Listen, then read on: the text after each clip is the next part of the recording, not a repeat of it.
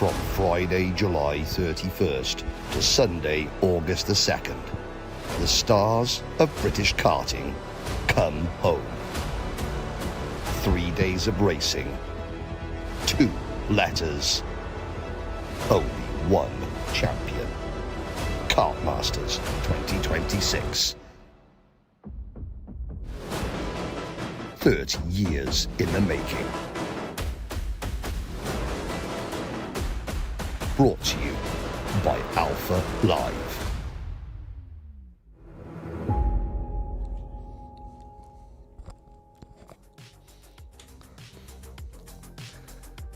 Since 1996, the first Sunday in August has been reserved for the Motorsport UK Kartmasters British Kart Grand Prix.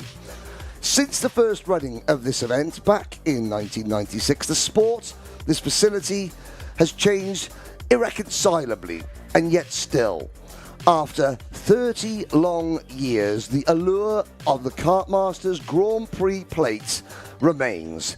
And today, nearly 300 drivers will aim to add their names to the list of Kartmasters legends. This is PF International.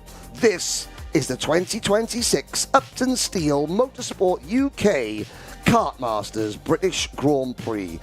And it is my absolute pleasure for the 18th year to be able to bring you what I believe is the single most important day of the British karting calendar. Alpha Live have been a partner of this event for the last 6 years, and in that time the event and its reach around the world has grown exponentially. Today, the drivers that you will see will be viewed by tens of thousands of people from all across the globe, making this one of the most watched single-day events in the global karting calendar. Andrew Mather joins me. Andrew, it has been a simply magnificent start to Kartmasters. Reputations of the past have been somewhat eschewed and set aside, but the pressure is greater than ever today. This is where the fun begins for us here at Kartmasters, if it hadn't already. Welcome everybody to Grand Prix Sunday here at PF International. This is the biggest day in the British karting calendar, and we're here with you throughout the entire thing here on Alpha Live. We've got, 11 super heats first up to get the drivers ready for the Grand Prix later on today. 7 Grand Prix races later on in the afternoon. Don't miss a moment. Plan whatever plans you've got, cancel them, apart from being with us here. And we're not the only people looking over the action. Not. Let's introduce our third member of the team for here today. Here's Ceol Lynch. Thank you very much, boys. Now, of the tens of thousands of drivers that have competed at Kartmasters over the last 30 years, only 200 of them have a GP plate to their name. Fewer than 30 managed to do it again, and fewer than 8 managed to do it more than twice. Today is going to be crazy. Drivers like Lando Norris, Jody Edgar, Arvid Lindblad have all missed out on this opportunity. Today, I'm going to be in the pits and on the grid, catching all of the action. We're going to see ecstasy to disaster and agony for some drivers. This is the day, everybody. Let's get started. Well, thank you very much, Ceol. And yes, that is just a taste of the drama, the emotion, the story that Alpha Live will convey to you over the next 8, 9 hours, even more. What is on the menu today? Well, each one of our drivers across 7 categories have made it as far as the superheats. In most classes, in fact in 4 of the classes, every single driver will qualify for the Grand Prix. But in 3, Junior Rotax, Senior Rotax and Senior X30, not every driver will make it to the main event. The superheat decides who goes home and who actually gets to compete for the Grand Prix. The drivers competed in 2 qualifying sessions and 4 heat races each over the previous 2 days. They have scored points in those 4 heat races. Those points will be added to the points they score in the superheat to decide the starting lineup for the 2026 British Kart Grand Prix. It's as simple as that, Andrew Mather. But of course, in karting, nothing is ever simple. Now, and if there was ever a day where that was truer, it is today. If you're watching from around the world, we'll get ready. We are getting ready for 8:30 local time. That's when we'll see the start of the formation lap for Minimax 950. That'll be our first superheat. Micromax will follow. They're basically every 20 minutes up to the break at 12:10. So Micromax second, Minimax X30 third. Then we get into the classes which have got 2 superheats. Junior X30, there'll be 18 drivers in each. They will all go forward. We've had a few drivers who have been sent home across the course of the last 3 days. Then we get into the ones where there is a cut-off. So Senior X30 will go from 10:10 for the first of their superheats, 10:30 for the second. Junior Rotax from 10:50 and 11:10. And then Senior Rotax at 11:30 and 11:50. Basically, it just the ante ramps up and up and up by each race that we go through the course of the morning, and then we get into the Grand Prix races. The first of them, they'll all be in that same order that we've gone through for the superheats. So Minimax will be at 1 o'clock, Micromax at 1:30, Mini X30 at 2 o'clock, Junior X30 at 2:30, Senior X30 at 3 o'clock, Junior Rotax at 3:30, and then Senior Rotax at 4 o'clock. So keep up to date with all of those times with our team at Motorsport-Timing on their website. Green flag in the air, Henry. It's time for the first race of Grand Prix Sunday. Race number...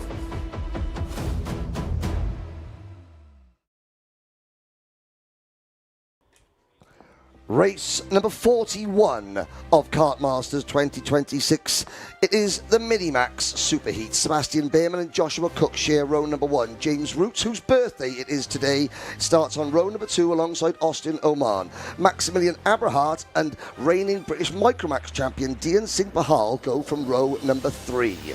Row 4, Otis Cleary and Logan Rolfe. Row 5, Jackson Hilton and Oscar Kenny. Row 6, Flynn Grantham and Chloe McGill.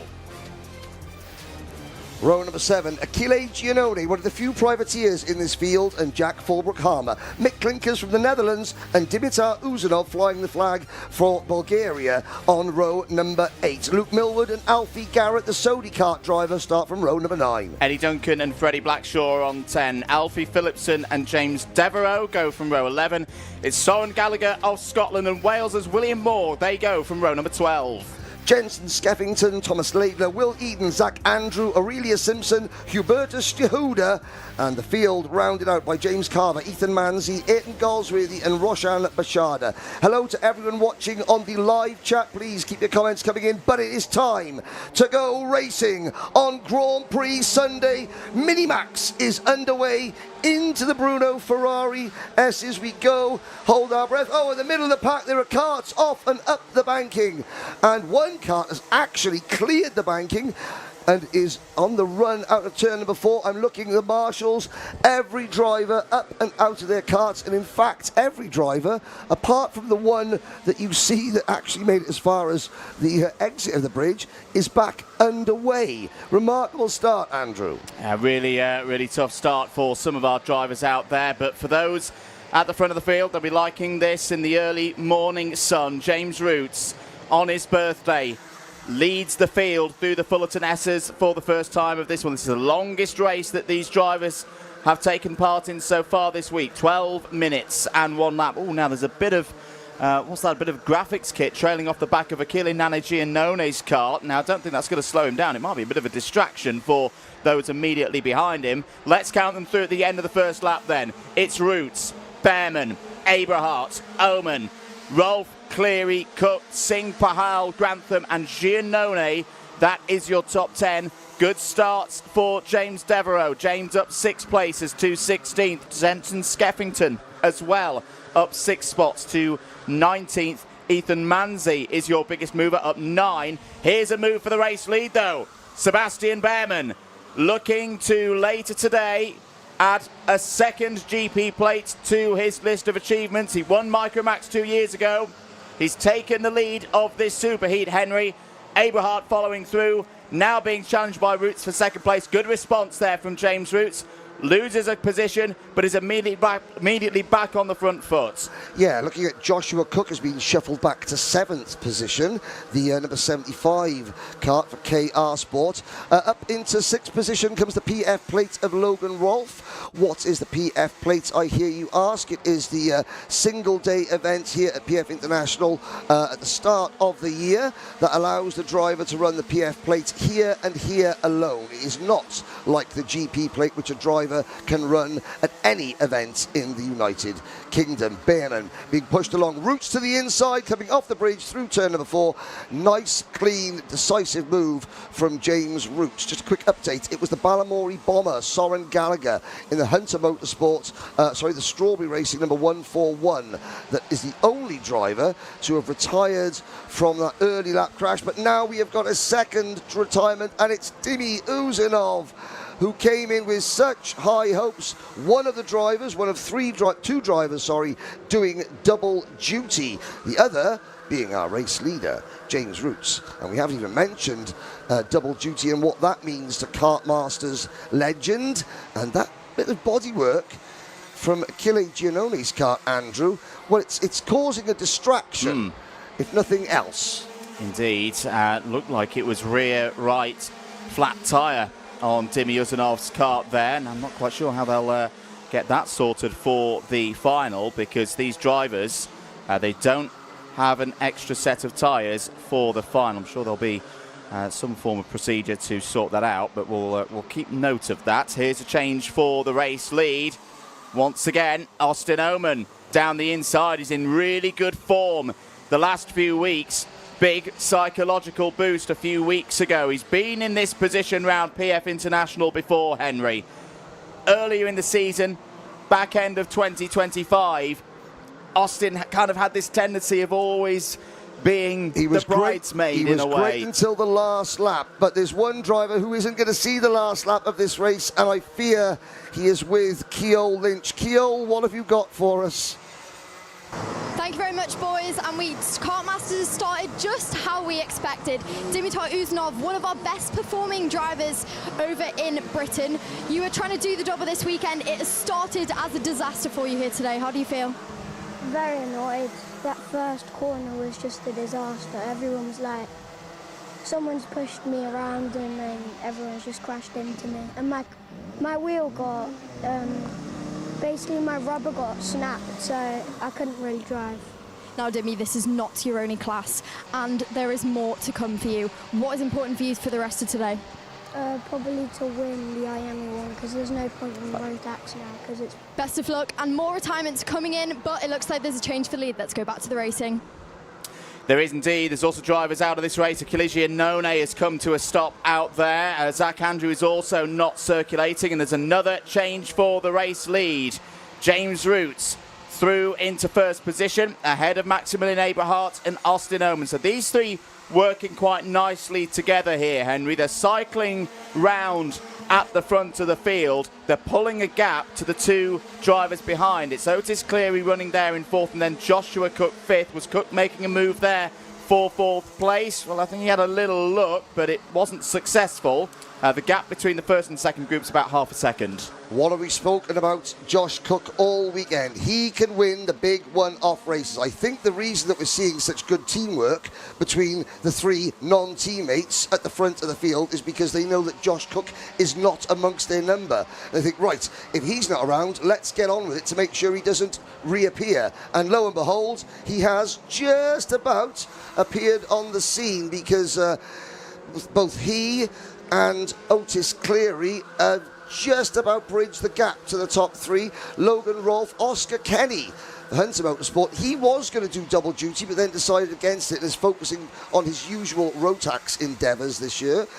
Jackson Hilton 8th, Sebastian Behrman has slipped back to 9th now. Alfie Garrett making the move up to 10th. That retirements are coming thick and fast. Eddie Duncan, his poor Kartmasters continues for Coles Racing. Took a huge knock yesterday coming out of the Fullerton S's. That kart is decidedly second hand. If it is the same kart, it may have been a complete reframe. And Duncan is also out, leaving us with just 29 runners. Move down the inside there from Oman, back up to P2.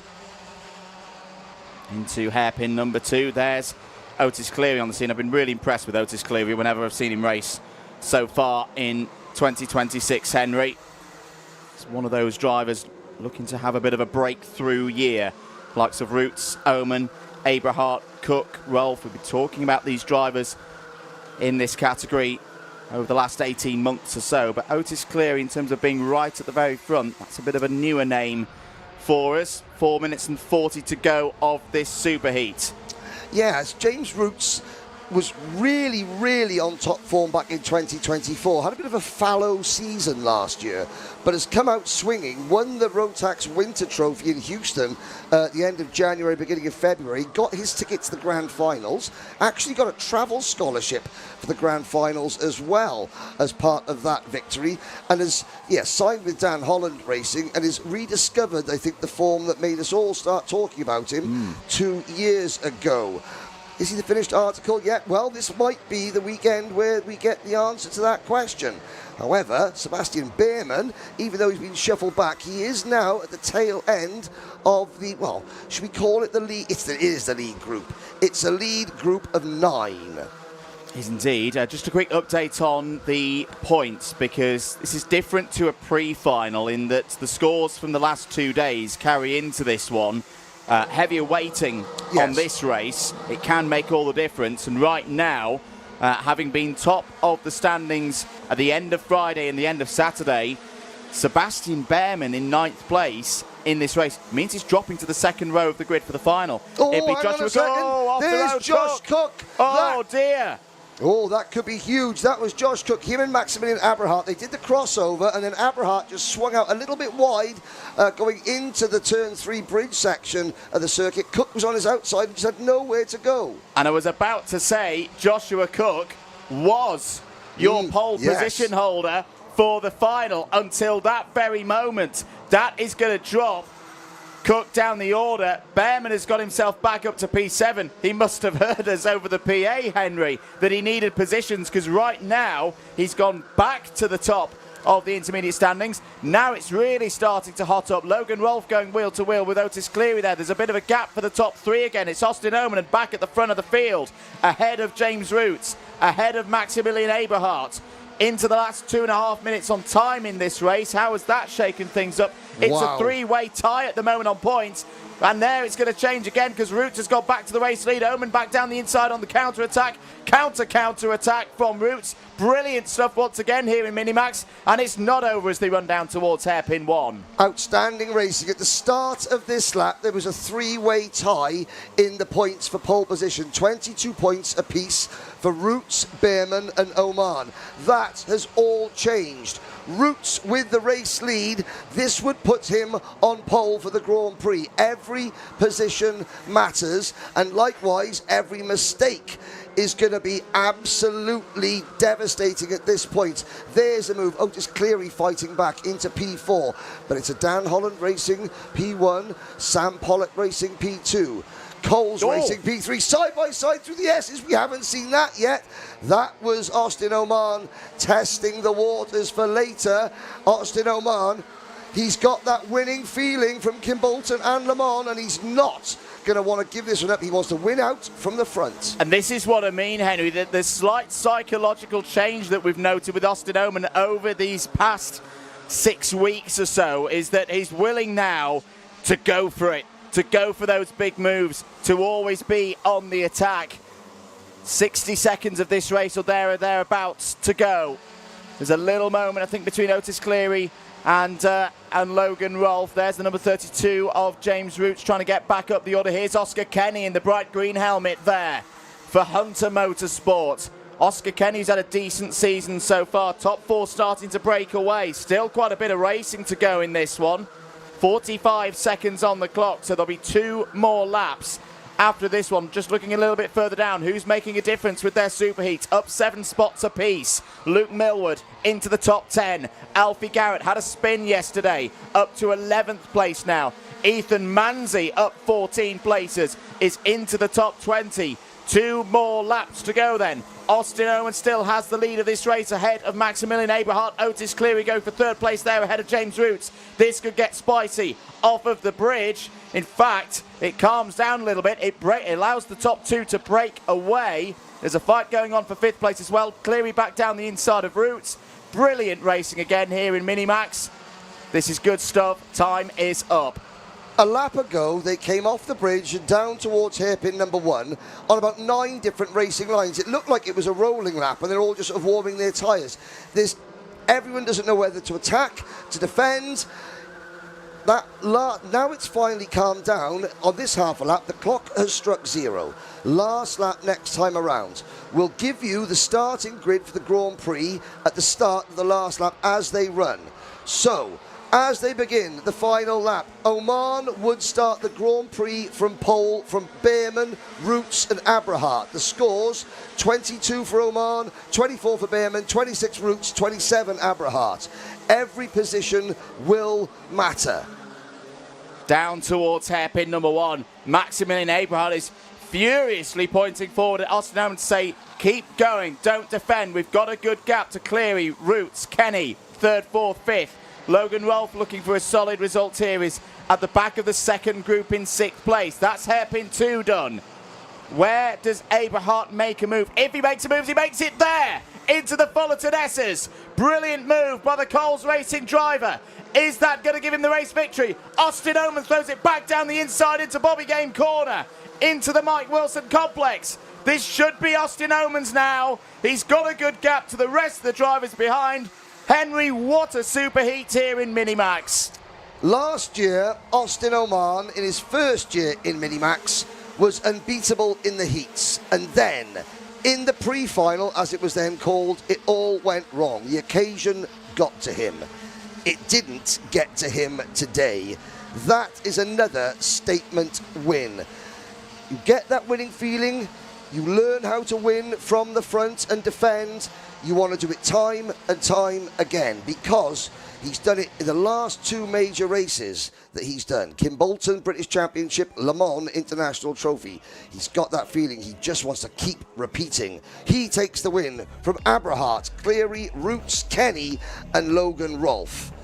Sebastian Behrman, who will start alongside Austin Oman on the front row of the grid for the Grand Prix, finishes 9th behind Jackson Hilton and Dian Singh Pahal. Alfie Garrett rounds out the top 10 ahead of Luke Millward and Mick Klinkers. Good drive from the Dutchman. Flynn Grantham, poor Joshua Cook, he will start 5th. It's not a disaster, not ideal, salvaged for the Cookie Monster. Jack Fulbrook-Harmer's been struggling. Chloe McGill finishing in 16th. Jensen Skeffington, whose nan is watching and cheering on religiously every race. Thank you very much, Grandmama C7Y. Now, ladies and gentlemen, we watch the next part of the procedure. If you're new to karting, at the end of each race, the drivers must go and get weighed, and they must have their nose cone checked. You'll see a couple of dents in various nose cones. Behind that plastic is a metal bracket. If the black bracket is deployed, pushed back, it's a 5-second penalty, non-appealable. Likewise, if the kart and driver don't add up to the minimum weight set for each class, then that is a technical exclusion. Hope that explains a little bit about what you're watching, because we do have new viewers watching karting for the first time, because this is the only short circuit kart event legally allowed to be called the British Grand Prix. Drivers filing their way through then. There is the number 15 of Ethan Manzi, who was the biggest mover in that race, up 13 places for Coles Racing. So we'll see the Minimax drivers out again, all being well. They'll all be there and ready for 1 o'clock when their formation lap will begin for the one and only British Kart Grand Prix for the Minimax 950 class for 2026. I do hope you can be with us for that. As it stands, these results are provisional, of course, at this stage of the day. But Oman on top, 22 points from all of the heats over the last 2.5 days. Sebastian Behrman will start from P2 on the grid. on the outside run towards turn number 1. Roots and Aberhart on row 2. Cook and Cleary on row 3. Singh Pahal and Rolfe on row 4. That's a very strong first 4 rows of the grid, Henry. Absolutely. We saw an absolute classic from Minimax 12 months ago. All the ingredients are there for this newer bunch of Minimax drivers to repeat that. We had a poll, I think it was, not yesterday, on Friday, about which Rotax final the viewers thought would be the most exciting, and Senior Rotax won. I wonder if we ran that poll again, Minimax would be the leading contender. Now, ladies and gentlemen, over the course of the last 2.5 days, we have brought you a number of stories. We brought you guests and things from the paddock that make the heart of this sport beat. We're going to go down to Ceol Lynch, and then we're going to tell you another story about a remarkable young man. But firstly, Ceol Lynch. Live. Thank you very much. Well, Austin O'Man, you have fallen short of the wins in those heats so far, but you have made it count today and you've put yourself on pole position for the final. Yeah, I mean, we've had a tough weekend. We've not really hit the front much, and this has really changed it. Now, you actually said you didn't think you were fast enough so far this weekend. Now is where it all counts. Do you think you have enough? I think we definitely have the race pace, but I don't think it will really be down to who's the fastest, because like last year I was quite fast, but I wasn't as like skillful racing as most of them because they were obviously older. But this year I think I'm like matured quite a bit, so I think we can definitely make it work. Well, great job, Austin. We will hear your thoughts down on the grid later. Good luck for now. Thank you. That is it for now from down here in Parc Fermé. Kartmasters so far has not disappointed. Things are heating up already. Let's move along.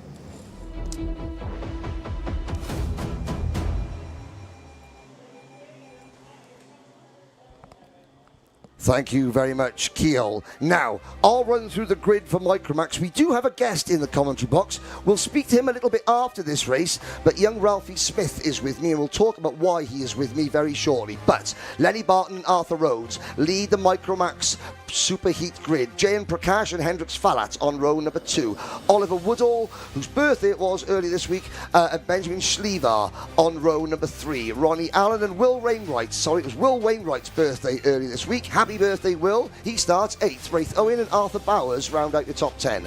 Kyle Vieira and Jensen Darlow on row 6. Then it's Cian Hayes, Sawyer Henderson, Rio Pocock, Luca Bicocchi, Harry Riley, and we'll come back to the number 81 privateer driver, Harry Riley, very shortly, and young Robbie Lyons on row number 9.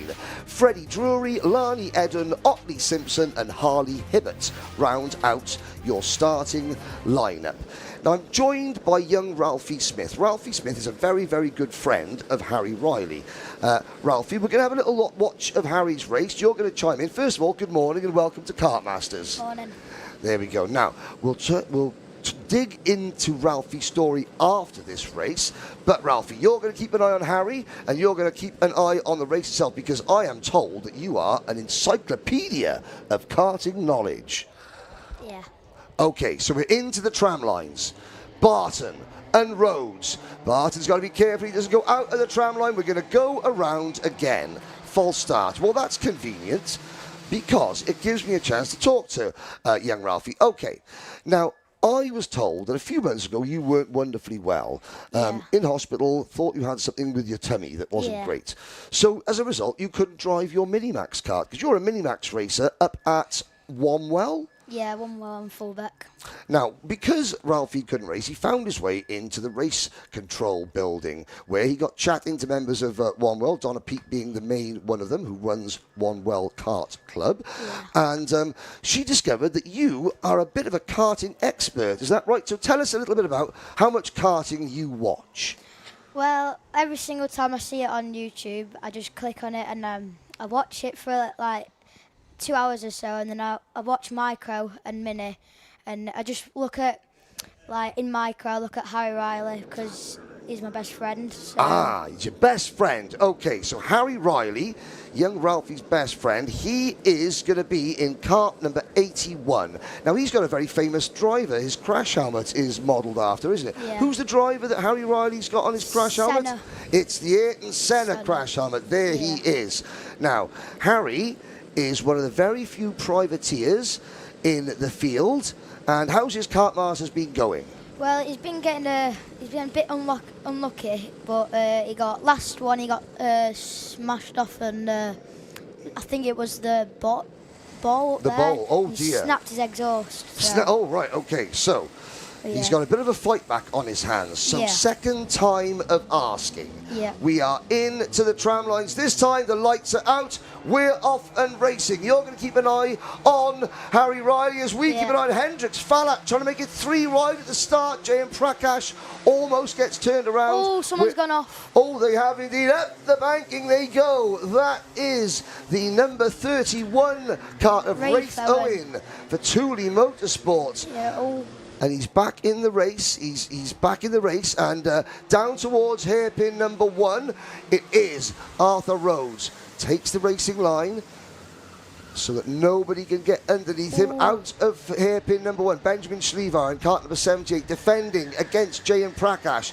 Then we have the White Knight of Hendricks Falat. Now, the viewers named that graphics kit, that special Pantano Tommy Weir Racing graphics kit. It's called the White Knight, and the White Knight almost gets turned around. Now, you're looking for Harry Riley. He is coming round to complete the end of lap number 1. We'll do a number check next time by. I think he did a good cutback on hairpin 1. I think I saw it when he cut 2 drivers, I think. Well, was it a good cutback or was it a naughty cutback? A naughty cutback. It was a first naughty cutback of the day. Goes to Harry Riley. We start lap number 2. Yeah, P14. So he's gained a couple of positions. Now, over the bridge we go. Rhodes and Barton. I'm thinking, now, how many of these drivers do you know and have you raced against apart from your best mate Harry? I've seen Arthur Rhodes at Wunwell in his micro. I haven't raced against him. I think just Harry and Arthur. Okay, because you just race club events, don't you? Where do you race? Oh no, I've raced it with J.M. Prakash too in my Honda when he was in Honda too. Went to a practice day at PF. He was there. Now, J.M. Prakash is leading the British Championships. If you've tested against him, what did you think about J.M. when you were testing with him at PF in your Honda? Well, he was really fast. Like he waited for about 10-second gap, and next thing you know, I look behind me and he's literally on my bumper. So next thing you know, he's just dived on me and the ball or something or the hairpin, and it was quite fun to be fair, because I was actually learning off him from his lines and stuff, and where he was gaining and like where I could brake a bit more later, and if I could throttle a bit more earlier too. Well, that's remarkable, and that's what these young drivers do. As Prakash, he puts his reputation there, and up over the back, that is Sawyer Henderson in his first race in Micromax. So J.M. Prakash has moved in to second place. Harry's in P11, so he's made a lot of positions. So there he is on the outside. Have you spoken to Harry this weekend? How's he finding Kartmasters? Well, I hadn't spoken to him. I saw him when I came here. He was just doing a track walk, but he's doing all right. To be fair, it's just his looks. His look is down, and he's like. His look's always a bit down when he's racing, and I don't know why. He's just never got that good luck. But sometimes he's got really good luck, and he goes like into like either P5 or P4, and then drops down back to like P8, and just because of his luck. Right, okay.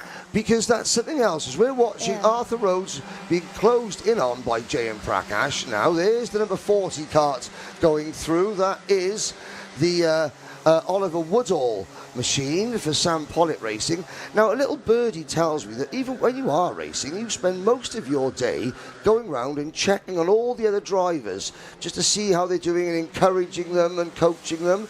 Is that true? Yeah. So do you know everybody at World Kart Club, everybody that races there? Well, I know all my mini drivers. I know a lot of micros. I know some Bambinos too. I know majority of every single one, to be fair. And what at the end of each race, you like to go up and down and congratulate everybody or ask how they're doing, and just what that's a really nice thing to do. Not a lot of drivers do that. No. Why do you feel as though that's the right thing to do? Because I feel like if say they've spun out and they've come off like crying or something and they've been a bit like down, you just go up to them and say, just keep your chin up. You've got another heat left, just in the final. Just see what you can work through there. Well, that's right. So keep your chin up. I tell you who's keeping his chin up is J.M. Prakash. That was a really good move going into the Bruno Ferrari S's. Arthur Rhodes gets squeezed back to 4th position. Benjamin Schlevar makes a move, and up into 3rd place comes Hendrix Falat. Now, on the back of Hendrix Falat's helmet is a tribute to his godfather, the late player who played for Rochdale, was a Manchester United trainee who passed away last year, and he has got a tribute to his godfather on the back of his crash helmet. There's Benjamin Schlevar holding off Ronnie Allen. Now, Ronnie Allen has been flying under the radar a little bit. Now, when you found out you were going to come up here and do a bit of commentary, and you looked at the Micromax entry list, who do you think, that's someone I think is going to win, or that's someone that's going to be really quick? Well, I feel like J.M. Prakash is looking really good.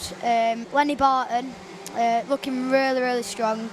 Hendrix Falat, definitely. And I feel like Harry Riley can definitely get up there with them. Well, how is Harry doing? Harry's still in 11th place. Yeah. Okay, now what's his best position at Kartmasters so far? I think it's actually 11th. So he's on course to equal his best position. Yeah. Well, at the moment, on course to take pole position for the Grand Prix is Lenny Barton with 10 points. So J.M. Prakash needs to maybe put a kart or two between himself and Barton. Yeah. And here we go around hairpin number 2. And now we're 3 wide. That's tight. Sawyer Henderson to the inside. And Henderson, who was very, very quick yesterday, had a couple of penalties and is now discovering that Micromax is a very, very difficult class, because he normally races Honda as well. So you started out in Honda, Ralphie. Yeah. And then you moved straight to Minimax, or did you go to Micro? It was straight to Mini, because I felt like I was just like, all my friends, they moved up to Mini, so like all the races that I was doing, I was just going first, and it was just getting a bit boring to be fair, so I wanted a challenge. So we moved up to Mini, because my uncle, who has got his own company, Graysmith Autos, he said to my dad, we've got to move him up, he's just too fast for Honda. Too fast for Honda. Well, there we go. That's good. And we will talk about, because you had a really good surprise, because you got a sponsor, and you didn't realise you were going to go Minimax racing until, about that day, virtually. Yeah. And we'll get into that later. Here we go. 4.75 minutes to go. Another really, really calm, solid race. Drivers, they don't want to throw away a good grid position. No. Do you find that sometimes the drivers that you race with, your friends, are a little bit more sensible, a bit more mature than some of the juniors and seniors? For sure, yeah. Well, they've all been in Mini for they've been in it way longer than me, so I've been up there with them, to be fair, so I feel like that's really good. But last weekend I had a bit of a down weekend, because the England was on, weren't it? It was finished at 1 o'clock, so we stayed up for that. And in the morning I was just knackered, so... Oh, this is after the 3rd place playoff? Yeah. Oh, so you beat France, and then you were tired, so I suppose it was worth it in a way, as we watched the drivers battling for 7th, 8th and 9th coming across the bridge. Now, Benjamin Schlevar in 5th position. The top 4 have sort of sorted themselves out. Sawyer Henderson makes a move. What was the main difference that you found moving from Honda into the Rotax classes, like Sawyer's doing this weekend? Yeah, well, the speed is so much more different to Honda. Like, you go from I can't remember what the horsepower was in Honda. I know the Mini one is 13, but I think the Honda one was 7, I don't know. It's 7 or 8 horsepower for the Honda engine. So the speed is one thing, the grip of the tyre is another, or how different does the kart feel? Well, it feels so much faster coming out the corners, and it's harder to handle it, because so I've got a habit of flicking into the corners, when if you flick it into the corners you're going to slide and it makes you slower. So there's got different tyres on the kart too. So you've got Mojos, and then in Honda you can run Vegas, and yeah. Well, coming down the hill, and of course, all these little factors, different tyre, different stroke of the engine, are something that these drivers who are 7, 8, 9 years old have to learn. Yeah. So, 2 minutes 40 seconds to go. This is now patience, isn't it? Yeah. These drivers we're looking at, the top 4, Prakash, Falat, Barton and Rhodes, they're planning. Are they planning moves? What would you be doing if you were Hendrix Falat right now in second place? If I was like Arthur right now, he's just sticking behind them, trying to get into a slipstream. So what I would do, I would wait for them to start battling. Like they're just calming it down a little bit. Like Jane Prakash, he's not looking behind him or anything. He's just doing his own drive. Like now he probably look behind him because and he does. Hendrix Fowler is he's on his bumper. And if you see Arthur, he's gonna wait for them to battle. And he says when he sees them that they're gonna battle, he's just gonna send it down the inside on any other corner. Like in the most corner, he could probably send it down on the ball or the hairpins and the S's, but if you see, they're going to start battling, so Arthur's just going to close in by like a second and a 10th, and yeah. Because it's so easy to close a gap when the drivers in front of you are going side by side. Now there's Benjamin Schliever losing a place, dropping behind Ronnie Allen back to 7th position. Allen in number 57, Dan Holland racing car. Now behind these three, we've got the KR Sport number 99 of Arthur Bowers. Yeah. Then it is Sawyer Henderson, Kyle Vieira. Harry still 11th. So there he is. Yeah. Now he's got... He was having a bit of a battle with, is it Kyle Vieira? Yes, the Brazilian driver. Yeah, he was in front of him for a little bit, and then I think he just sent it up the inside. But I feel like 11th position will be good for the next heat, because I think, do you start 11th for the next heat, or is it where? Well, so all the points that you score for the 2 races on Friday and the 2 races yesterday and this race are added together to decide where you start for the Grand Prix. I feel like if Harry stays in this position, it'll be really good. If he doesn't battle or anything, just works with Kyle Vieira, I feel like they could catch up to is it Sawyer Henderson? So. Yep, well, Sawyer's just gone past Arthur Bowers. Now, we're into the final 30 seconds. This is where business picks up. So, Prakash and Falat have got a tiny little advantage now over Barton and Rhodes. Yeah. Rhodes needs to work with Lenny Barton to push himself up towards Hendrix Falat. At the moment, Jay and Prakash, with the results as they stand, would start 2nd in the Grand Prix. Hendrix Falat would start 4th. The points differential, well, Barton's got 12 points. Prakash on 14, Rhodes on 17 and Falat on 24.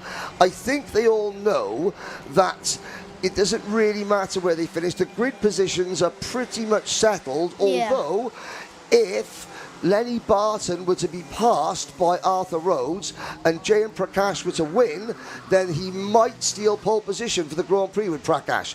Down the hill now, final lap. Who's your money on? Ralphie, Jayan, Hendricks, Lenny or Arthur? I feel like Lenny Barton's going to make a move on the S's, and I feel like he's just going to send it up the inside, and then he's just going to defend from Jayan.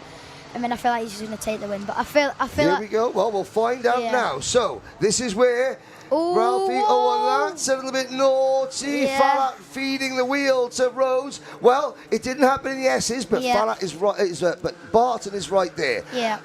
No dive bomb into Mike Wilson. I feel like sensible. I feel like they might just keep it like that, and then I feel like if they keep it calm, they'll have a good start for the next heat. And like they've just done there, made it nice and smart and good, and not made anything stupid moves or anything. Well, that is the key. That is the key. No stupid moves there. Oh, Harry Riley, he's dropped to 13th. He got passed by Will Wainwright and Cian Hayes. So he's putting his hand up when he's going down the that's normally a sign that he's not happy, isn't it? Jensen Darlow losing a lot of positions. He started I don't know. He started up in 12th and finished 17th. I don't know what happened there. So he was a driver that you'd think would be further up. So let's have a look at the provisional results. I've raced with Jensen Darlow too in his Mini, because he's been in Mini. Okay, Jayan Prakash and Lenny Barton, Hendrix Falat and Arthur Rhodes, Oliver Woodall and Ronnie Allen, your top 6. Then Benjamin Schliever, Arthur Bowers, Sawyer Henderson, Kyle Vieira, Will Wainwright and Cian Hay. Again, another happy birthday to Will Wainwright. Harry Riley, 13th. Rio Pocock, Luca Bicocchi, Wraith Owen, Jensen Darlow, and Lani Eden. Yeah. As we look at the last few finishes, Freddie Drury, Harley Hibbert, Robbie Lyons and Otley Simpson. Now, the reason was your bad stomach. You were in hospital for a little bit, but it turns out that it wasn't as serious as we thought, was it? No. What was wrong with your tummy, Ralphie? Well, it was trapped wind and I just couldn't get it out for some reason. Trapped wind. Yeah. And I have spoken. Can we blame a lot of cherries that you might have eaten? I think I ate a full pack of cherries, so I don't think I'll be eating a full pack of cherries ever again. I don't think your parents would let you anywhere near a pack of cherries anywhere again. So hospital, thinking your appendix had broken, turns out it was wind and cherries. Yeah. However, it did give you a chance to come and learn a little bit about this. But more importantly, it's the fact that everyone I've spoken to at Wanwell says that you are the heart and soul of the paddock. Every race day, you're the driver that is making sure that everybody, from the marshals and the ladies in the office to the other drivers, are having fun and having a good time. Yeah. You do all this karting with your family, don't you? Yeah. And is that what makes it so special? A lot, yeah. Very. Like, when my uncle comes down and stuff, and my granddad sometimes, they just support me, and then they make me go faster because they're giving me like hand signals to see where I can gain and stuff, and it just makes me go faster. And just love and support as well. Yeah. So, I'm quite glad that you ate that punnet of cherries and got a bit ill. You're back racing now, though, because otherwise we wouldn't have met. So you're now going to go and get the VIP treatment next door. You're going to sit next to producer James Fitzhugh, and you're going to see how TV is made. Because I think, and a lot of people on the live chat think, that you have a future in this game. In fact, there's a lot of people saying, where does Henry go from here? Because you're going to take my job. Well, there we go. Good. And I tell you one thing. When Wanwell have a big event like the W Plate, the Cock of the North, and the Cock of the North, and they have some live coverage, I'll make sure that I'm there and you're there as well. But thank you very much, Ralphie Smith. We've got to go racing. It's time for the Mini X30 Superheats. Thank you.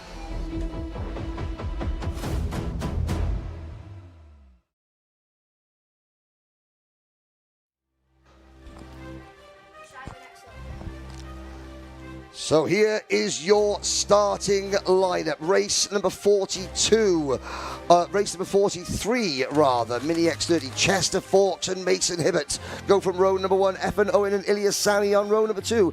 Albie J. Stubbs and Harry Chapman from row 3. Alfie Davidson, Dimmy Uzanov, James Roots and Ollie West round out your top 10. Bodie Batch and Ethan Robinson on row 6. Next row, row number 7, Patrick Wood and Reggie Chandler, Ivan Svoronins and Caden Hakura on 8. Cody Vertigan and William Bennett go from row number 9. It's then Corey Lyons and Oliver Kleinfelter completing the top 20 for the start of this race. Theo Tyak and Frank Morris, they go from row number 11. Travis Giddings is the 23rd driver on the grid for this one. Everybody will go through to the Superheats. 10-point lead for Fawkes over Hibbert going into this one. So in theory, this is a race he doesn't need to win. But I think from the psychology perspective, Henry, he'll want to go a bit more attacking than he did yesterday. He played the last heat yesterday really, really smartly. What are we about to see then in this 12-minute plus 1 lap race? We're finding out right now as Fawkes will lead into the first couple of corners. Hibbert's had a good start there from P2. Has a chance to retain that second place round the bowl and does so. Evan Owen has had a decent one as well. Oh, Cody Vertigan goes up in the air. Reggie Chandler on the outside. There is the Tim Wilson Motorsport car of Oliver Kleinfelter as well. Andrew, I'm looking out of the window. Reggie Chandler is sat in his cart. There is a marshal with him. We're concentrating on the race. You can see the yellow flags. He was sitting in his cart. Marshall talking to Reggie Chandler. He is probably a little bit shocked and more than a little upset, I would say. That was not a nice moment for Reggie Chandler and for Cody Vertigan, who is still running in this race. When all 4 wheels off the tarmac there. Let's count them through at the end of the first lap. Chester Fawkes for the Danny Curl Academy leads with 10 minutes and 51 seconds to play. Hibbert second, Sammy third, Evan Owen fourth. Brilliant work once again by one of the best karting marshalling teams in not just the country, but the world. Absolutely. No need for a slow procedure. The cart of Reggie Chandler has been cleared. Reggie is out of the cart. That is brilliant work once again by the team up there on the Lichfield Bridge. And it's not just a case of the marshals running over there, grabbing the cart and the driver and just hauling them out of the way.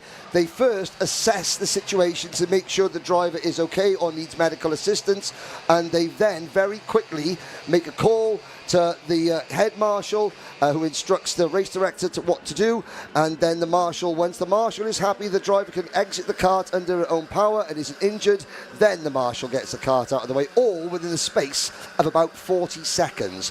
If you want to learn how to become a member of the Orange Army, please go to the British Marshalling website, the British Motorsports Marshals Club, BMMC, and join the most important group of people in our sport.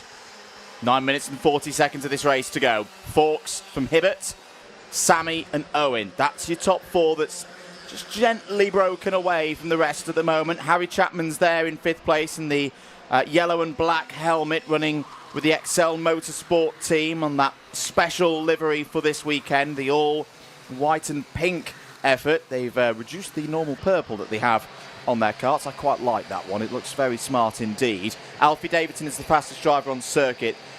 Do not rule Alfie Davidson out from potential of taking a GP plate today. Are Fusion a little bit on the back foot versus what we're used to?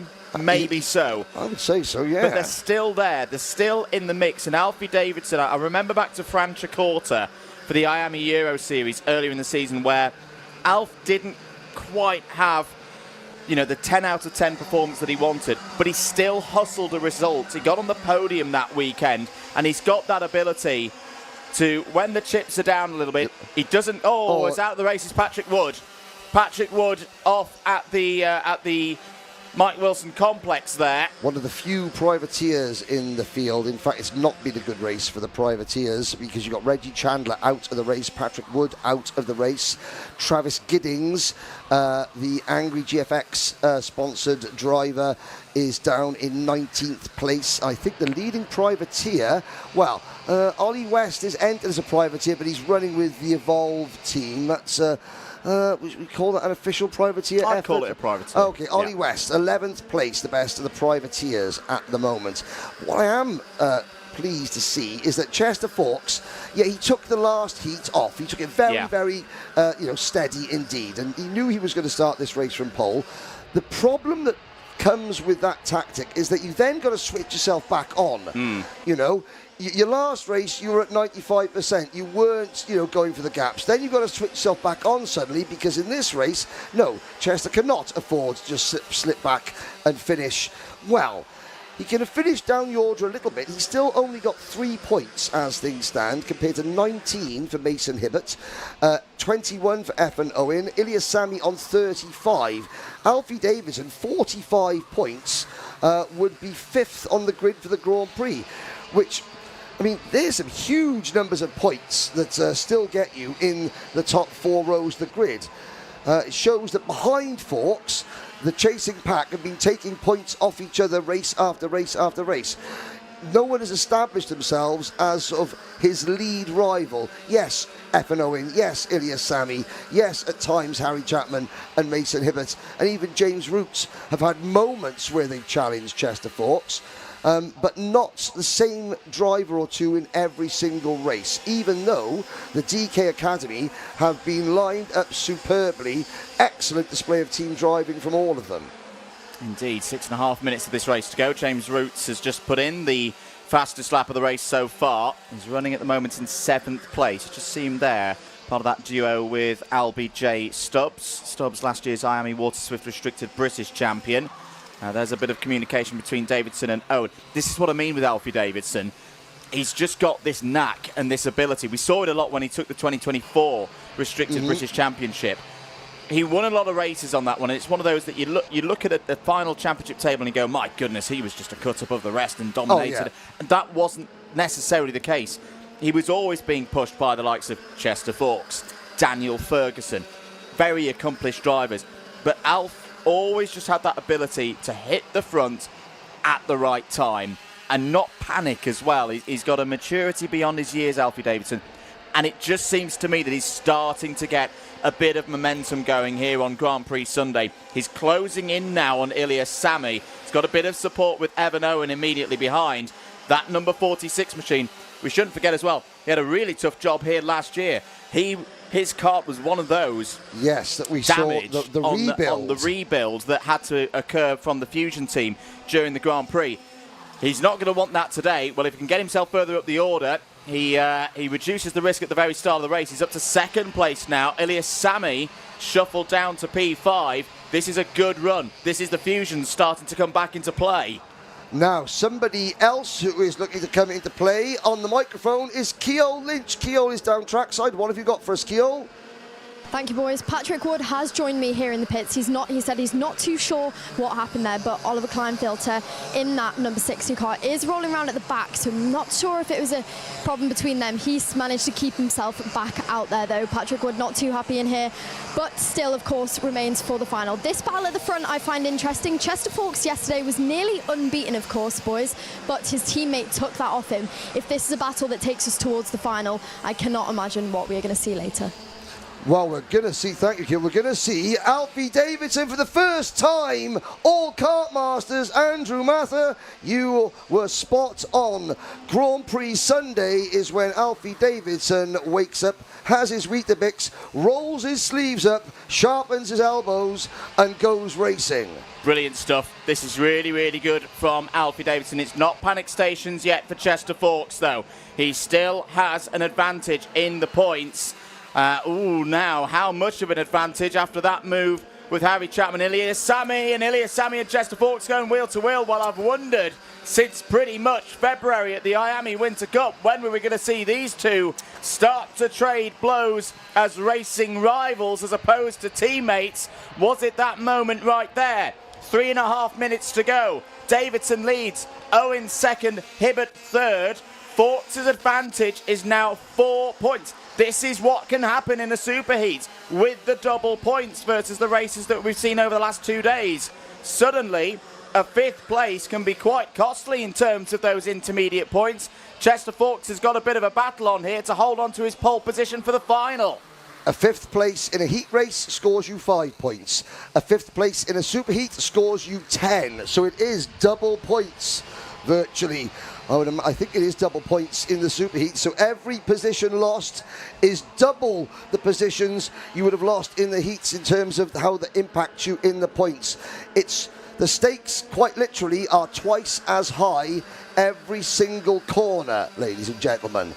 Evan Owen and Mason Hibbert now trying to push Alfie Davidson away, and this is a sight we haven't seen. A DK Academy kart in the front group in the minority.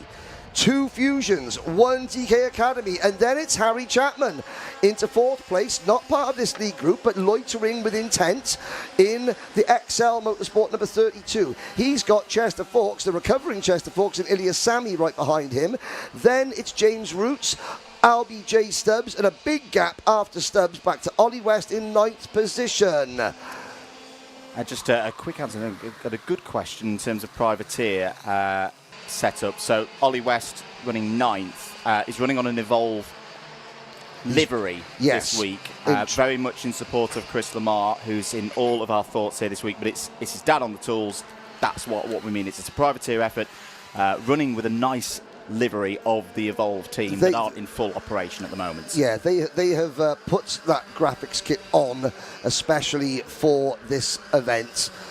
Because of the struggle that Chris Lamar is going through. We'll bring you up to speed with that if you're wondering. If you're new to this, you're wondering who Chris Lamar is, then we shall explain when the time is right during the broadcast later on, and also how you can help Chris and his family.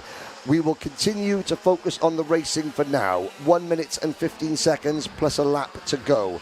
The Mini X30 Superheat is boiling down at the moment to a 3-kart battle. Chester Fawkes has regained 1 place. That's big. He has gone back past Harry Chapman. He's in no man's land. No. And there's 2 teammates. Well, there's no love lost there between Chapman and Roots.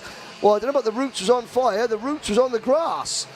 And here comes RBJ Stubbs to the inside of Chapman. Now that was the first really, and yeah, James Root saying, what was all that about? Well, it is Grand Prix Sunday. Harry Chapman, he's got to do his own thing. Don't forget, Harry is used to racing as a privateer. He's done, up until this season, Harry Chapman's whole career has been as a privateer. So he's always used to being the one-man band, every man for himself and me against the world type mentality, which there's a time and a place for in every event, even when you're part of a team. Maybe that particular lap of a superheat wasn't it, but no harm done. They're both still racing, although that's not a precedent we want to set. Now there, the beautiful midnight blue kart of Daily Motorsports. Ethan Robinson up into 9th place. Corey Lyons down to 15th. A lot of Irish support in the live chat. Matthew Deasy amongst the Irish supporters. Bartleman 1 also cheering the Daily Motorsport collective on. Good to see the Emerald Isle out in support. And they've got the Irish Kart GP in the not too distant future at Nuts Corner. Brilliant event. Oh, now what was happening there? There was the 144 Travis Giddings in a bit of trouble. Oh, and Frank Morris as well in a spot of bother. Yeah, not surprised to see on our screens here, Henry. Kart number 32, Harry Chapman under investigation. Thought that one was coming. Final lap board is out. Davidson leads this one. Hibbert down the inside of Evan Owen to take second place. Now, this could move Hibbert onto the front row for the final. There's only 2 points between Owen and Hibbert as things stand. We'll wait for an update to see if that does confirm that those two have swapped over. Yes, they have. So Hibbert is now looking at a front row start. However, which would you rather have, Henry? Would you rather start second for the Grand Prix, have to fight round the outside into turn 1, or would you rather start third and follow the race leader through? It is a question we ask every year, and my answer is, even though every racing driver wants every position, you've got to think. Kartmasters is about thinking and being smart. I would take P3 over P2 any day of the week. Round the final couple of corners then, it's going to be a Fusion 1-2 in the Superheaty here in X30 Mini. And it's a 3-4 as well for the DK Academy. Davidson wins by 0.02 of a second over Mason Hibbert. Evan Owen third, Chester Forks fourth. Fourth gives Forks pole position for the Grand Prix later today. Ilias Sami fifth, LBJ Stubbs sixth. Great running from all of those drivers. Well, I was going to say, there's a nice bit of symmetry there. 2 Fusions lead home 4 DK Academy karts, lead home a pair of XL Motorsports machine, like Noah and his Ark. 2x4x2. That's a plank of wood, isn't it? 2x4? A 2x4. Yeah, that's my brain. Alfie Davidson, well, we were too soon to write him off. Never write off Fusion Motorsport on Grand Prix Sunday. A little bit of debris in the pit lane. That's not going to concern Alfie. People asking questions. What time does the event end? Well, the last race, you're here until 6 o'clock, 4 o'clock this evening is the last Grand Prix start time. During the lunch break, and this is a public service announcement for people in the paddock, during the lunch break, we are attempting to assemble the largest ever amount of past and present Kartmasters champions for a once-in-a-lifetime photograph on the podium. That will be at the very start of the lunch break, which is scheduled to begin at 12:10 local time.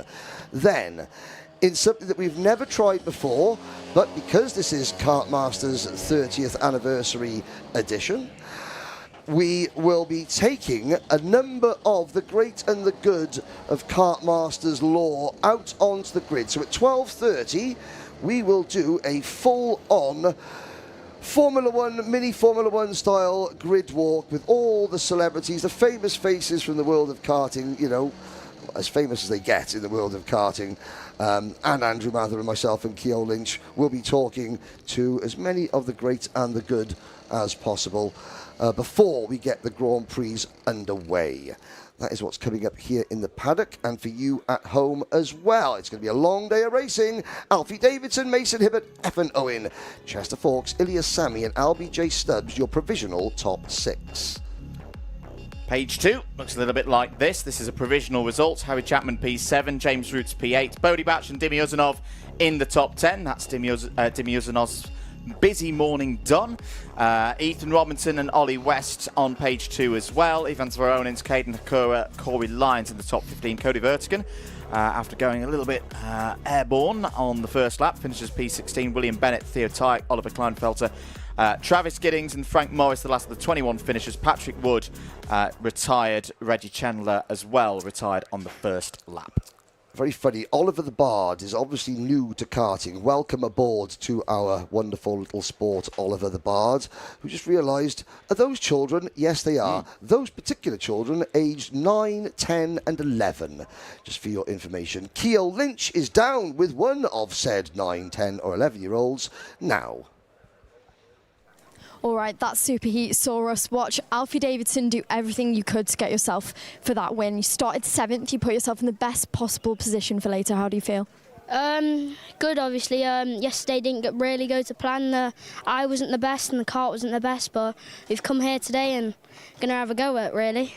Now, you're on the second row. Anything can happen here in Kartmasters. What is on your mind in between now and that GP plate race later? Really, the first thing on my mind is really this time to get through the start, and then when we've hopefully got through the start, and then we're just going to try get away with someone and then have a nice battle and we'll have a go at the end. Well, thank you very much, Alfie. Good luck with that. Thank you. Good to get the honesty there from Alfie Davidson after a brilliant drive in that superheat. Next up is Junior X30, where we do see the only driver that was unbeaten yesterday, George Edgar, but we also see a familiar face from this class who just moved up. George House has been on fire so far. Let's see what they can do.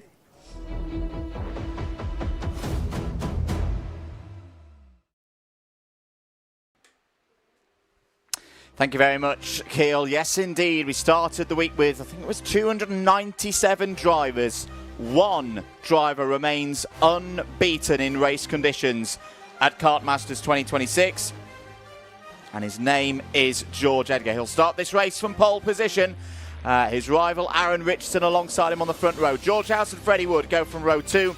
Zach Champney and Harley Musk start on row number 3. Charlie Wolfett and Archie Rogers-Tyler, they're on row 4. George Clark and Devon Taylor start inside the top 10. George Quinlan and Knight Measures go from row number 6. It's John Foley Jr. and Rocco Shenton on row 7. Charlie Blenkinsop and Katie Donaldson, they go from the penultimate row, row 8. And then completing the 18-strong field, it's Henry James in the number 22 and the 283 of Alfie Ward. This was a class that originally did have the threat of a cut-off, but a few drivers have either been withdrawals or are no longer competing in the race event from after the last 2 days. So there is now no threat of a cut-off. 18 drivers in this one, 18 drivers in the next race. That makes 36. That is our max capacity grid for a Grand Prix final. So all the drivers will go through. But in what order will they start the final? That is the question that we need to have answered over the next 12 minutes and 1 lap. George Edgar holds a 14-point lead over Sukhmani Kira going into the round here for the superheat. So if he gets top 6 in this race, that's it. Pole position for the Grand Prix is locked in. And that is only if Sukhmani Kira wins her heat race, her superheat rather. We're into the tram lines. Race director Nigel Edwards gives them the signal. Off we go. It's a small field. Are we all going to get them through cleanly? Yes, we are. On to the banking. George Edgar leads around the yellow and black cart in the middle of the pack. That's Knight Measures aboard the Kart Geezer sponsored entry. And of course, we are very fortunate to have Kart Geezer as one of the event sponsors. As we head down, though, to the first hairpin, already Edgar is stretching away. It's a remarkable feat. Mick Barrett, according to the quiz that was held here in the paddock on Friday night, Mick Barrett who is, well, he's just a dash over 60 plus tax and VAT and a tip. He is the longest serving team manager in British karting, pretty much. He's also the oldest, according to Dan Ashton, which I thought was a little bit cruel. I'd say the most experienced. And yet, year after year, Mick and his son Daniel and the rest of the Mick Barrett team, they are at the front. They don't run the most drivers. They've never been one to have 15, 20 drivers in their team. They run a selection of select few. They keep it relatively small, manageable, and work very, very hard on making sure that every single time a Mick Barrett racing kart hits the circuit, it is in pristine working order. It looks pristine, it runs pristine, even when, as we saw at where was it? Where Lark Hall, George Edgar's kart mid-race decided to, well, he decided to split in half virtually. And he still won. And he still won. Compliance. Yes, yes. It was a little bit more malleable, I think, is the word that we're looking for. It's a very busy day for karting, not just here in the UK, but out in Europe as well. We will be giving you updates about how the British drivers are getting on, specifically the reigning GP plate holder in junior Rotax, Albie Lapper, who is going for the CIK, the FIA Senior Academy Championship as Team UK's representative in that. 9 minutes and 40 seconds to go, all 18 drivers still running. And we haven't mentioned Rocco Leon Shenton yet. He's just moved into 11th position. Rocco endured the most torrid of days, well, the last 2 days really, and yet, to show how he has matured as a person, he is still out there fighting. We haven't seen the spectacular end to Kartmasters that we saw for Rocco last year, because he is a year older, a year wiser. He knows this is not his day in terms of the cards are stacked even more against him than usual. It's hot, it's grippy, he's tall, he's on the weight limit, his kart is slightly older, and those factors simply do not add up to a winning Kartmasters formula. What does swing things a little bit back in his favour, and there is Gold Chain Charlie Wolfett taking a chunk out of George House. What could swing things back into Rocco Shenton's favour is what we've just seen there, the fact that other drivers will beat themselves. And if you're there, if you're still there hanging on, you can pick up the pieces.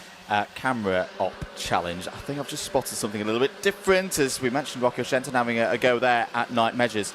Has there been a little bit of an addition to the standard DHR colours on the front of Charlie Wolfett's kart? Has he emblazoned the front fairing with a little bit of that gold chain magic?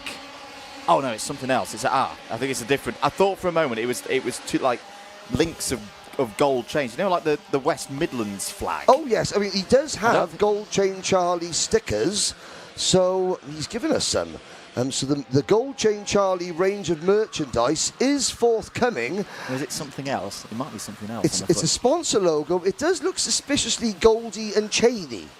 It's a bit of a goldy looking chain. Boom, boom. Here all week, ladies and gentlemen. Harley Musk making some good progress there. That was him getting past Archie Rogers-Tyler for P6. Another one of Fusion's competitors. Oh no, it's an MKM logo. Well, there we go. We've just given them a good plug. There we go. Charlie Wolfett running in 4th place. Knows the circuit very well. He's in good form around this track in recent British Championship visits to Lincolnshire. And if you're enjoying this, well, there's more big racing to come. Next week, me and him will be at Wilton Mill for the next round of the British Championships, and then the week after, we're back here for another one. Yes, we are deep into the mid-season. In baseball, they call this the dog days of summer. And the races just come thick and fast, both in Europe and the continent. For the top drivers in British karting, they are on the road. They live a nomadic lifestyle, even at this tender age.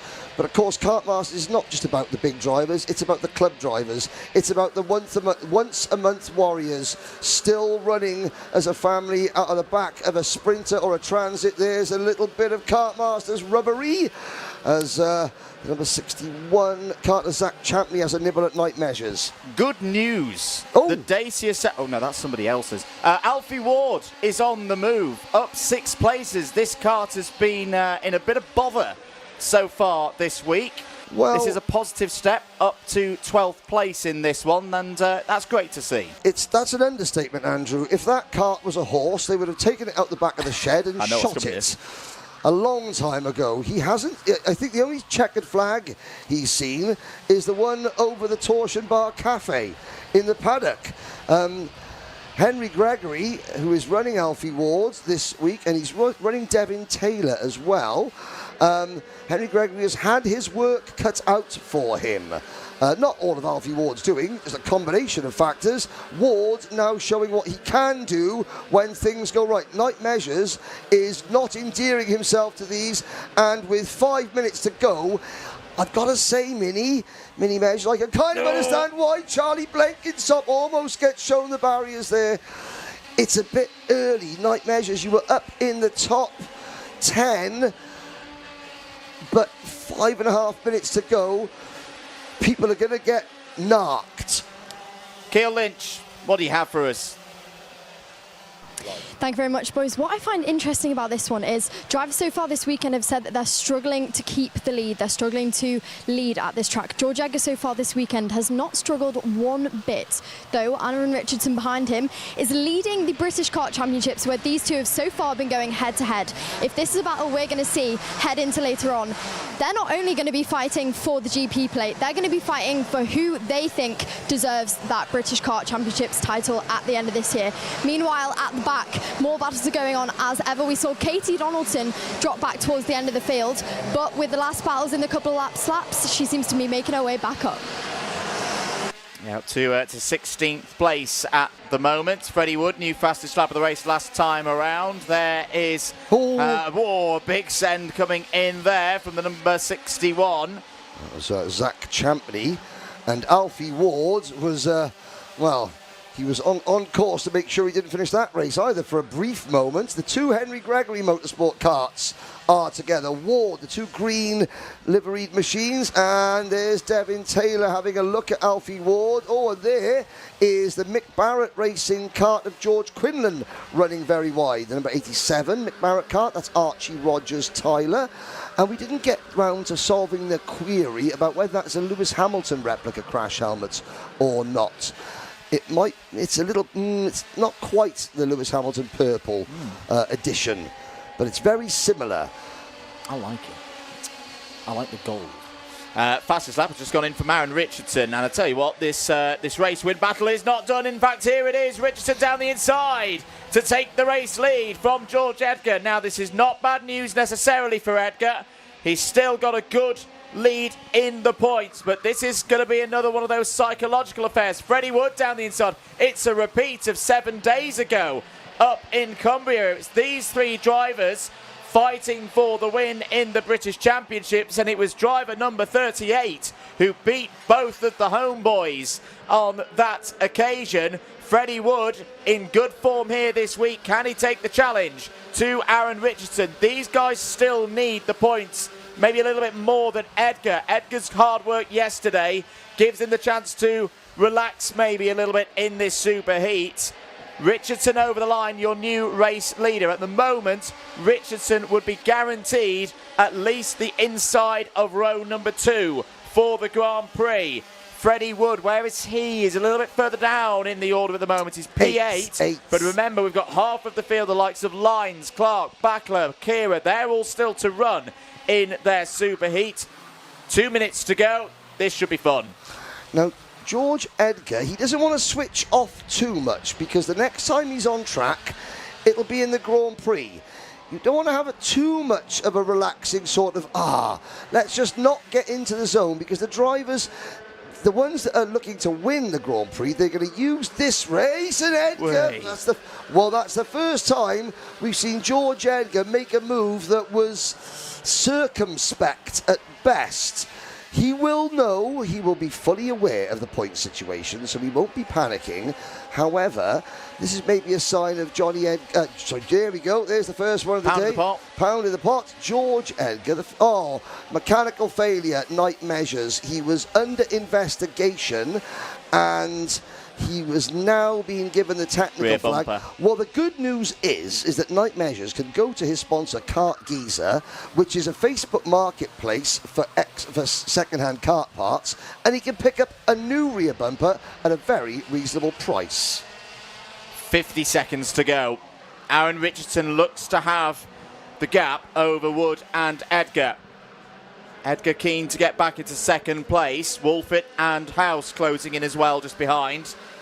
George House has turned his weekend around. He had a bit of a struggle on Friday.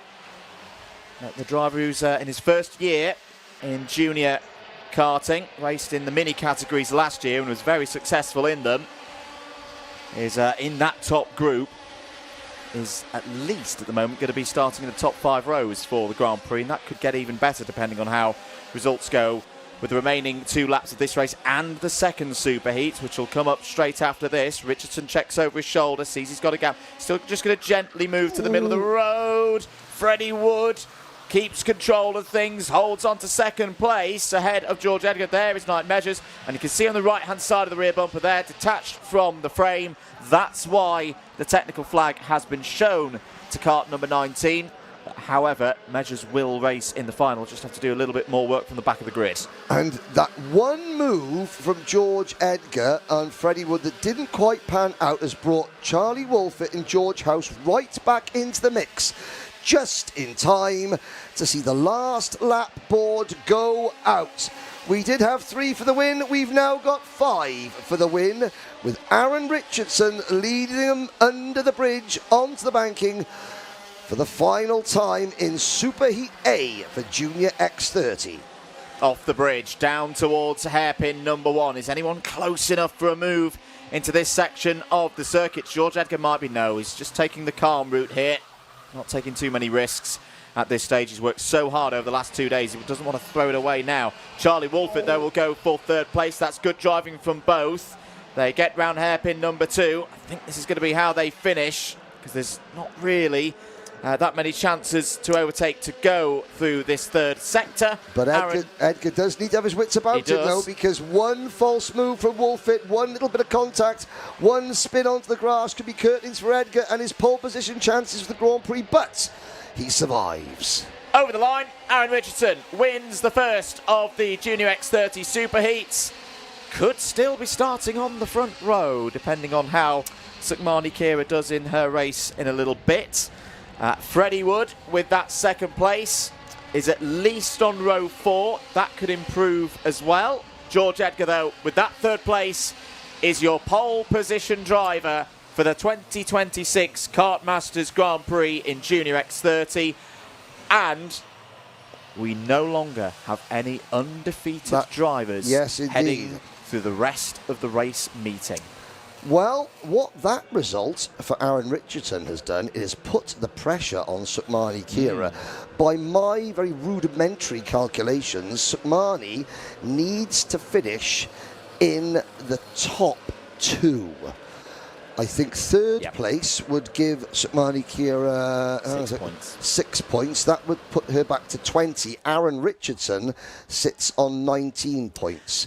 Max Endicott, he could steal a place on the inside of row 2. Correct. For the Grand Prix. The reigning Miami Warriors final champion, Max Endicott, who we have seen a lot of pace from Max, but because he qualified very badly both days, he spent the first 2 days of Kartmasters cutting his way through the field. We haven't seen him start at the front, which I think is a pretty frightening proposition for the likes of Messrs. Edgar, Ms. Kira, and Master Richardson. I think you're absolutely right. I'm going to have a little look at something. I want to know, when he won that Miami Warriors final, where did he qualify? Now, that was a competition that only had the single qualifying. But But yeah, in terms of how I've seen Max race over the last 2 years, better racer than a qualifier. But the trophies are handed out in the racing, of course. There's your provisional result from Superheat A. Aaron Richardson, Freddie Wood, George Edgar, your 1, 2, 3. Charlie Wolfett, George House and Harley Musk take us down to 6th place. George Clark, P7, Rocco Shenton, P8, up 6 places in that race.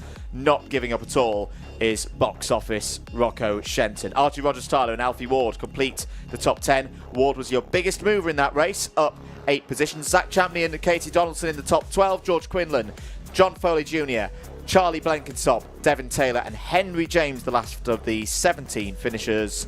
Night measures the single retirement in that one with a failed rear bumper. Hello to the John Foley Jr. supporters, very vocal on the live chat.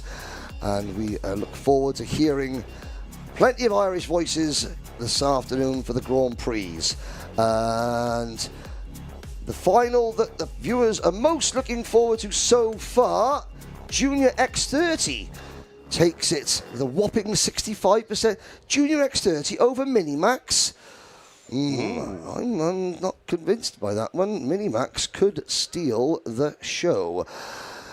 The banking will fill up as the day progresses. We are expecting a very, very full paddock. And that full paddock will be watching Aaron Richardson go for glory in Junior X30. And Aaron is with Ceol Lynch now. Aaron Richardson takes the win for that Superheat in Junior X30. The day is definitely heating up. That wasn't an easy one. What are you thinking? Yeah, obviously George got away on the start and I didn't think I was going to catch him, but as soon as he got to about 5 minutes from in, I started coming at him very quickly, and yeah, I made the move around the bridge and I got the win. Now, as of now, you've done everything you can. You're starting 3rd. That really is up to what Sukmani Kira can do now. What are your hopes for next? Yeah, well, I'd rather probably start 3rd than 2nd, because when you start 2nd, you're on the outside and it's hard to get in. But obviously in that one, I started 2nd and I went down to 3rd on the start, so it isn't too bad. Best of luck, Aaron. Thank you. Thank you very much. Now, Sukmani Kira, we have the other half of Junior X30 up next. Sukmani so far has just fallen short of those wins. We'll see what she's able to do up next. Finley Lyons, after a disastrous start to his Kartmasters, recovered it really well yesterday, and those are the stories we're going to see up next.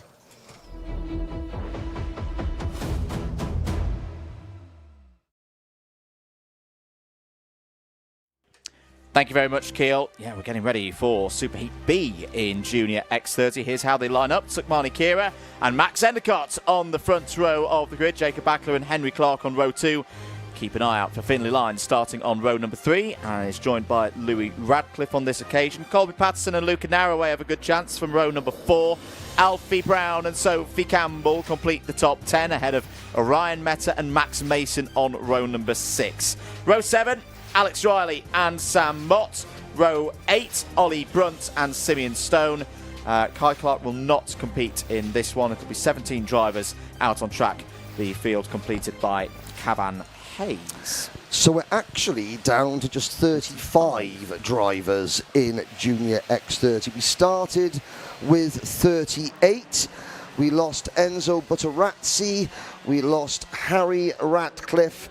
And we lost Kai Clark. Butterazzi and Ratcliffe excluded from the event. Ratcliffe for an on-track indiscretion, and Butterazzi for, well, a nose cone-related indiscretion that he was particularly hard done by. However, the rules are the rules. And Kai Clark, like Rocco Shenton, Kai Clark is just taller and heavier than Rocco, and it wasn't right for Kai to be out there, and so they took the decision to withdraw from the event. Here we go then, into the tram lines. Can Sukmani Kira get a spot on the front row of the grid for the Grand Prix? She'll lead through the first couple of corners. Good start as well for Jacob Backler and for Finley Lyons. Down the order a bit has gone Max Endicott. Backler having a go for the race lead onto the bridge. Did he manage to take that position? No, not quite. So Kira will lead down towards hairpin number 1. Checks over to driver's right. Finley Lyons swings it out wide. Goes for the big one round the outside. Oh, not quite enough grip out there at 9:52 on a Sunday morning. Returns to 3rd place. Good start as well for Louis Radcliffe. There he is in the Fusion 227 up to P5. Just having to fend off Colby Patterson there. The young man from Halifax has had a decent start up to P6. There on the move is Alfie Brown in the number 94. Let's count them through at the end of the first lap. Remember, a top 2 finish for Sukmani Kira will secure a front row slot for the Grand Prix, but that is easier said than done with the baying pack behind, particularly 2 of those BMR drivers in line astern, Backler and Endicott. Backler's had a little look down the inside again. No, good speed from Kira around the outside. Had a little check of the results. In terms of the theory of Endicott, better racer than qualifier, well, I think he still stands, but he didn't have a bad qualifying at IWF, Andrew. He was P2 in those qualifying sessions and then raced through eventually to win the final.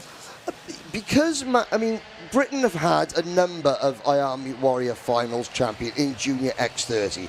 I'm thinking, Gabriel. A decade-long run. A decade-long run. Gabriel Stilp twice. Yep. Who else won the Junior? Max Endicott.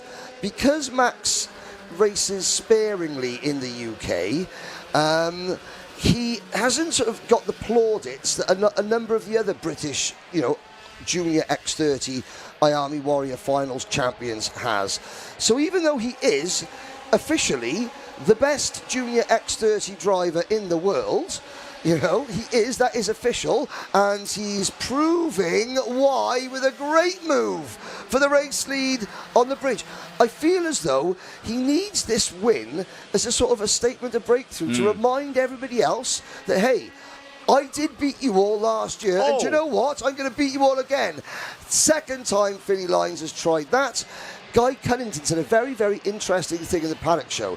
He says that because, you're racing X30 rubber and Rotax rubber at the same event, whereas normally the British Championship, you have all the Rotax classes in one event and all the X30 classes in another, that the way the track is rubbering up is making it difficult to go offline.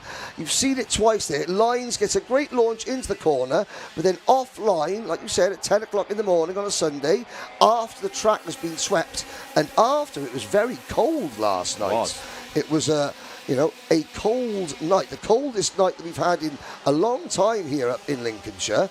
That grip level isn't just there yet. Kira running in third. Drops to third place in the intermediate standings, so Richardson right now would be on the front row for the final. But again, I'll say it, I think you'd rather start third on a day like today. That's a nice move from Luca Narroway. Luca, another of the drivers running the Evolve livery, so is racing as part of the MDL team. And I tell you what, another thing about the thoughts for Chris this weekend, full credit to the teams. MDL have done it, Premium have done it as well, who have said, yep, absolutely, run the colours of a different team. We'll still have you in our awning. We'll still put your kart together. Just run a rival team's graphics. Yeah, I've got to say, that is an absolutely tremendous thing for those teams to have done. And I know Luca's dad will be very, very proud of the efforts that everyone's put in for supporting Chris. Just to give you a quick update, the tally now for the GoFundMe page up to £23,500 now. That's another £1,000 from yesterday. As there's another move. Max Endicott down the inside takes the race lead. And Sukmani Kira follows him through back into the second place that she desperately needs. For those of you who aren't aware, as we look, there's a move for third. Alfie Brown picks off Jacob Batchelor, and here comes Sukmani Kira. Watch Alfie Brown.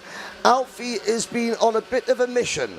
I have to say, he's been fast, hasn't been able to maintain his start speed throughout all the heat races, and has got himself in a little bit of hot water, but this is just a driver trying his heart out. He's listed as a privateer, although I'm not sure if he's running with the J team.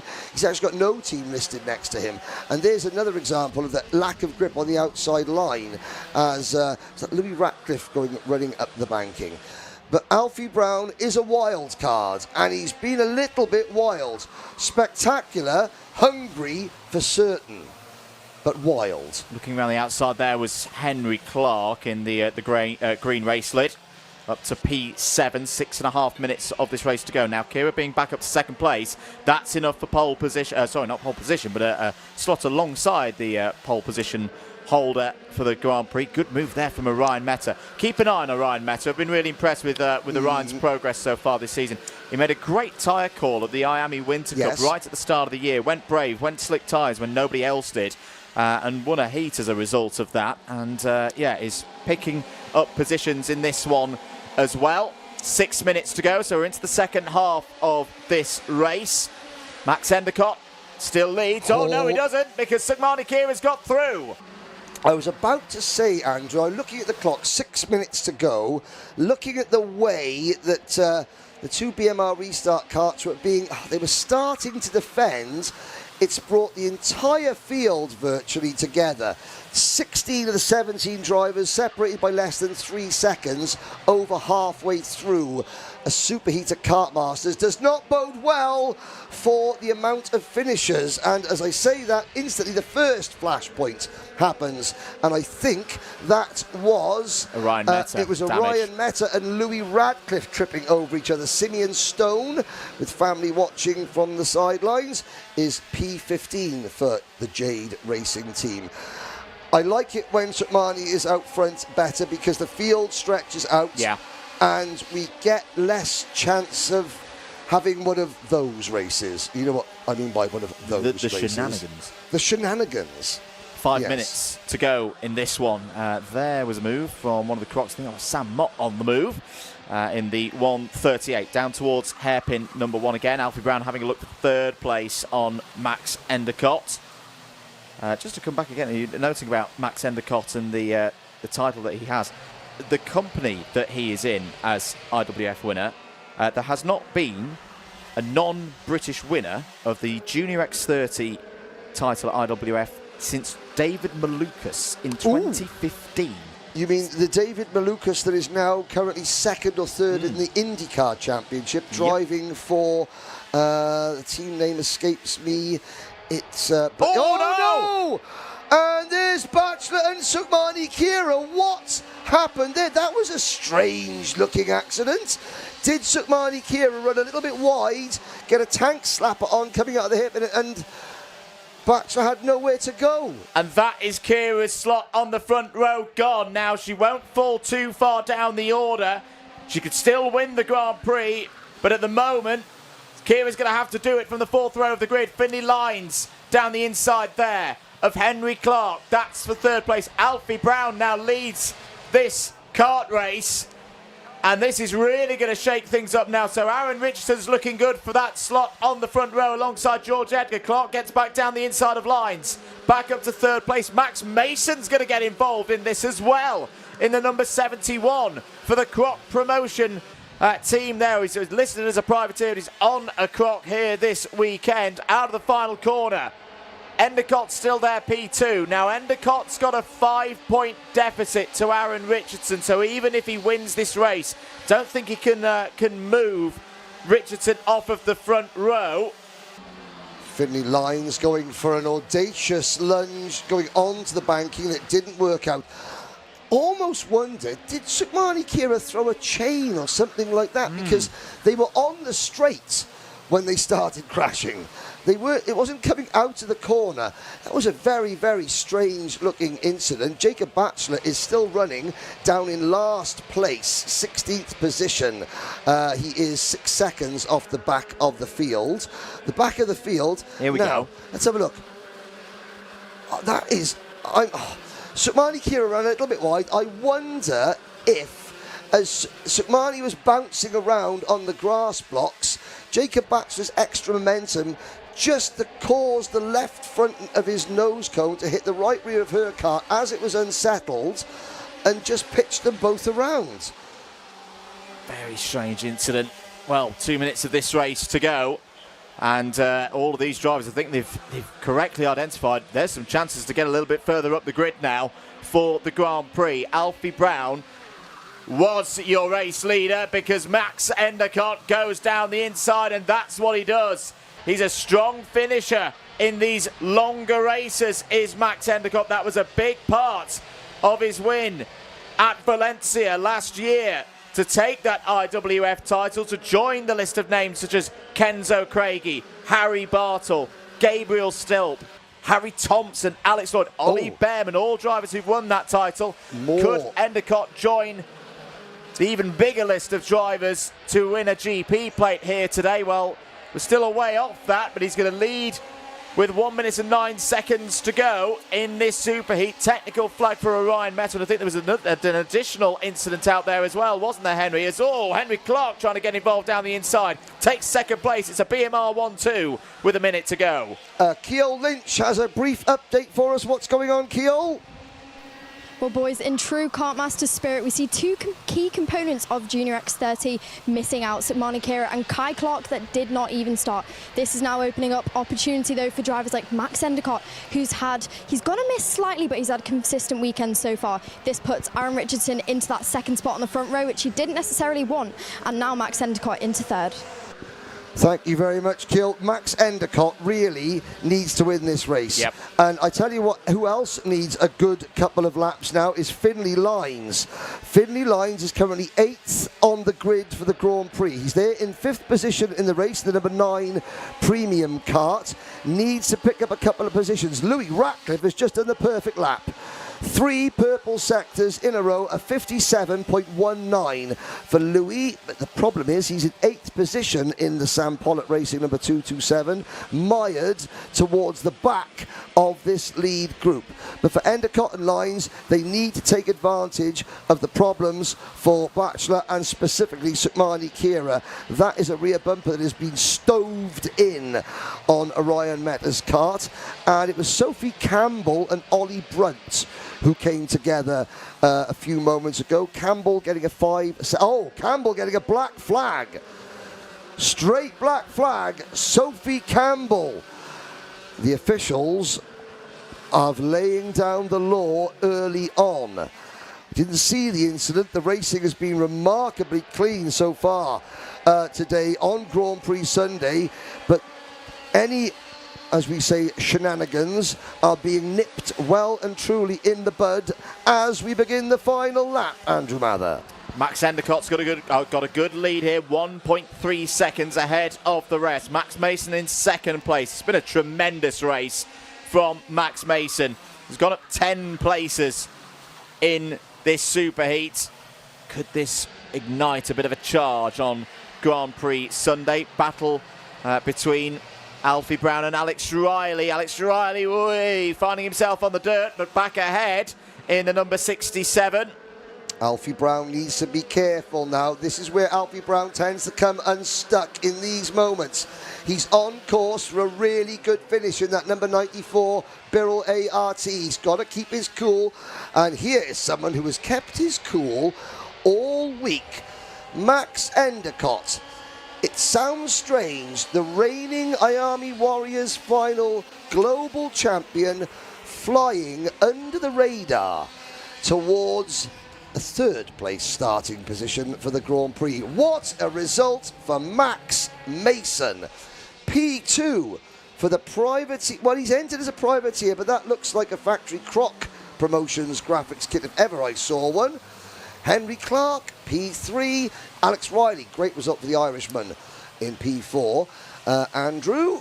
To put that into context, Max Mason's best result in race trim before that one, P11 in the very first heat of the race meeting. So, wow, Max Mason has come alive here in this one. But there is Max Endicott.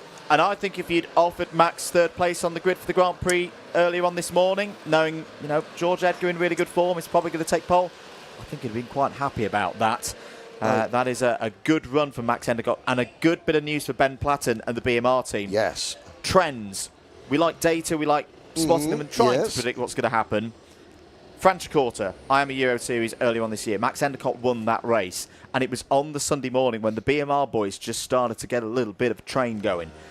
Henry Clark, good result in that one, P3. Keep an eye on these red and white and black machines when we get to the Grand Prix, because that was a very similar kind of start to the day to how they ran things at Franciacorta. And on track, they had a 1, 2, 3, 4 in the final on that day.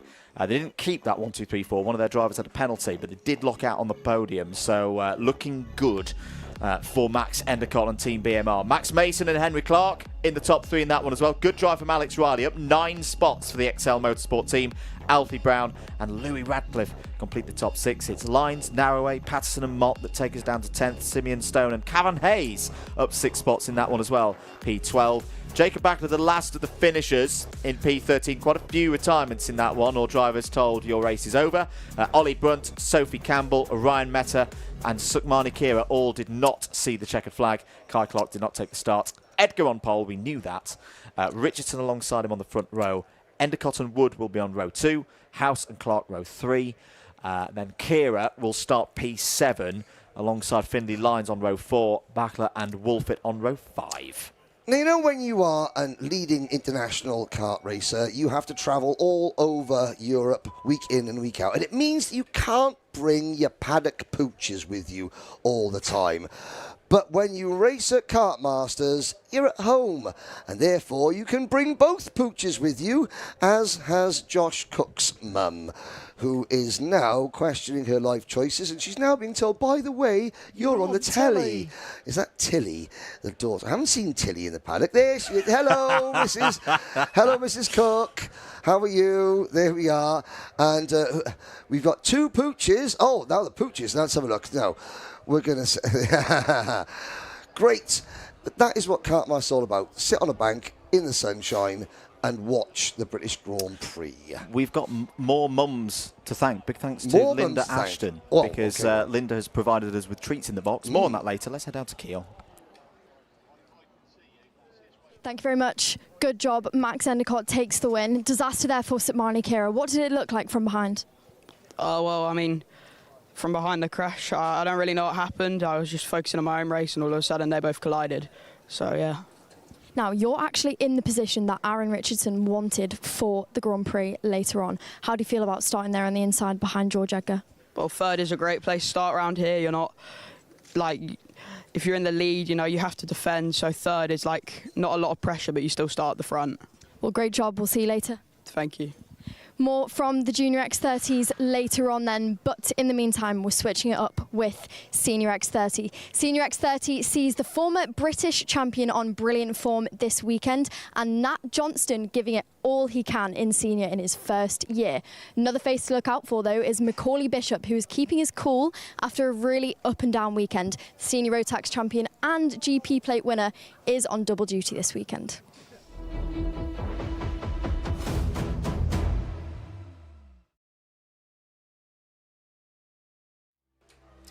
Thank you very much, Ceol. Let's get ready then for Senior X30, the first of 2 superheats. Freddie Lloyd and Noah Wolf will go from the front row of the grid. Nat Johnston and Morgan Moore on row 2.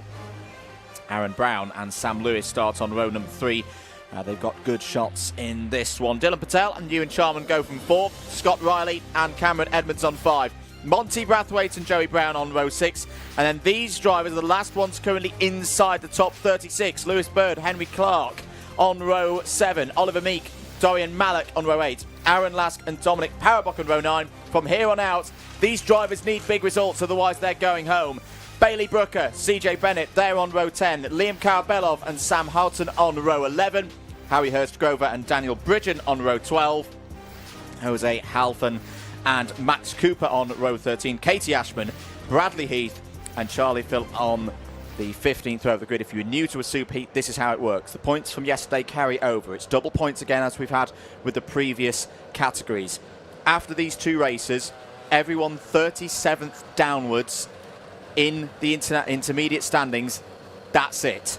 No repechage, no last chance qualifier. Their Kartmasters 2026 journey is over. We can see a lot change, though, Henry, in these superheats. Not only in that kind of middle pack, but at the front as well. You look at the points. Lloyd, 4. Bartle, 11. Wolf, 13. Bishop, 15. There's going to be a battle at the front for who's going to be on pole position for the Grand Prix. There's going to be a battle in the middle for those trying to keep hold of their top 36 spots. Anything could happen in the next 12 minutes and 1 lap. Into the tram lines, Freddie Lloyd brings the field to the start. takes the green light, instantly swoops to the outside to try and get the best racing line underneath the bridge. He does so. Noah Wolf gets squeezed a little bit, but slots into second place in the background. Now, here's some of the desperation driving. We've had a very calm, mature start, but that is because every driver that we've seen so far has been guaranteed a place in the Grand Prix. Not so here, and already you can see at the back of the field drivers clattering into each other because this is where they are desperate. Katie Ashman bent her chassis, didn't have a spare frame, so they've just had to sort of hammer it back into place and try to get her out there, but it looks as though the VRE driver who's leading the Chennington Club Championship, and who's that? That's the number 91 car, Harry Hurst-Grover. Already two drivers, Ashman and Hurst-Grover, have had problems on the opening lap. Their chances, which were slim to start with, have now been pretty much extinguished. What a shot. That is flat chat at over 70 miles an hour, out from the bridge, over the curb, and then onto the banking. Incredible shot there from the Alpha Live camera crew. So Lloyd leads from Wolf, Brown, Moore, Johnston. That is your top five. The job is simple to describe for Freddie Lloyd. If he wins this race, he'll be on pole position for the Grand Prix later on. There's a move for fourth place. Nat Johnston gets ahead of Morgan Moore. Sam Lewis, another one of those drivers, running on an Evolve livery out of the Premium Karting team. Premium Karting, if you've not watched any of the previous races in British karting over the past few months, Premium Karting have been the force. Yes. The force in Senior X30. They have dominated race meetings, whether it be in the hands of Freddie Lloyd, Harrison Whitcomb, who's not here in a racing capacity this weekend, Lewis Bird last weekend. It's not been quite that same level of domination for them so far this week, but Sam Lewis is still on a very good platform there. Also going forward, Lewis Bird. For those drivers who started in, say, row 7, row 8, row 9, they're just trying to have a solid race. They don't need to go on full attack as Joey Brown goes down the inside of Morgan Moore there for 5th place. They just need to make sure that they don't go back into the pack, that they don't lose 5 or 6 positions. As long as they do that, they'll be on the grid for the Grand Prix later on with how these points shake out. And Lewis Bird is doing exactly that. Nice solid move up to P12. Further back, Dominic Perobok up 3 places, up 4 places to 14th. So he was the driver on the bubble, and he's doing everything in his power to make sure that he's not. There is go on Dom Parabok. So he did come up to his head last night. It's Parabok, not Perobok. And then I promptly forgot. Parabok. So may the power be with you. He's got plenty of support, and he's one VRE driver is having a great run, Dominic Parabok. The other, Katie Ashman, she's down in 28. All 29 drivers are still running. There goes Nat Stappen to the inside of Aaron Brown. That puts Nat Johnson, or Nat Stappen to his friends, up into P3. Lloyd now beginning to ask Noah Wolf a couple of somewhat pertinent questions about the waft that Noah Wolf's Jade Run Birrell ART possesses, because Lloyd has extended his lead to a second, and on this lap he's going even quicker with a huge middle sector for Freddie Lloyd. 56.6 for Lloyd, 56.9 for Wolf. Remember, folks, these drivers, if they go through to the final, it's a new set of tyres for that race. So you may as well use everything that you've got right now. These tyres are being put to one side after this superheat. Freddie Lloyd is doing exactly that, but the others are responding. Noah Wolf quicker through the first sector that time around. There's a nice move for, is that the 32 of Monty Brathwaite? Yes, it was. So Monty Brathwaite going through. Monty Brathwaite does have a 5-second penalty, though. That's popped up on our screens in recent times. Now, at the moment, that would be quite costly. Monty's got to get forward. He started this race 12th. So what will that be? He'll be in the top 25 overnight. That's that danger region where if you have a particularly bad result in this one, you could just drop out of the top 36. A 5-second penalty right now would drop Brathwaite from 9th down to about 25th. 23rd or 24th, or even 25th. So that at the moment is disastrous. The good news is for Monty is there's 7 minutes to go. Oh, and the number 57, Cameron Edmonds, out of the race. And that is going to be, where was Edmonds? That's going to be tight. He started this race 10th, so he was top 20 overnight. He might be okay as long as kind of your group from 37th down to 45th, if they all have absolute stormers. Yes. Oh, that's going to be a nervous wait now for Cameron Edmonds to see if he makes the Grand Prix top 36. 6.5 minutes of this race to go. Lloyd still leads it by over a second from Noah Wolf, but this could be a bit of a change now. Nat Johnson's got really good pace aboard the Mick Barrett Racing number 15. Aaron Brown's got even better pace in 4th place. Could they start to work as a trio and push back to Lloyd? Problems for Lewis Bird, 11th on the road at the moment, but a plus 5-second penalty. Now, if we were talking about Monty Brathwaite potentially being in a bit of bother with his 5-second penalty, Lewis Bird is definitely going to be in trouble with that. 26th in points overnight. 25th in points overnight. To use a bit of footballing parlance, Cameron Edmonds, Monty Brathwaite, and maybe even Lewis Bird, depending on how the next 5 minutes go for him, their fate is not in their own hands. Because, like we said, if the likes... Oh, well, let's have a look. Where are the contenders that are trying to race their way in? CJ Bennett. Okay, CJ Bennett, 39th in points coming into this race. He has gained 5 places. He's up to 15th. That's bad news for Edmonds and Brathwaite.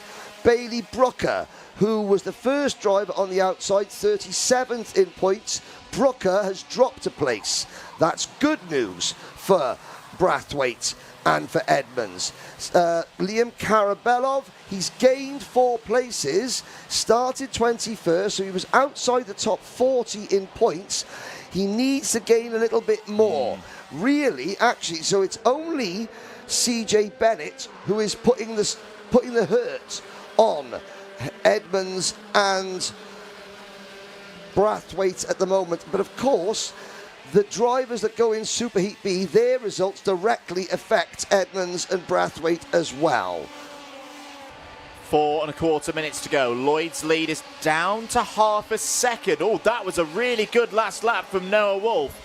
A 56 flat. Fastest lap of the Superheat so far. Lloyd could have a bit of a job on here. Now, he has got 7 points in his back pocket over Bartle. So Lloyd could afford to lose the race lead.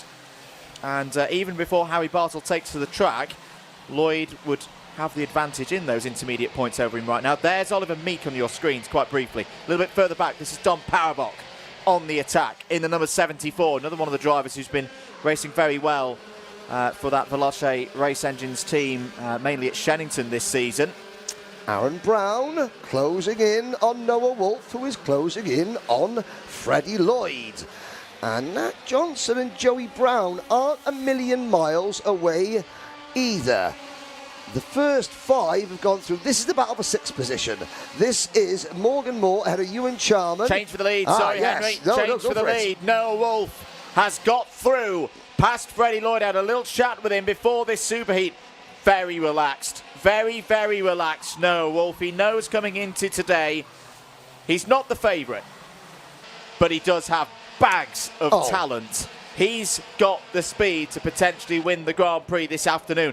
And this is why, because he's just taken Freddie Lloyd on and overtaken him. Now, I don't imagine that Fred's going to fight too hard at this stage, because he's still... A top 3 would be fine. Top 3 would give him 6 points. It would move him to 10 in the intermediate scores. He'd still be clear of Bartle. He'd still be on pole position for the Superheat later on... for the Grand Prix later on this afternoon after this Superheat.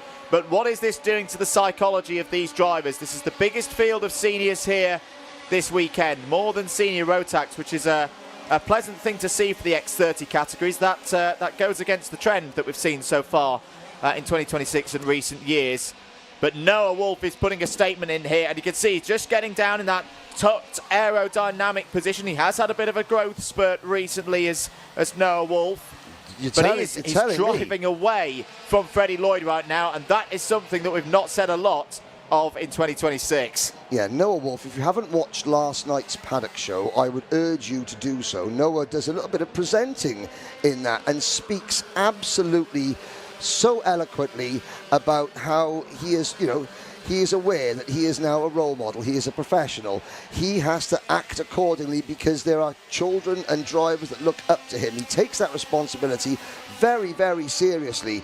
His maturity is way beyond his years. He's becoming a very, very good spokesperson for karting as a whole, is Noah Wolf.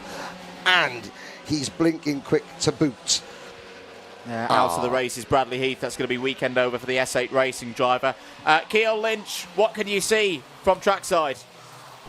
Thank you, boys. A quick side note here from the pits as we see another car retire. Cameron Edmonds is in. He's had another engine seize of the weekend and he's not sure where that sits him now for the Grand Prix later on. Disappointed, doesn't quite want to talk on camera right now, but that's understandable. Another retirement for that car, number 171, that's back in here. Let's go back to the action though, because Noah Wolf has got another GP play in striking distance right now. I didn't like the way Ceol said another engine seize. Cameron Edmonds doesn't know where that puts him, but well, if it puts him in the top 36 at the end of the Grand Prix, has he got the parts? Is he going to run the race or is he going to drive it? Because he may not have any waft left. That is.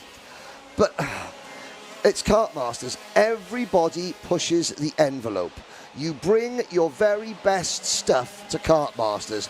Every measurement, and this is a squabble, every single component is stressed and tested to the absolute limit for Kartmasters. And of course, when you do run things right to the limit, occasionally things go pop. Dom Parabok has got to the front of this group. This is all around 11th place downwards. Top 10 in fact, because Dorian Malek's in this group as well. This is what a superheat could do, folks. This is drivers just trying to wrestle their way into the top 36 once these superheats are done. You've got Lewis Bird in the middle of all of this as well, and the fact that Lewis Bird is in a big scrap, in a big pack, that is not good news, because that 5-second penalty is going to be converting into more and more positions lost. He's having to be defensive as well. He's not got the speed at this stage of the race. That's the 46 of Ewan Charman behind him. Ewan Charman hasn't had a great superheat, but should be fine. He started in the top 16 overall. He's also got a 5-second penalty, so not, well, I mean, the way that this is looking, this could all get this could all go wrong very, very quickly. Aaron Lass gets a warning flag. Ewan Charman gets sent into the hairpin number 1 at a somewhat accelerated rate of knots. There's the Tim Wilson Motorsport number 71 of Bailey Brooker. Now Brooker has woken up. He was on the outside looking in, Andrew. The first driver on the outside looking in. Last lap. Checkered flag is out, and who is going to emerge in one piece from this group? Hopefully all of them. Do you know something? They may just have managed to hold it all together. Wow. You would have had long odds on all those drivers making it to the checkered flag in one piece. And there's critical moment. CJ Bennett, a 5-second penalty. He was 14th on the road, and that drops CJ Bennett to 26th. I think that last lap penalty for CJ Bennett has done for him, you know? He started 39th overnight, and in effect, he's gone backwards in this one. Noah Wolf takes the race win. Freddie Lloyd, P2, pole position for Freddie Lloyd at Kartmasters 2026. He's never won one of these races before. Could this be the year that he breaks that duck? Freddie Lloyd, he does do double duty. He's got 2 shots at a GP plate today. He's done the business with that second place. Bartle is 3 points behind Lloyd going into the next race. You can't get negative points with this system. Job done for now for Freddie Lloyd. What have you seen, Henry? I've just seen the most horrible message. It's CJ Bennett's 18th birthday today. And he's just had a last lap penalty that's taken him, I would say for sure, out of the British Grand Prix on his 18th birthday, karting, can be very, very cruel. However, you know, when you look back at it, they're not giving out in-race penalties just for the sake of it. They would, the officials, the stewarding team, the camera stewards would have seen something. Noah Wolf. We all just saw a very impressive drive from that young man. Freddie Lloyd on the back foot a little bit, perhaps. Aaron Brown, a good drive from him when he needed it. Nat Johnston, Joey Brown and Monty Brathwaite before the penalty.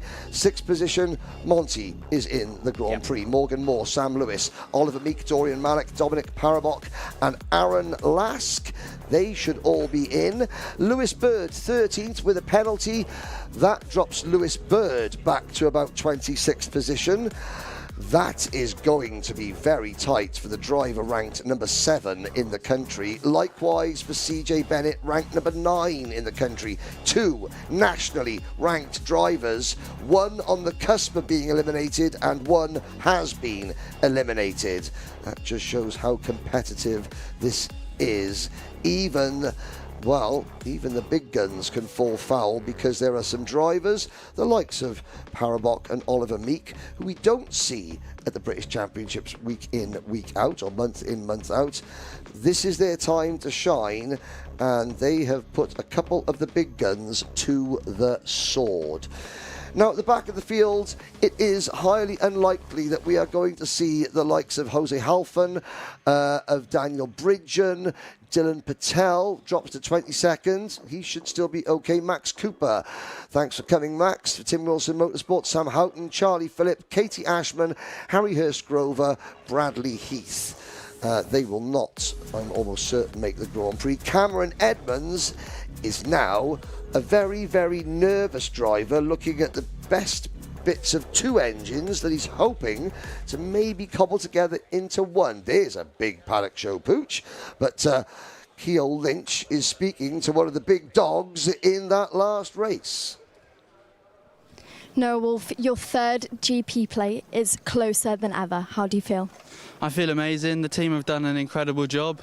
I'm not liking the atmosphere from the other teams. Just because we're fast, they all think something dodgy's going on, but it's all chat, isn't it? But the team have done an amazing job, and ultimately we've put on the best package on the grid, and now that another team is coming up, they don't like it. So it's a compliment at the end of the day, and it's all going really well.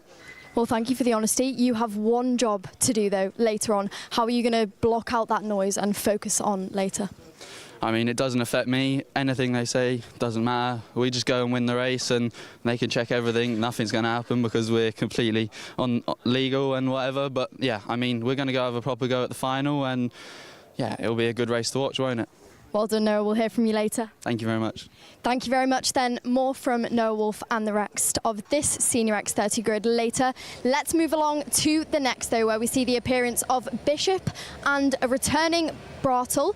British champion returns to 2020 from 2025 karting to now. Let's move along and see what happens.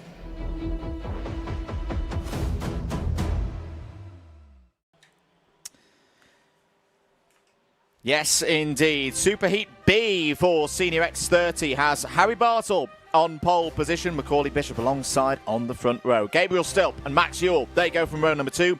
Harrison Mackie and Hayden Eldridge will start on row number 3. Archie Owen and Joshua Smith, they're on row number 4 ahead of Caden McQueen and Ryan Gill on row 5. Mayan Patel and Harry Cottrell, they've got work to do from row number 6. Here are the drivers just inside the cutoff as things stand. Alex Wiley, Tristan Powell, they're on row 7. Alfie Gallagher, Reece Newburn, they're on row 8. Ben Cuts-Bland and Jensen Buckingham on row 9. Here are those who need to go forward. George Quartermain, Ethan Woodward, they're on row 10. Piotr Jurevich and Antonius Haddad on row 11. Leith Khan and Ethan Higgins on row 12. Joao Castro and Oscar Cole on 13. George Wang and Daniel Kihiov on row 14. This is the last chance to get into the big one later on this afternoon for Senior X30. We've got a poll running. Where will you be watching the finals from? Will you be at home? Are you at work? Are you on the move? Wherever you are, you can take us with you. And if you've missed any of the action so far this weekend, you can watch it back for free here on Alpha Live. Can Harry Bartle secure a spot alongside Freddie Lloyd on the front row of the grid for the Grand Prix? 12 minutes plus 1 lap will tell us the answer to that question. Through the first couple of corners they go. Good start for our seniors, good start for Bartle, and a good start as well for Gabriel Still. The former IWF X30 Junior winner is up to P2. And I'm looking at the back of the field. Already you can see 2, 4, 6, 7, 8 karts. The drivers, there's a problem for 2 of the midfield runners. That's bad news for McQueen. Who's the other kart? It's an S8 racing kart, number 33 of Hayden Eldridge. And McQueen is stuck and his nose first, not in the barriers, but obviously something has been dislodged on that kart at the back of the pack.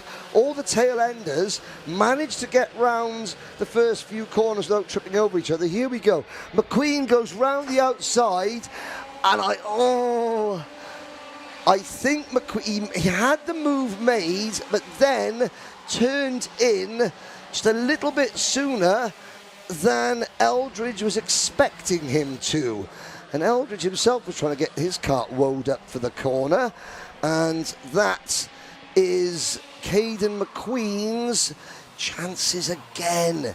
Caden has found more ways to not win Kartmasters than anybody else. He has been the victim of some horrific mechanical luck, some poor driving on behalf of others over the years, and just some of those mistakes that drivers make at Kartmasters that you don't see them make anywhere else, simply because of the nature of the event. The fact that it is Kartmasters. I'm a little bit worried now for McQueen. He had overnight. The positions aren't that important at the moment. It's the delta of the points. 27-point buffer over the cut-off. And he's 28th. And he's 28th. It's 2 points per position. This is a battle for the race lead. Macaulay Bishop trying to get alongside Gabriel Still. Take a little bit of a breath in there, because that's the corner Gabriel Still had his sizable crash in preparation for the 24 World Championships. But no fear here in this one. Bishop has got the race lead. He's got ahead of Gabriel Still. Harrison Mackie there in third. Don't sleep on Harrison Mackie today. Not returning back to British karting, had a very good result out at the IAME Series Benelux event last week. I don't think his brother Lewis is here this weekend on tours. I think I saw that Lewis is at a wedding this weekend for the Kartmasters GP family. So congratulations to all involved in that. Very good. Lots of people watching in Australia. Hello. Hello to everyone. AFF Motorsport watching in Bathurst. The long ride home, cheering on Macaulay Bishop, watching from Australia as well. It's a nice Sunday evening in the land down under as we look at the battle going in. That is Joshua Smith going to pick a position on Harrison Mackie. Joshua Smith, that KX UK team, Curtis Gregory's team, it's coming together. New team this year. A little bit of fanfare around its being set up. And there's obviously teething troubles like there is with any new team, but now they're really getting into their stride. Both Joshua Smith and Teddy Cooper have been contenders here. Yellow flags waving at the entrance to the Fullerton S's. 2 drivers have come to grief coming out of the S's, and we'll get a number check on them. One of them was the number 50 kart. That's not good. That was Jensen Buckingham. And Jensen Buckingham was right on the bubble. He was 36th overnight in the scores. He's going to be dropping down the order. That could be the end of the weekend. Oh, yeah, 27th for the MDL place. driver. That is all she wrote, I fear. Now, where is George Quartermain? George Quartermain, who started this race 19th. He was 38th in points, and he has dropped back to 26th, so he's not going to make the main event. No. What about Ethan Woodward? He's the next driver that looks to capitalise. Well, he's gained 4 places. 40th in points coming into this event. Woodward, and his teammates there, the MDL duo. taking chunks out of each other. That was Alex Wiley and Mayan Patel. They both need to be careful because they are running 14th and 15th and they don't have a massive buffer to fall back on. Piotr Jurovic for VRE is making his bid for the main event. Well, after Dominic Parabok was successful in his superheat, Jurovic up 9 places. He was a long way back in the points, was Jurovic. However, with McQueen, Buckingham and Quartermain all having a nightmare. And what's this? The 2 MDL drivers, Wiley and Patel, dropping back down the timing screens. Why was that? Did they start having an accident on the previous lap and they finally got round to having the accidents with each other on this lap? Yes, they did. Patel and Wiley dropped to 25th and 26th. It's almost as though none of these drivers on the borderline want to make the main events. No, it's that's not a good moment for the MDL team. Can I rubber stamp someone into our contenders list? Joshua Smith. Yes, the speed that he has got this morning is very impressive, and he's pumped up for it as well. He's gained 6 places so far in this race. Now, I don't think he features in the top 10 in the intermediate standings at this present time, but given how he's passed Still and Mackie and Bartle and Archie Owen, drivers, big names with lots of talent and many races won, well, Joshua Smith's just overtaken all of them in this superheat, and now he's chasing Macaulay Bishop, the biggest of the names, arguably, on this grid. If he can do it in these conditions, on worn tyres and everything else, why not? Why not in a longer race as well, of course, when we get to the Grand Prix? I'm wondering, Andrew, the track temperature, I would say, is between 10 to 15 degrees colder today, at the moment, than it was yesterday. Is that why we're seeing a couple of drivers, Max Mason, for example, and Joshua Smith, simply light up because the karts, their setup, just enjoys the cooler track temperatures just a little bit. Ceol Lynch is watching from the sidelines. What have you got for us, Ceol? Thanks, boys. Down here in the pits, we see an end to Jenson Buckingham's weekend for MDL Motorsport. Unfortunate for him, he said he got bent steering after some people spun for him at the back. This is what we're going to see now for the remainder of these superheats. It's all getting very hot.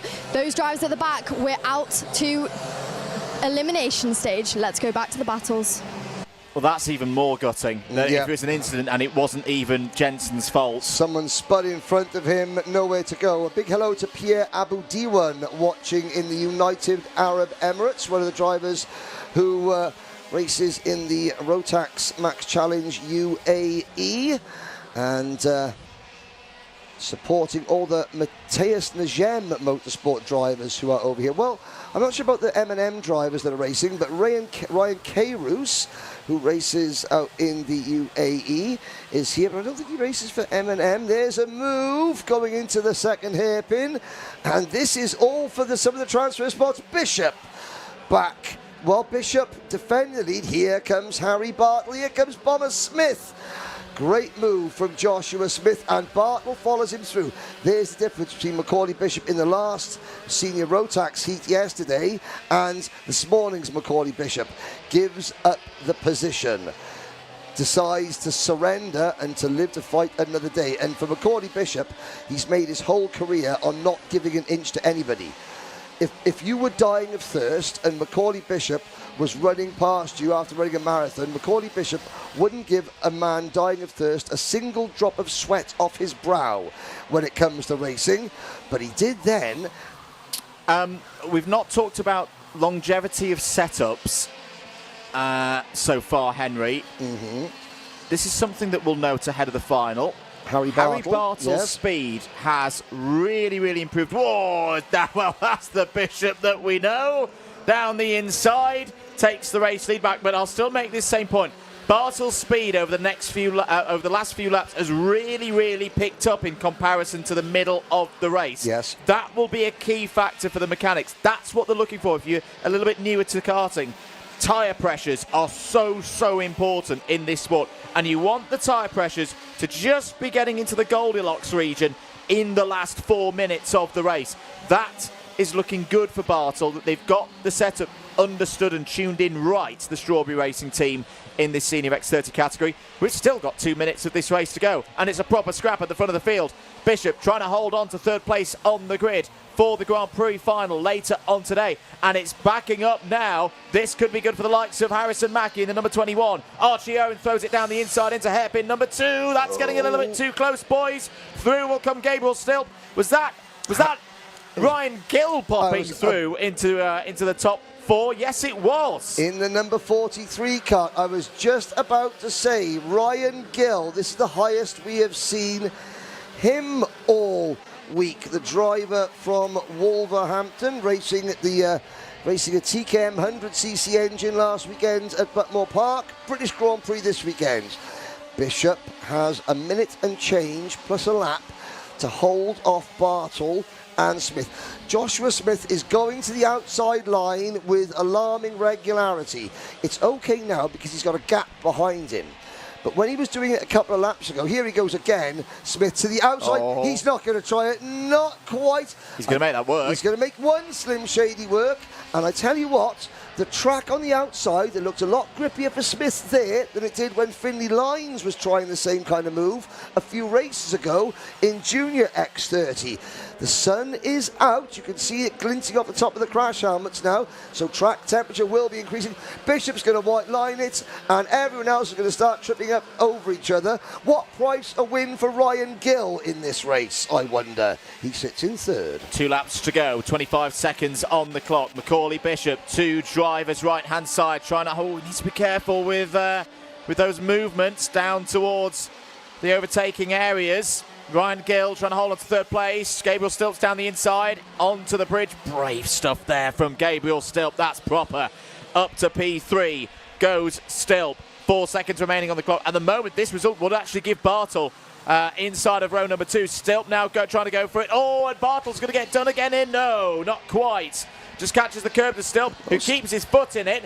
Gets down the inside into hairpin number 2. That's good news for Bishop. That drops Bartle down a couple of points again. Now he's going to try and break away because Stilp's holding up the rest of the train now. Gill's still there in 4th place. Bartle gets back down the inside. It's Stilp's turn to have a little bit of pain, the same as Joshua Smith 1 lap ago. Bishop now clear of Bartle. 1 more lap to go, Henry. Yes, Smith and Bartle have both been squeezed. Sorry. Bishop leads now by half a second. Smith getting shuffled to the back. Likewise for Stilp. It seems to be that now things have calmed down. Those outside moves just didn't pay off eventually for the likes of Smith and Stilp, although it doesn't stop them continuing to try. Bishop, after that sort of half a lap of somewhat vigorous defending that did exactly what Macaulay Bishop wanted it to do, bunched everybody up. They all started squabbling amongst themselves. Oh, great move. Yeah, that was an almost 2 wheels in the air. A grip lift there for Joshua Smith. It's all still going off. A couple of corners to go. Bishop, though, is going to take the win. He will indeed, out of the final corner. Macaulay Bishop wins the 2nd Superheat in Senior X30, but is pipped to 3rd place on the grid for the Grand Prix by the 2nd place finisher, Harry Bartle. Ryan Gill, home P3. Good drive there from Ryan. We'll see him in the final. Harrison Mackie 4th, Gabriel Stilp 5th. So it'll be Lloyd and Wolf on the front row for the big one in Senior X30. Bartle and Bishop will go to blows again from row number 2. Johnston and Stilp on row number 3. Moore and Aaron Brown on row 4. Harrison Mackie and Max Ceol at the moment have those spots on row 5 inside the top 10. These are all provisional results, though. So keep an eye on www.motorsport-timing.co.uk for all the latest news as we go through the rest of the Superheats still to come. Junior Rotax and Senior Rotax for their pair of Superheats each.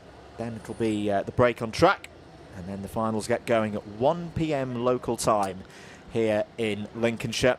The time just coming up to, it's just gone past actually, 11:15. And this is the other interesting point post-race, isn't it? Yes. Looking at the body language of the drivers. Are they talking to one another, or are they just keeping things in to themselves at the moment? Yes, cards held, clutched towards their chests as close as possible. Looking at the top 9 provisionally for the starting lineup for the Grand Prix itself, the only 2 names that I would say, you know, are missing from the front of the grid, Caden McQueen and Lewis Bird. All the other major players are in the top 9, there or thereabouts. Someone asked me, is Tristan Powell Alex Powell's brother? Alex Powell is in the Jamaican driver? No. That's how I would have read it, yeah. Yeah. No, Tristan is not Alex Powell's brother. He may have a brother called Alex, but it's not that Alex Powell. Here is your provisional result from race number 47. Macaulay Bishop and Harry Bartle.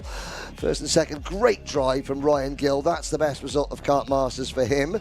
He's not going to start in the top 10, but hey, he's shown he has the pace. If things pan out a certain way in the final, drivers like Ryan Gill and Josh Smith and Archie Owen, they will have a chance. Maybe not an outright pace, but in a sort of a real hack, they do. Max Ewell quietly going about his business. He will start 10th in the main event after finishing 8th for McBarrett Racing there. Harry Cottrell, Ben Cuts-Bland, Hayden Eldridge, Tristan Powell, Reese Newburn, Laith Khan, Ethan Woodward, and Piotr Jurovic. Oh, we saw him moving up the positions from 21st to 16th. That's going to be very close for both Woodward and Jurovic. Joao Castro gains a bunch of places, but it's only good enough for 17th. I think he may have been a little bit too far back to start with as we look down the rest of the finishing order at the bottom of the sheets. Daniel Kiahov was the last driver. No, George Quartermain and Alex Wiley, they did finish the race, as did Caden McQueen. So McQueen, Wiley and Quartermain stuck at it, but those last 4 drivers, they are in trouble. McQueen might make it through. I'm not sure about the other 3. Just before we go down to Ceol, it's a big question mark over Caden McQueen as to whether he makes it or not, but having watched a few of these super heats over the year, I think he might be okay on the basis that we haven't really seen anyone in that row 9 through 12 region gain a lot 12, 13, 14 positions. So we'll wait and see. I know there'll be a lot of people wondering on that one. We'll get the news to you as soon as we can. Let's head down to Ceol. They're in Parc Fermé.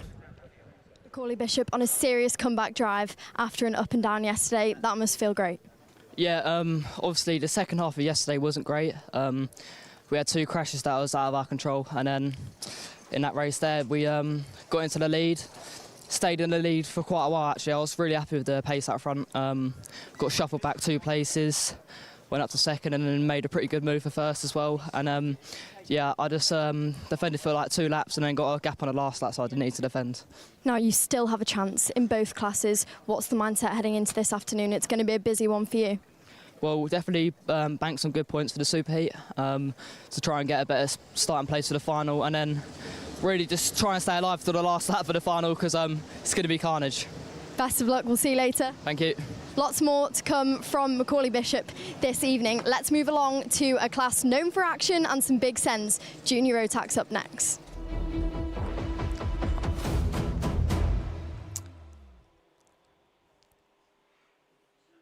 Thank you very much, Ceol. Yes, Junior Rotax. Some big sends incoming. I have no doubt about that. Albie Friend and Zach Turner start from row number 1. Fletcher Jameson and Ellis Bell go from row number 2. Blake Southern and Luca Holmes-Ballack are on row number 3. Braith Murdoch and Finley Smith go from row number 4. The top 10 rounded out by Ryan Rapini and Connor Large. Kartik Kometa and Louis Radcliffe are next. Theo Bradshaw, Tobias Johns, Ryan White, Nathaniel Gray, Logan Hartshawn and Ronnie Smart. Those are the 18 drivers in this particular superheat who are currently qualified for the Grand Prix. These are the drivers who aren't. Alex Lynn, Logan Howes, Aaron Berridge, Aidan Clark, Ian Campbell and Charles Kitely. Now, here are the real long shots. Hugo McCluskey, Max Douthwaite, Joe Neal, the Uptonsteel sponsored driver, Odysseus Hole, James Fabricius and Toby Farthing. Pierce Whitehead will go from P31 on the grid. I'm getting word that Toby Farthing and maybe Braith Murdoch are not out there. Why is the number 214 kart not showing up on my screen? He is there, so I hope the transponder's on the kart. If it's on the kart but not working, that's fine. If Ultima Ara forgot to put it on, that is bad. Here we go, ladies and gentlemen, under the bridge, Junior Rotax Superheat A underway, and already I'll be friends making short work of Zach Turner's challenge for the lead position as they go over the bridge, 4 wide, the back of the pack. Friend leads, Turner second, then the first of the Jacks Motorsports kart, Fletcher Jameson. I will remind you once again, last year Fletcher Jameson watched the final and the Grand Prix from a hospital bed as Zach Turner dives at the inside of Albie Friend. Fletcher Jameson leads at Kartmasters 1 year on after breaking his neck. And the driver who crashed with him, Zach Starbuck, is working on his kart and has sponsored his tyres. There will not be a dry eye in Lincolnshire if Fletcher Jameson pulls this one off. On the paddock show last night, please go and watch it at the end of today. We had a great feature with a young under-10s football team, a young ladies and girls under-10 football team that Zach Starbuck is sponsoring because the goalkeeper of the team is the daughter of his longtime mechanic Scott Golling. That was emotional. The fact that Zach Starbuck is helping a driver that who had the most horrific crash with no blame was apportioned, it was one of those things. That is emotional. There will be people up and down the country cheering for the number 96 Jacks Motorsport kart. I'm not saying he's my favourite, I'm just telling the story. Here's Ellis Bell up into P2. Turner has slipped down to 4th position. Luca Holmes Ballack in the number 228 kart for Dan Holland Racing runs in 3rd. Albie Friend has slipped back to 4th position. Southern is 6th. Then it's Rapini, Braith Murdoch. Transponder not functioning, but on the kart being scored manually is 6th. Finley Smith is 7th. There's the Cato Motorsports team looking on. They have got drivers going out in the next race side by side. That was the Zip factory kart of number 143 Theo Bradshaw and Kartik Kometa for the Vantage Racing team, having a little squabble over the same piece of tarmac. Albie Friend has to defend against his teammate Blake Southern going into the first hairpin just to hang on to what is now 5th position for Albie Friend. And Friends problems, well not problems, but Friends not being able to hang on to the lead in the early laps is actually promoting Finley Lines, who's not in this race. Finley Lines currently sits on pole position for the Grand Prix because Friend has now got 12 points, Lines has 8. Zach Turner on 17 points, followed by Charlie Wolfett. Fletcher Jameson currently 5th in points. And oh my goodness, that was tasty. And I'm trying to see which of the Zip Factory karts, just looking down the order, that was getting shown the grass. Braith Murdoch has fallen to 30th position according to my timing screens. Now we have a new leader. Fletcher Jameson has dropped to 3rd place, then he makes up a position, so Ellis Bell briefly takes the lead. Luca Holmes Ballack now takes up the cudgels and defends from Fletcher Jameson. There are 8 minutes to go, drivers. Luke Holmes Ballack into the top 10 in the intermediate. Scores Jameson down the inside. The door will open for Ellis Bell to go to the front. Here comes Zach Turner once again up to P2. Luca Holmes Ballack hasn't had too much luck prior to this year in the Grand Prix. Best results in his career 2 years ago in Minimax, P11. We'll be looking to change that today. Blake Southern sets the fastest lap of the race so far in the 100, 59.42 seconds.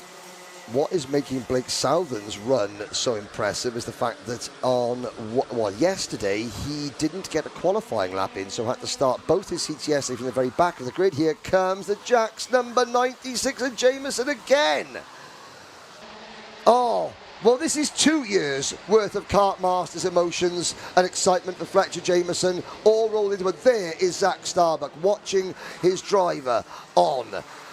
There is obviously Fletcher does have another mechanic, and I'm not going to take any credit away from Fletcher's mechanic, but Zach Starbuck, I've seen him. He is round Fletcher's kart. Oh, and there.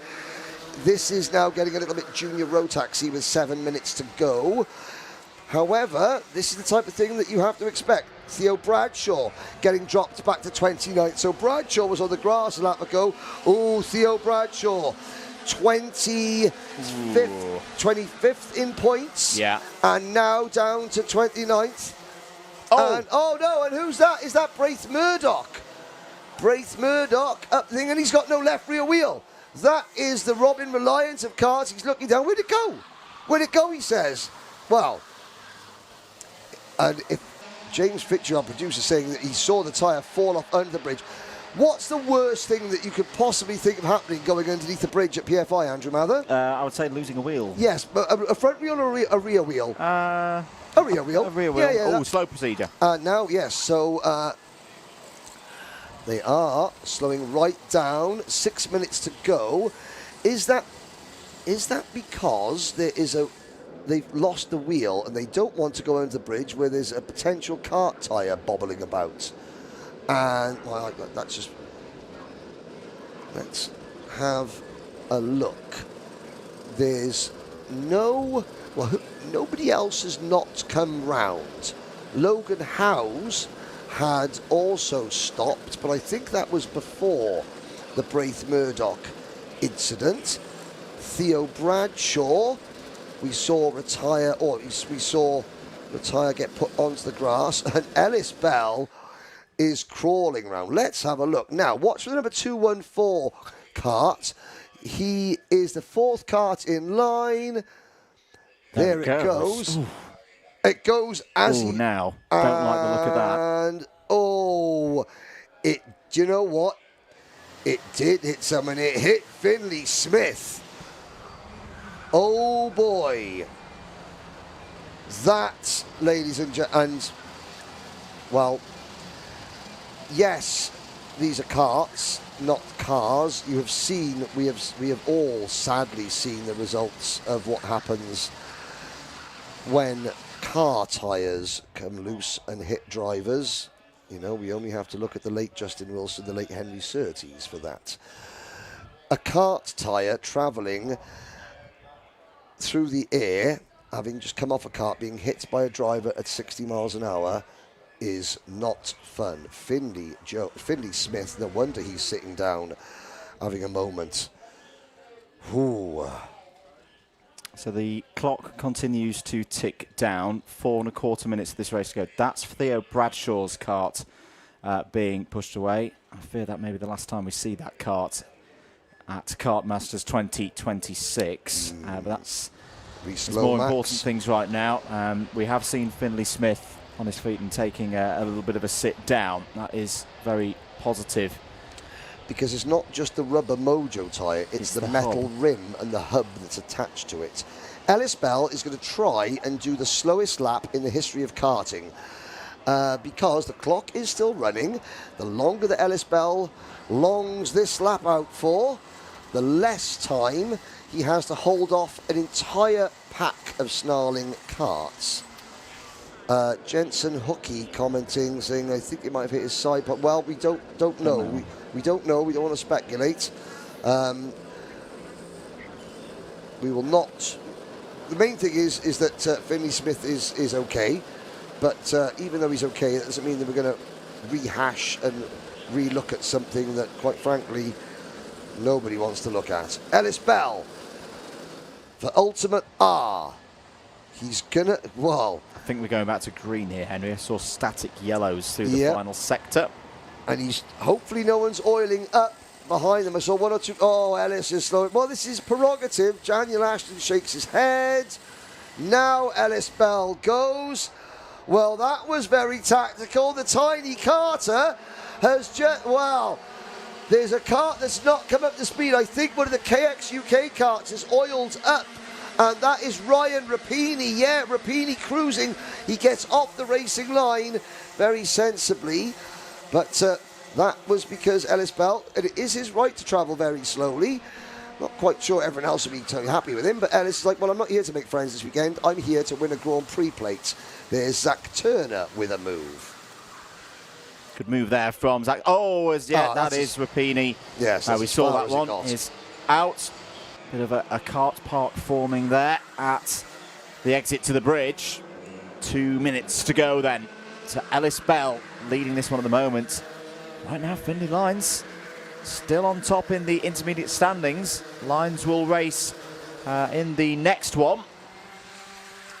And that would be a really good psychological boost for Finley Lines, because he knows exactly what he has to do. He didn't enter this morning on pole position or first in the points in Junior Rotax. Albie Friends.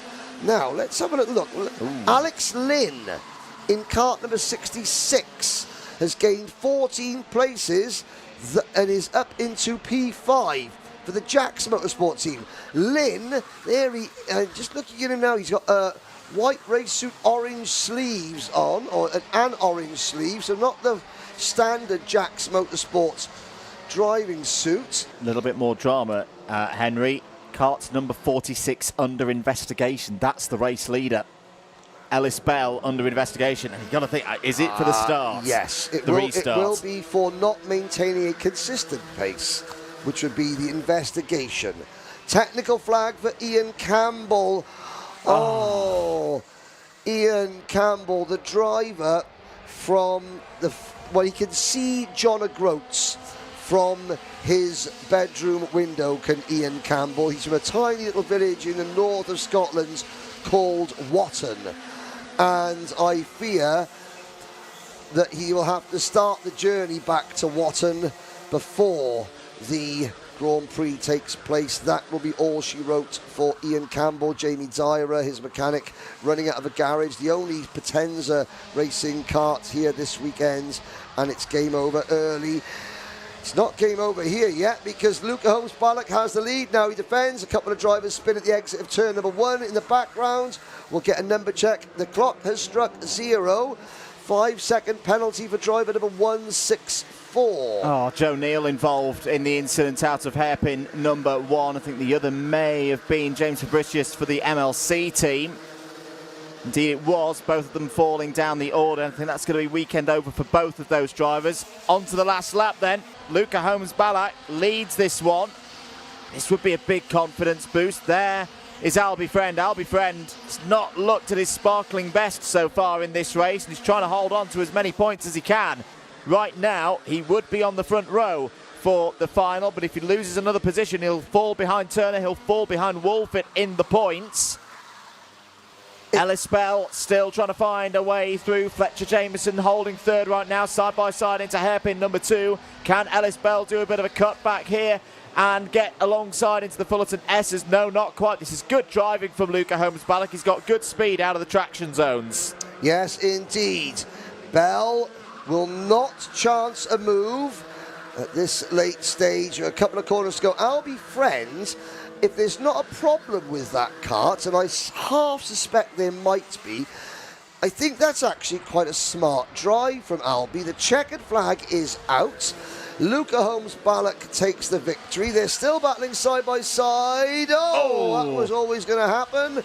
And that is the Max Douthwaite Guy Cunnington racing kart backwards. Get it across the line, Max, or get what's left of it across the line.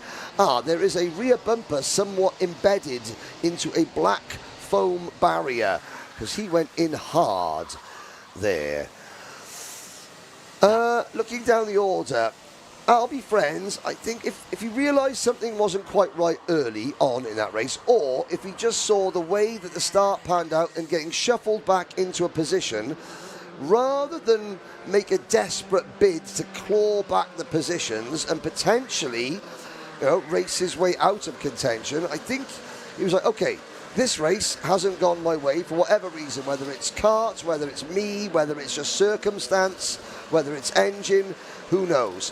But rather than fight it, let's just accept it, because this isn't the Grand Prix. And even with accepting, a less than stellar result, And I'm looking to see where, I mean, still 8th. Yeah, he's still on the front row for the And Grand he's still Prix. on the front row of the grid. And now maybe a quick discussion with Fletcher Jameson.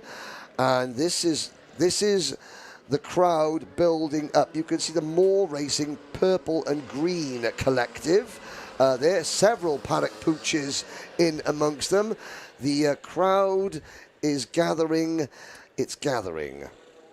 He could still be on pole, because if Finley Lyons doesn't have a good result in the next race, we don't know. Could still be a friend with that 16 points. That's good enough for pole position. It'll be an 8-point advantage for Finley Lyons going into the next Super Heat. So if he gets the top 3, that'll be done. That'll be a pole position at Kartmasters in 2026. But a top 3 finish in a 31-strong junior Rotax grid is easier said than done. Roger Young joins us from Taiwan saying, is very true, Roger. Well spotted. Albie Friend was sat behind Ryan Rapini at the restart. And what happened to Rapini? He oiled up. Therefore, what happened to Friend? He got delayed. I'm looking at, out of the commentary box window, I'm looking at Finley Smith slowly walking towards the ambulance with one of our race directors. Here is your provisional result from race 48, the first junior Rotax Superheat. Luca Holmes-Ballack, Alex Bell, Fletcher Jameson, Zach Turner, Alex Lynn, star of the show, racing his way into the Grand Prix, and Ryan White has a great run. The Scotsman for Hunter Motorsports have finished 6th. Blake Southern, Albie Friend, Conor Large and Charles Kitely all in the top 10. Oh, it'll be a bit of a squeaky time for Charles Kitely. He might still have made the Grand Prix with that, up 14. Kartik Kometa will be in. Louis Radcliffe as well. That's your top 12. Nathaniel Gray, Aidan Clark, Logan Howes and Logan Hartshorn takes to 16th. Ronnie Smart and Tobias Johns, I think they'll be going home with those results, but good efforts nonetheless. Logan Hartshorn started 17th, came into today sitting, where would that have been, 34th in points, 33rd in points, finishes 16th, has just been given a 5-second penalty. Hugo McCluskey, he was already out of contention, he has also been given a 5-second penalty. Ceol Lynch is down in pit lane to speak to a couple of drivers who hopefully haven't. Thank you, boys. Luca Holmes-Ballack, great job in that Super Heat. That was an intense restart. It was very slow. What did you think? Yeah, it was pretty good when the slow ball came out, and then it got all a bit bunched up. Now, it's all going to matter in the GP race later on. What's going to go through your head now until then? What's most important for then? Just keep it calm at the start, because it's going to be carnage, and keep my head and hopefully bring it home. Best of luck. We'll see you later on. Cheers. Thank you very much. Now, that is not it from the junior Rotaxes, because we have not seen Finley Lyons, who completely turned his weekend around yesterday, and Charlie Wolfett, who is dominating this category over in Britain. Also, Cian Bernard to look out for. Cian Bernard knows how it feels to win a GP plate and just lose out on one. Let's see how it plays out for them.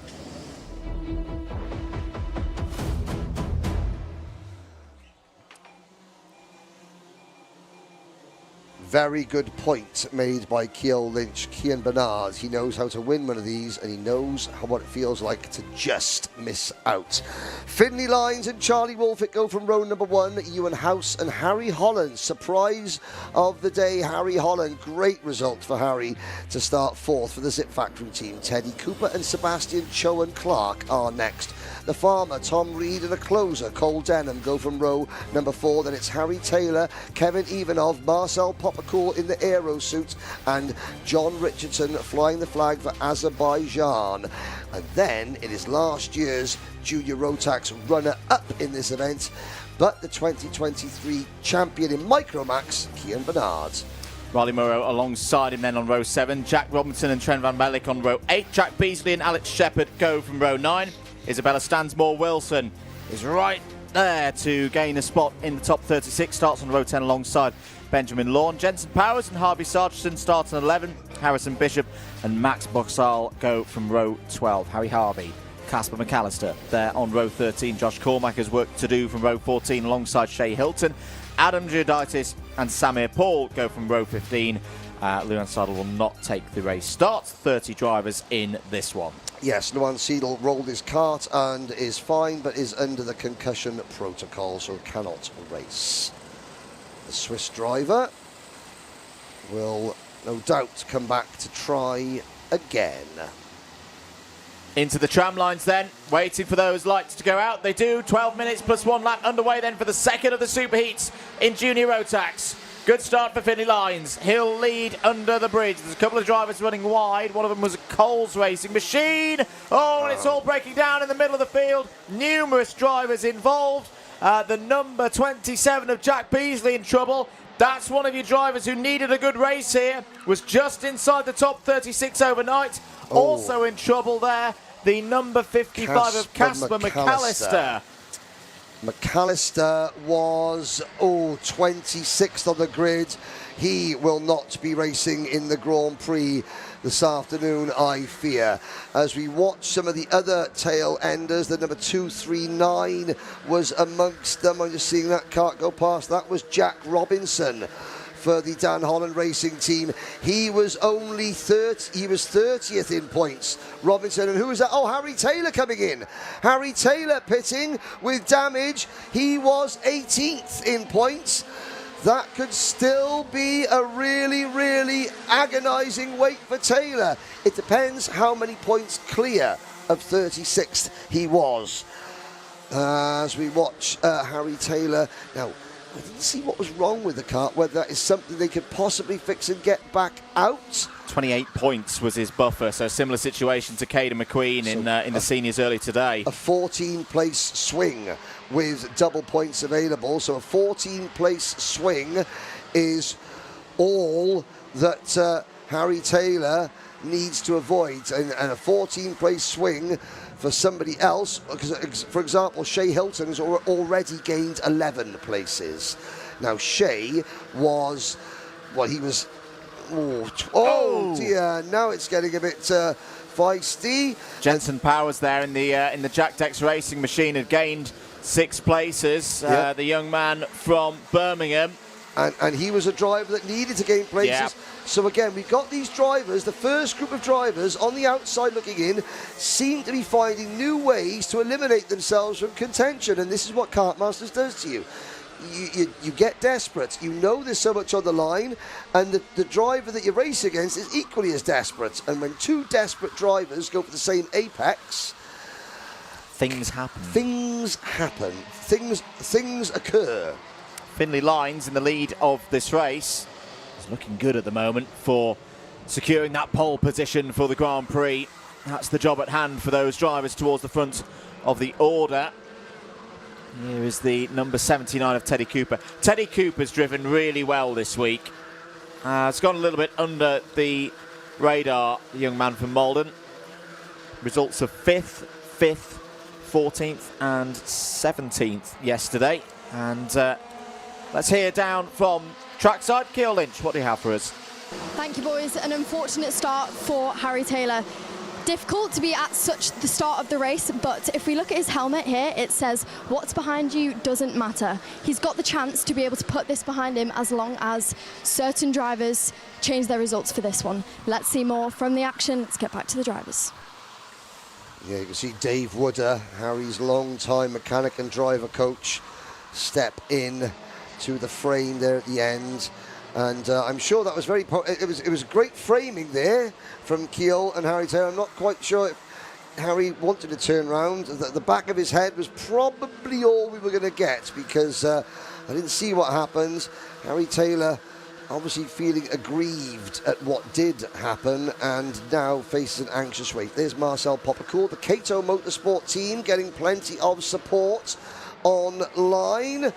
And in this race, Kevin Ivanov is up into 11th place for Cato Motorsport, and Marcel Popocool running in 7th. We have had a change, Andrew Mather. Yep, Charlie Wolfett through past Finley Lines. Finley Lines didn't fight it too hard. This is a replay of the start. Oh, and Harry Taylor was in the middle of that, getting bopped around like a pinball. So, that move for Wolfett. takes 4 points off of his score, and that could move him well up the order. Could be on the second row. For Lyons, he's fine. He's at the moment looking at 12 points, 4 points ahead of Albie Friend, so it's still pole position time for Finney Lyons. Harry Holland gets wide there out of the Fullerton Essers. And this is another driver, Harry Holland, we mentioned yesterday, never finished higher than 47th, has never made a Grand Prix. He's always gone out at this stage as Harry Holland. He has got a fantastic opportunity coming into this one in the top 10 in points. Harry, don't beat yourself at this point. You're going to make the main event. How far you start up the grid in the main event, well, that does depend on either what happens in this race, or rather for Harry, what doesn't happen. If he stays on track, yeah, he might lose a couple of positions, but he will be there at the sharp end. If he tries to sort of replicate a couple of the fortuitous things that's happened and really attack for, you know, a 4th or a 5th place in this race, he could end up starting 25th for the main event. Coming into the second half of the race on time right now, Charlie Wolfett leads this one. I think Finney Lyons will be just quite happy at the moment to sit there, push that number 6 DHR machine along, and try and get that gap ahead of Ewan House to go above a second. At the moment, it's about half a second. Also being helped at the moment, that gap, by Cian Bernard, who's just set the fastest lap of the Superheat so far. There he is in the blue, orange and white Sam Pollitt Racing machine with the white race lid. That was a 58.74 last time around from Bernard, and Bernard's going to go for the move. Nice positive step forward there from last year's runner-up in this category. He'll be now trying to charge in. There's a move from Teddy Cooper on Clark. And Riley Morrow coming up the order as well. This is a good race from Riley Morrow. He was inside the top 36 overnight, but a move like this, up 7 spots now, 9 spots for Riley Morrow, as the screen updates in front of us. This will give Riley a lot of confidence. He's a very confident young man. Yes. He loves the round the outside. We've not seen too much of that so far this year. We started seeing flashes of it at Le Mans a couple of weeks ago. So I speak to Lee Taylor, Riley's a mechanic, and he says Riley's so quick, but he's still learning juniors, so he still, and in Lee's own words, he still likes a crash, which he doesn't like a crash, he just finds crashes because he's understanding the different dimensions, different grip levels, different power of the karts. And you know, when drivers do move up, and like I said, the move from mini to junior is now the biggest jump in karting, because you move from a 950mm chassis to a full-size chassis. It's wider, it's got more grip, it's faster, it's more physical. And yet sometimes kids' bodies, especially if you look at Riley Morrow, he's still very small. Look at that, crouched down, compared to, say, the driver behind him, Teddy Cooper. There's like a foot difference between them almost. So Morrow started to come good at Le Mans, really had a chance at one point to win the whole thing. It didn't happen for him at the end, but I think we're starting to see the Riley Morrow emerge that garnered him the nickname, the human highlight reel, this time last year. And we often say 6 months, don't we? It takes 6 months from the start of a new season to get up to speed. It's why often you now start to see drivers. I remember George House did this last year. That's a move down the inside. It didn't quite pull off there for Sebastian Clark. But you often see George House, as an example, last year won his titles in X30 Mini and then stepped up to the juniors just for the last month or so of that season, that 2025 season. And that was all to try and get through that initial growing pain of getting into juniors so that he'd be on pace a little bit earlier in the season. Now, that opportunity didn't quite open itself up for Riley Morrow because he had lots of things to compete for at the back end of 2025. But I think you're absolutely right, Henry. Now he's got through that 6-month period of getting up to speed and used to the category. He's starting to flourish. Enzo van Dickenberg, one of the drivers from the Netherlands that came over a couple of times for Kartmasters with his dad and his mum as a privateer driver. Enzo saying no Sodi karts attending. There is one. Alfie Garrett, factory Sodi kart driver. in Minimax. Enzo van Dickenberg, he's not coming to Kartmasters this year, maybe next year. He is trying to get himself into the Dutch Parachute Regiment. Good luck, Enzo. It was a great experience having you and your family here for a couple of times at Kartmasters. Really added to it. That's a privateer driver, literally getting a kart, a van, driving from the Netherlands to Kartmasters. Not part of a team like all the other Dutch drivers are here this year, just literally on his Jack Jones. Commentary curse time.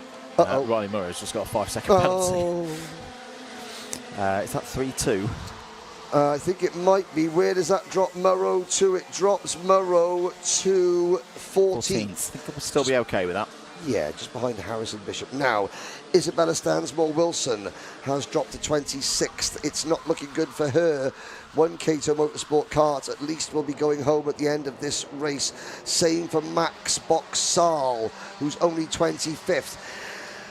We've had a couple of drivers that were way, way out of contention having good runs. That would be Josh Cormack from 27th to 19th. Shea Hilton from 28th to 21st. Samir Paul from 30th to 22nd. And Adam Jodaitis from 29th to 23rd. That's good for them. It's not going to be good enough for them, however, which means there's a couple of drivers now breathing a little bit easier. We're not seeing quite as many comers and goers at the points as we may have thought we were going to, bearing in mind it is Kartmasters. I think this is a big part of where the tyre rules come into play, because they only have the one set of tyres from the first bit of qualifying on Friday all the way through to this point. Sometimes in other competitions where you have, say, the 1.5 tyres or 2 sets of tyres, you'll see those drivers in the second half of the field as out of the races. Harry Harvey in the 125. And they'll deploy the second set of tyres at their disposal at this point to charge through. That's not within the regulations for Kartmasters this year. They do get a second set of tyres, but it's only for those in the final, and they can only use those tyres in the Grand Prix final. Exactly. So what we're seeing is more a case of, you know, there's parity on the tyre across the field. So the drivers who are on pace were 50th in points are still running 50th in points pace, so to speak, in this race. Under the bridge we go. Wolfit with Lines literally camping on his rear bumper. Bernard watches in third, a gap to Ewan House in fourth. Then Moreau, pre-penalty, is fifth, and here comes the snarling pack who's involved in that, the 185 of Benjamin Lawn. Now that is from about 16th, 17th position. Tren van Melk is there. Here we go. Finley Lines round the outside. Slim Shady hairpin number 2. He tried it in hairpin number 1 in his X30 race. He gets it done at hairpin number 2 in his Junior Rotax race. Yeah, Charlie Wolfit seems to have lost his pace in this last lap and a half or so, because Lines has disappeared down the road. Can Cian Bernard get through? Oh, as Ewan House has a little look there.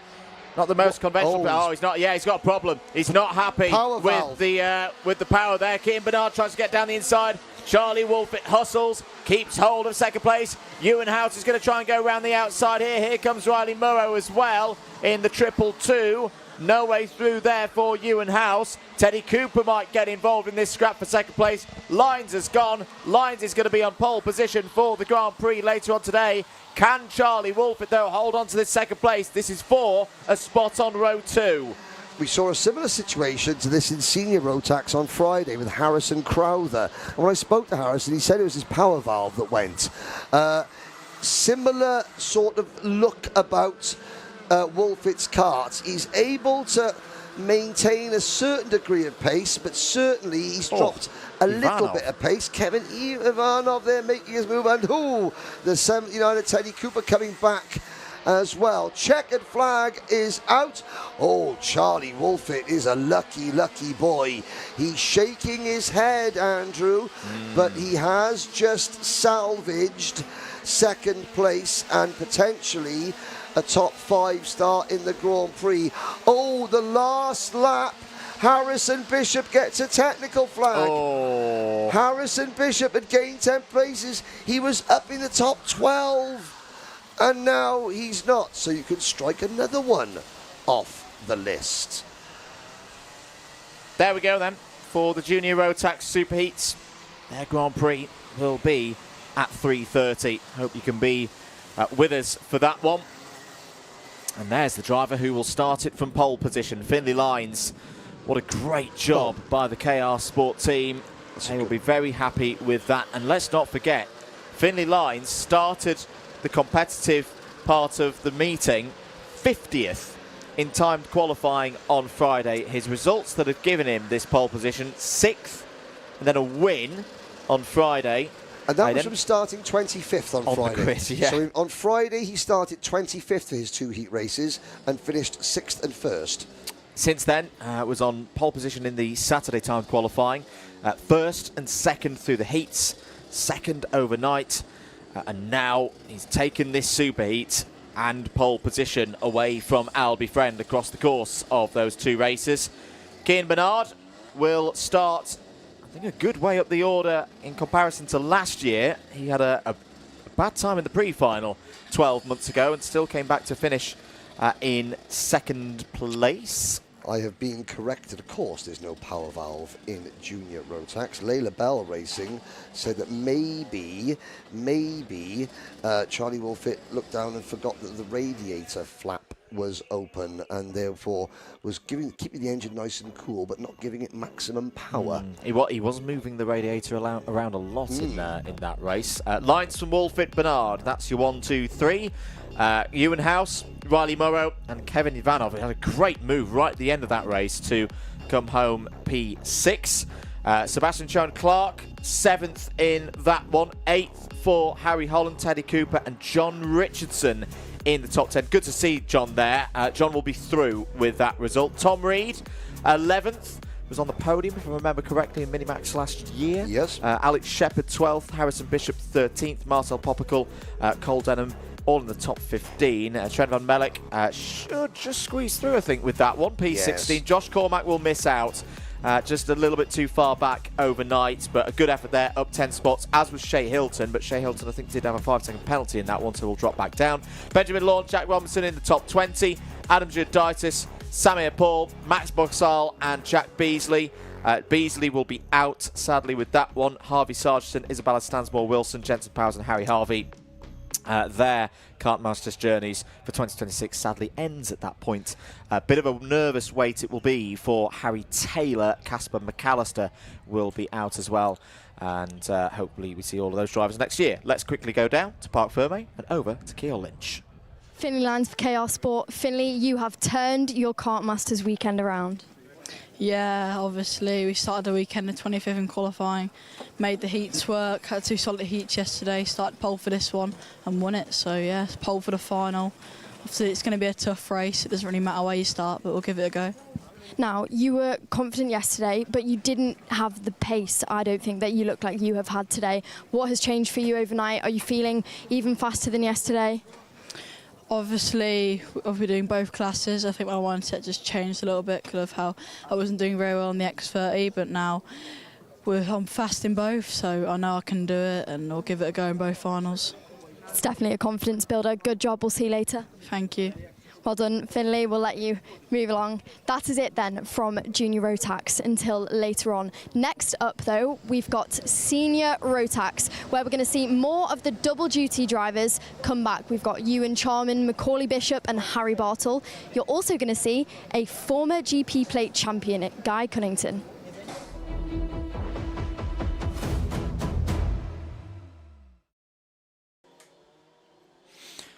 All right, let's get into it then. The first of 2 superheats for Senior Rotax. Harry Bartle starts on pole position. Jared Fox-Whiteley alongside on the front row. Freddie Lloyd and Joshua Graham, they go from row 2. Matteo Palazzo and Brandon Truman go from row number 3. Harrison Crowther and Miles Barthorpe on row 4. Benjamin Baker and Guy Cunnington on 5. Mikey Walker and Lloyd Hare, they go from row 6. Miles Roby, James Tester, they're on row 7. Charlie King, Benjamin Lee, they're on row 8. Ollie Goodyear and Lucas Howell, the last of those inside the top 36, they're on row 9. Arthur Brownless and Jack Thompson are right on the bubble at the moment on row 10. Bailey Heath and Joey Brown go from 11. Joe Yao and Taylor England will go from row number 12.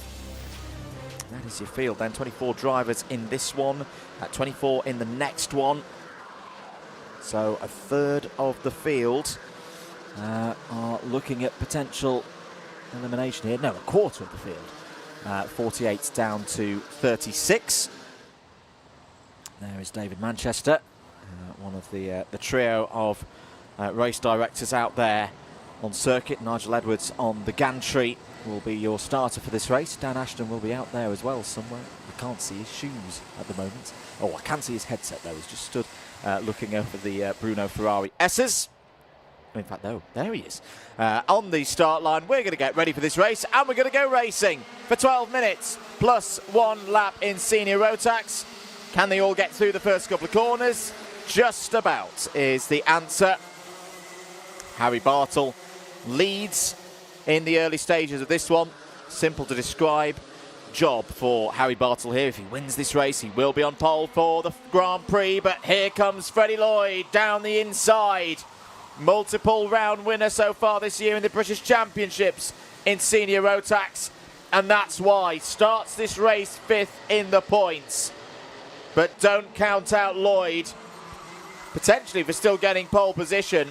If Bartle doesn't perform, Turnbull in the next one as well. If he has troubles, a win here for Lloyd could get him back up the order. Coming round to complete the first lap then, Freddie Lloyd will lead in that Team Evolution 271. Bartle second at the moment. That would still be good enough for pole position, but most of his buffer over Josh Turnbull has already gone. It's a 1-point lead for Turnbull in the points. Jared Fox-Whiteley still there in third. Fourth for Matteo Palazzo. Harrison Crowther completed the top 5. Who's had a decent start? Lloyd Hare up 3 spots. That's pretty useful for the driver of the 341. Inside the top 36 at the moment, but could do with some more points. Change between the Jacks Motorsport duo. Jared Fox-Whiteley down the inside of Harry Bartle. Just as we're watching the two Jacks Motorsports karts now try to maybe work together to close down on Freddie Lloyd, as I went and had a little look around the back paddock to have a little conflab with Claire Mills from Trent Valley Kart Club about the driver's photo, the paddock is filling up nicely. My advice, if you want to get your lunch in, and the lunch break is coming up at the end of not this race but the next superheat, I would get in the queue early. Put the Alpha Live coverage on the live tab. You can still watch it on the big screen in the paddock, but it is getting very, very busy here at PFI. You can see the banking filling up nicely. The paddock is chock-a-block at the moment. And to remind you all that we'll be having a photograph of all past and present Kartmasters champions who are here on the podium at the start of the lunch break, which is at 12:10. Our coverage will begin back at the end of the superheats. We will take a very short break, show you some highlights, and at 12:30 I'll be down on the grid doing a grid walk like no other. Now, Freddie Lloyd, Jared Fox-Whiteley, Harry Bartle may not be part of that grid walk because they are not Kartmaster champions. Harry Bartle came very close. In fact, Harry Bartle had a GP plate taken off him. I think there was a penalty for overt defending a couple of years ago. As Guy Cunnington. Now, Guy Cunnington talking about the difference in the rubber and how that affects the performance of the karts. Really enlightening interview. And he was able to admit that he had an incident with Jared Fox-Whiteley, who now takes the lead from Freddie Lloyd. And it was down to Guy Cunnington, in his own words, just a bit rusty. He said, I was a bit rusty and I did something that I wouldn't normally do if I'm racing every week, and it just cost me the bead of my tyre, which pinged off and took with it all the air out of said tyre. Did indeed. There's Joshua Graham in the number 8 KR Sport Machine with the bright pink race lid. Good weekend so far for Joshua Graham. Started very nicely on Friday. He's looking to get a bit of momentum going in this superheat. 8 minutes to go. Lloyd leads from Bartle, Fox-Whiteley, Cunnington and Graham. In the moment of the points, Bartle still holding the key to pole position for the Grand Prix later on, but only by a solitary point ahead of Joshua Turnbull, who will be your pole sitter in the next race. Ryan Gandor third, also in the next one. Freddie Lloyd is up to 4th in the standings as things are at this precise moment. There he is in Kart 271, Marvellous Marv, I'm pretty sure he's on the tools again this weekend. Absolutely. Oh, now what was all that about? Oh, Harrison Crowther looked like he turned round to gesticulate or try to communicate with the driver behind, and as he did so, he got hooked round. Now, that another strange incident. It looked like they weren't planning on having an accident.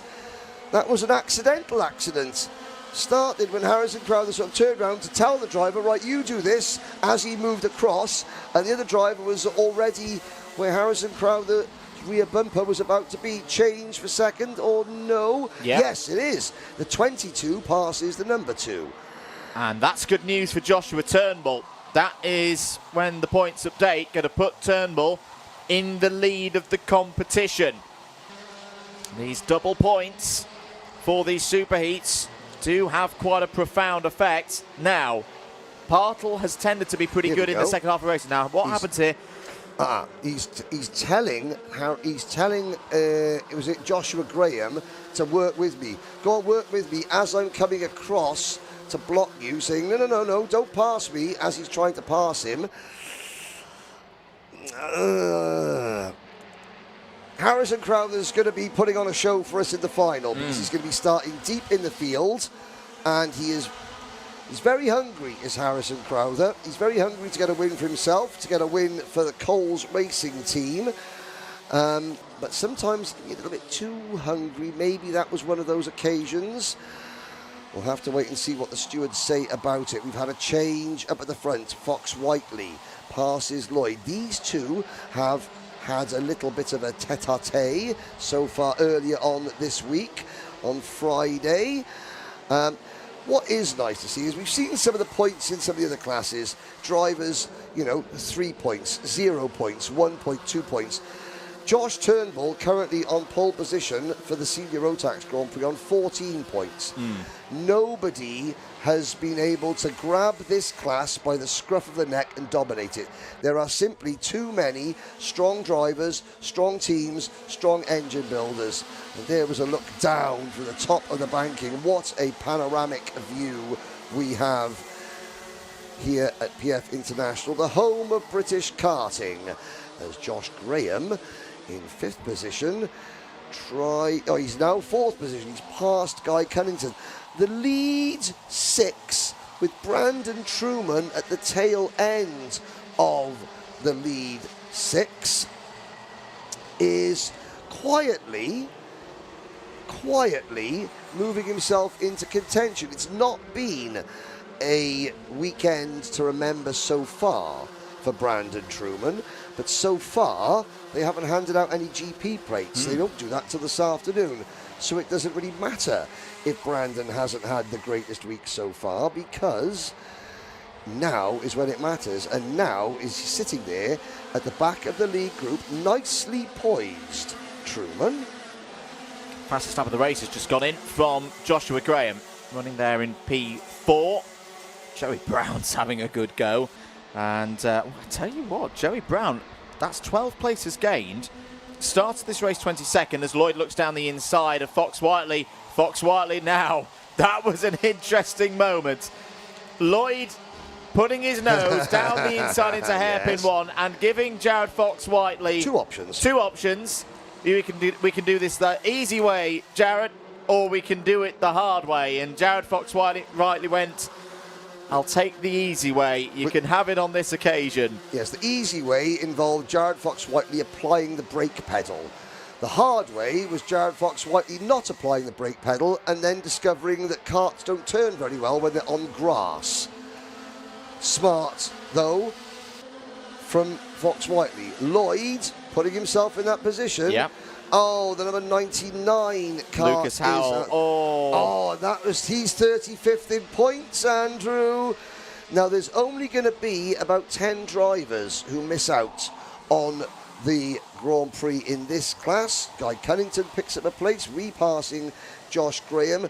Lucas Howell is on course to maybe be one of those 10 drivers. There is a look at the paddock.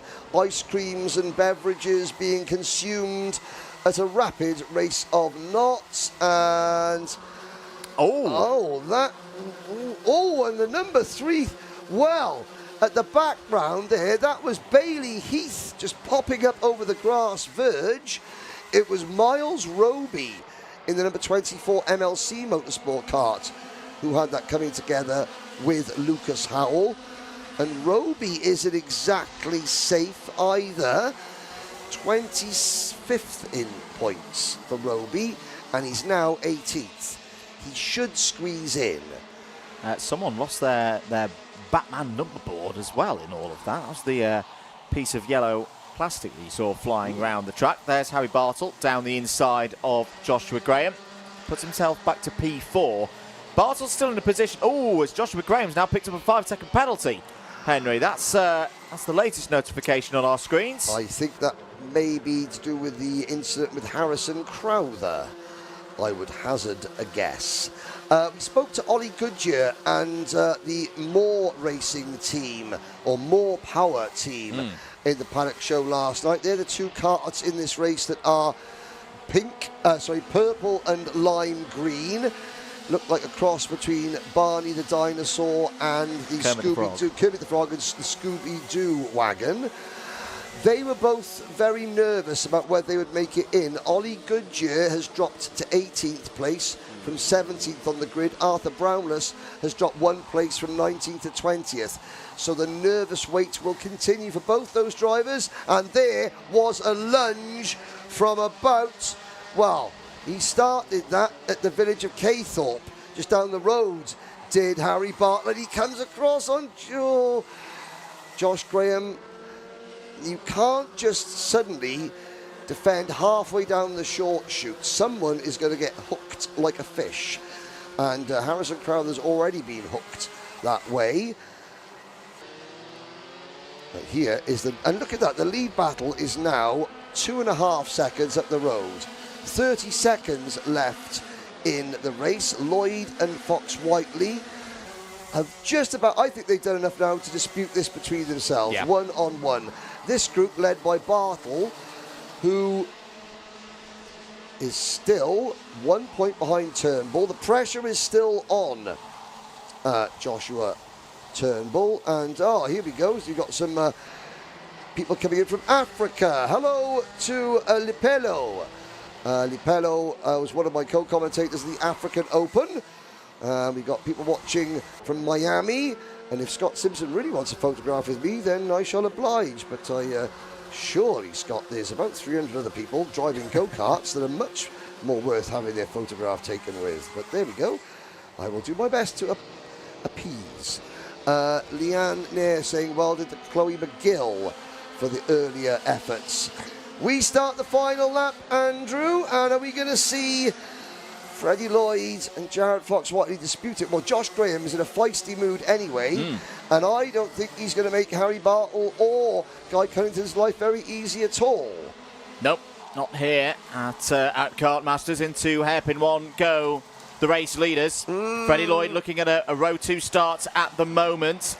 If he can hold on to this race lead in this first of 2 superheats. Graham defending through hairpin number 2. Fox Whiteley trying to get Freddie Lloyd off the main racing line. Down towards Bobby Game Corner. Can Lloyd control the crossover? Yes, he can. Good racing between these two. But it's going to be Freddie Lloyd who wins this superheat. Out of the final corner. On the loud pedal to the line. Jared Fox Whiteley runs him close though. Joshua Graham's going to come home third. Where has Bartle gone? Oh, he's dropped to 6th. However, Palazzo has a penalty. Graham has a penalty. So Bartle will jump back up to 4th. And Mikey Walker will inherit a couple of positions there as well. You know, we kept saying about these very late race technical flags costing drivers. It's happened again. Miles Roby, technical flag. He was already, well, Miles said earlier, 25th in points, and that will be a 23rd place finish for Miles after getting involved with Lucas Howell, who eventually finishes 20th. mental maths. Yes. Bartle currently shown as 21 on the scoreboard. However, that is with him 6th on the road. When you take Palazzo out, you take Graham out, that will give 4 points. So that will give Bartle 4 back, and he'll be within 4 points of Turnbull. So I reckon Joshua Turnbull has to win Superheat B to take pole. If he finishes 2nd, he'll get 4 points. He'll move from 14 to 18. And Bartle would be on 17. Correct. If he will move up 2 places at the expense of Palazzo and Graham. Must win for Josh Turnbull. And a Josh Turnbull pole position for the Senior Rotax Grand Prix. Not on my bingo cards and not on many others, with no disrespect meant to Josh Turnbull. He was a contender, an outside contender, but a contender nonetheless. He has proved us all wrong. I've been waiting for a big drive, for someone who has saved their weekend with a lot of sends. Joey Brown, up 12 spots, and he's also within range of picking up a few more spots with Graham and Palazzo's penalties. He started this one 43rd in the points. With that gain of 12 spots, he could be in. Lloyd, Fox Whiteley, Graham. That's your 1, 2, 3 in that first of the 2 Super Heats for Senior Rotax. Guy Cunnington has still got it indeed. P4 ahead of his teammate Matteo Palazzo, and Harry Bartle 6th on the road. Mikey Walker will be in the Grand Prix. P7 in that one. Lloyd Hare likewise. P8. Brandon Truman, Joey Brown, James Tester and Miles Barthorpe take us to the end of page 2. Benjamin Baker 13th. I think Jack Thompson might be through as well, with a gain of 6 there to 14th. Harrison Crowther fought back to the top 15. Ollie Goodyear and Arthur Brownless and Taylor England. I don't think England will be through. Needed a few more positions. It'll be a nervous wait for Goodyear and Brownless. Bailey Heath, Lucas Howell, Benjamin Lee, Charlie King, and Miles Roby. That'll be the end of Kartmasters 2026 for those drivers. Unfortunately, one did not start in that race, was Joe Yao. I have a feeling that Ollie Goodyear and Arthur Brownless might have just squeezed in. They might be starting from the back, but I think they will be starting the Grand Prix. Ceol Lynch, who have you got with us there? And that is Alex Lloyd back in the paddock. That is Freddie Lloyd's older brother, former IARMY Euro Series champion, European IARMY champion, having his photo taken. Good to see Alex Lloyd back in the paddock and enjoying the Kartmasters with his mum Bex there and some other family members. Sorry about that little brief aside.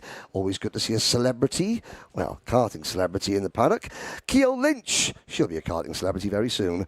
She is down in pit lane.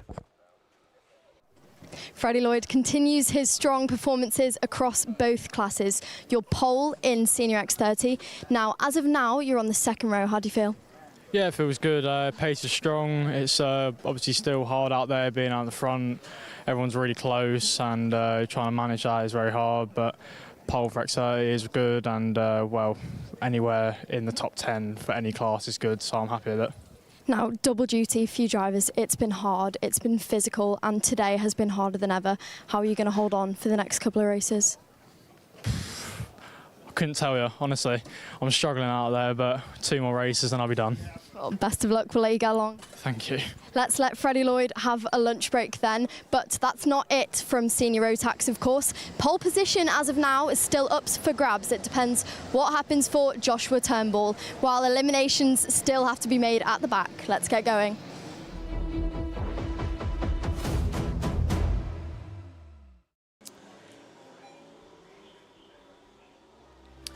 Into the last superheat then. This is Senior Rotax. Joshua Turnbull has a chance to start on pole position for the Grand Prix if he can win this race. Ryan Gandor will start alongside on the front row. Joshua Graham and Macaulay Bishop go from row number 2. It's Ewan Charman and Adam Wooden on row 3. Row 4 is Finley Jones, one of the surprises of Kartmasters so far. Eva Morris on row 4 as well. She is an up and down weekend, but she has got pace. Charles Green and Drew Preisner round out the top 10, followed by Bran van der Veken and Liam Hartley. Then it is Louis Westover and Ryan Carews all the way from Dubai. Oliver Liversedge and James Louth, the veteran. He was outside the top 36 at the start of yesterday. He's just inside the top 36 at the start of today. Lloyd Palmer and Arav Dewan are next. Here are the drivers that have got some work to do. Eli Baden, Matthew So, Austin Johnson, Declan Love, Yusuf Al-Ali from Bahrain and Alfie Littler. 6 drivers in this race start below the cut line. 5 drivers were below the cut line, so 11 drivers in total will miss out in senior Rotax. This is the last superheat. Kartmasters past photo opportunity at 10 minutes past 12. At the end of this race, and we've got another little bit of time to remind the paddock about that now. So at 10 past 12, we need all past Kartmasters winners who are here in the paddock to go to the podium. There will be a photo opportunity, then you will be invited out onto the grid. At 12:30, our afternoon coverage begins with a grid walk and then the 7 Grand Prix. And there is the Rotax US Nationals going on in Newcastle. There are several drivers looking at the entry list out there. There's a bunch of British drivers trying to get a ticket for the Rotax Grand Finals. I haven't been watching because it's Kartmasters all the way. My addled brain cannot focus on more than one major event at a time. And, well, Kartmasters is... The driving at Kartmasters is better than the driving in the USA, official, according to one of our, Josh Schreiber. Very quickly, yes. Spoiler alert, so close your ears if you don't want anything from Kristianstad. Albi Lapper will start 3rd in the final. Still holds, by my quick calculations, a 27-point lead in the Academy Senior Championship. So still looking good. He's got one of his title rivals, Alex Genelet, ahead of him in that race. But it's looking good. If Lapper can have a strong finish, as he did in this race last year, he could be a champion out in Kristianstad. Who's going to win this 12-minute plus 1 lap race? We're not going to know immediately. It's a second go-around for the drivers. And Andrew Taylor saying, yes, you know, Josh Turnbull, he has been at the front this year, and I wasn't making it with any disrespect. It's just that, you look... Josh has compiled, he's very, very quick, he's led races, he's won races at British Championship level, and this is his breakout weekend. This is such an important event. Like we said, Alfie Garrett got a factory drive with Sodi Kart on the back of winning Kartmasters last year. One race can make a massive difference to a driver's career trajectory. Is Josh Turnbull about to be the newest recipient of said career trajectory boost? He's doing everything he needs to do on the track. That is for sure. Another very quick update of how Albi Lapper's getting on at Kristianstad. I reckon if he finishes in the top 6 in his final at 2 o'clock, he will be FIA Academy Trophy Senior Champion. So, from us all here at Kristianstad. And Albi Lapper got that drive in the FIA Academy because he won the GP plate in Junior Rotax last year. Yes, ladies and gentlemen. So for the third, or is it fourth time of asking? Third time of asking. It's the last time of asking before things get serious with the officials. But luckily we're underway. Turnbull leads the field through the Bruno Ferrari S's and out onto the banking. And at the back of the field, those drivers who are desperate for a good result, they keep their cool and they all make it round the first few corners cleanly. They're still in the fight, and there's the first move for the racing. That was a lunge from Ryan Gandor. Turnbull swats him off like a fly. Good start then for the senior Rotax drivers. They're all in the mix. Turnbull shuts the door there on Gandor. No way through. Ewan Charman up to third place. In the early stages of this one, Macaulay Bishop runs a little bit wide out of the Fullerton S's into and through the Mike Wilson complex. A good start then for Coles Racing and Joshua Turnbull. Just to note, if you're looking at the live scores, they are showing Bartlers on 21 points. That's because within the system, it's just a bit of a turnaround for the penalties from the previous race. What is happening there in the scrap for second place? Well, Bishop has got through. That was a bit of a strange run around the bowl, but the former British champion is up to P2. Transponder not working on Josh Smith. That is a lot of loading going on. That's more loading than in an Amazon dispatch centre. And they all somehow... as I say that... well, there's 5 wide into the Fullerton S's. Talk amongst yourselves, just Kartmasters, ladies and gentlemen. And there's Finley Jones, start of the show. That Liam Atkin racing car. Can't tell you how impressed I am with the whole setup. A new team, 1 driver on their own, biggest single event of the year, and he has been punching well above his weight. No disrespect meant, but he is having an absolute worldie of a weekend. New leader, Macaulay Bishop. Yeah, good move there from Macaulay Bishop. Puts Turnbull down to P2. But there's still a long way in this race to go. Ewan Charman there for Hunter Motorsports. Made that move a couple of years ago, mid-season. And is effectively their lead driver here this weekend. Well, we'll take the effectively out. He is the lead driver here this weekend. We were hoping to see Kai Hunter in action, but he is here in the paddock, but withdrew from the event beforehand, as focusing on running the team with his brother. And yes, I did make some sort of remark that it may have been he's been running to Greg's a bit often as Kai Hunter, but no, he is in the engine dyno room all the time.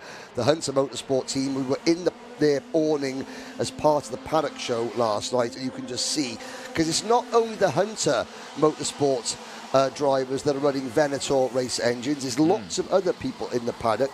So yeah, Kai and Reese, both absolutely flat out to establish that team. They've got Gustav Usakovs and his dad helping out as well, which is good to see. I've got a new nickname for Kai. Oh, that was a bit of a slide for Finley Jones. How about the Waft Wizard of Warden Law? Ooh, the Waft Wizard of Warden Law. That's, you've been watching snooker, and you got the Wizard of Wishaw. That's John Higgins, but the Waft Wizard of Warden Law. Ooh, we'll get Jonathan Ross saying that. The Waft Wizard of Warden Law. Yes, that sounds good. So 8.25 minutes of this second superheat for senior Rotax to go. There's Bran van der Recken on your screens. We've not talked too much about Bran so far this weekend. He's having a good race here, up 4 spots now to P7. We haven't talked much about many of the Dutch drivers that have come over. Tren van Melk, Bran van der Weken, I think is Belgian, and Hubertus Stihuda. All very, very good, talented drivers. They run up and near the front of European level events, and yet the culture shock that is Kartmasters for the very first time. Mick Klinkers has been doing well, but Mick was here last year. I'm not trying to remember if Tren van Melk or Bran van der Weken did. One of them did last year, I'm pretty sure. But it just goes so you have top drivers from Europe coming over, and they get put well and truly in their place at Kartmasters. There is a driver whose place is possibly back in the pit lane, Ryan Carews. And there's Yusuf Al Ali, the red race suit from the driver from the Kingdom of Bahrain. Is he going to make the main event? Are we going to get a Bahrainian driver? He's running for the DK Academy. Not quite sure. Yusuf Al Ali needs a bit of work to do, but it's great to see that he's much quicker at this point of the weekend than he was at the start. I've got an answer for you, Henry. Tren van Melk was here last year, P21 in Minimax. Ah, okay, so this is first time in juniors now. Oh, Ryan Carews. Okay, Ryan. started this race 28th in points. If he misses out, he's the first retirement as well. Oh, that'll be cruel for Ryan Carews. He had done enough just to get in, but I'm not sure. I saw him travelling very slowly. Was that because he was emerging from an accident, or was that because something had already broken mechanically on the kart? 6 minutes to go then in this race. Bishop leads from Charman, Turnbull, and then Smith. Don't worry, Joshua Smith fans. There's just a little moment there with the data. He is still running in P4. Here you're seeing, or you were seeing, Austin Johnson, in the 332. That is Joshua Smith trying to take on Joshua Turnbull. But gives him room. Yeah. Josh Smith gave him room. The move didn't happen. He pinched the kart to the inside, gave Turnbull Racing room. Over those curbs, got to take plenty of them today through the Fullerton S's. Good gap to the next group, Ryan Gandor and Adam Wooden. Need to keep reminding myself, because Adam, I'm pretty sure, did Adam used to race for KR Sport? Is that what's confusing me here? Adam Wooden? Yeah. And many moons ago, Joe Bleakley was his mechanic. He went to the 2021 Rotax Grand Finals as a Minimax driver, did Adam Wooden. Has sort of taken a couple of little steps in and out of the sport since. Not a driver that races week in, week out. And but again, very promising recovery here for the Thule Motorsport team, who are themselves making their way back up the pecking order in the British karting paddock. After a couple of lean years, they got some very talented drivers of Thule Motorsport. And now they're just starting to slowly piece things together. What made Thule Motorsport a championship winning team before Drew Thule decided to take a couple of years out of the sport. I'm thinking back to the likes of William Petit and people like that back in about 2016, 2017.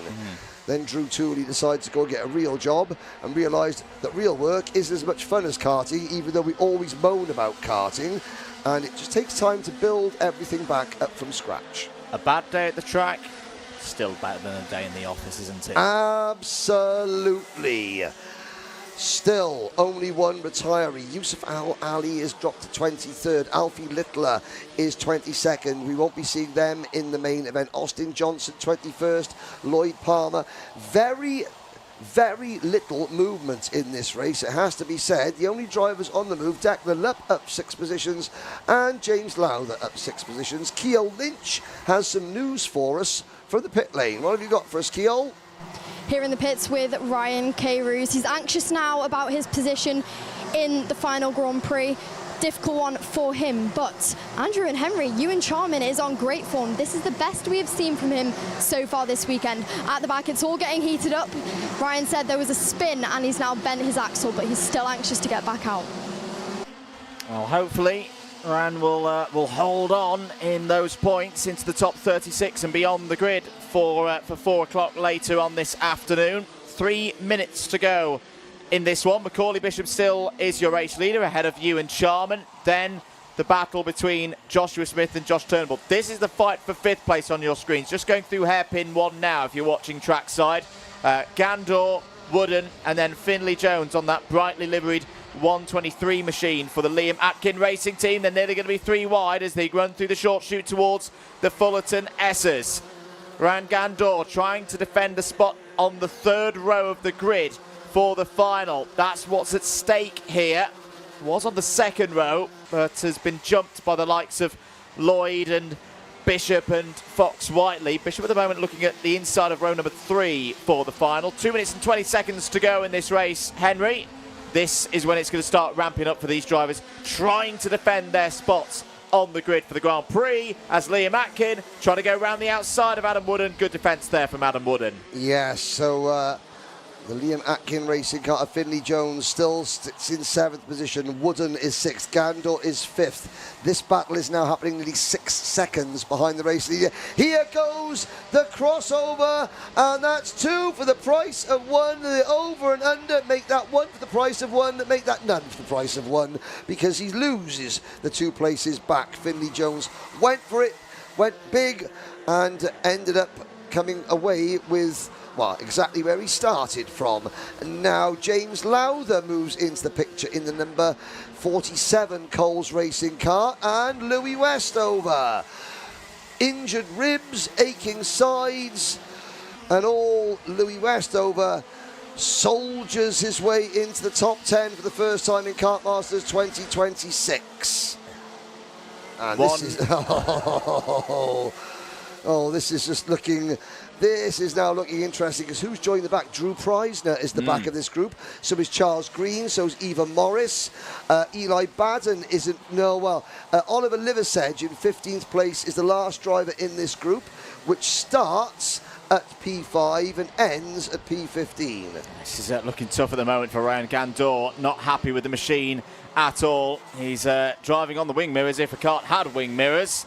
Overlooking his shoulder. Oh, and now he's got a plus 5 second penalty. Oh, this is not good for Ryan Gandor. He'll still make it through to the Grand Prix, but he's going to lose a lot of positions, because look at the traffic jam, the PF traffic jam that is behind the Canadian right now.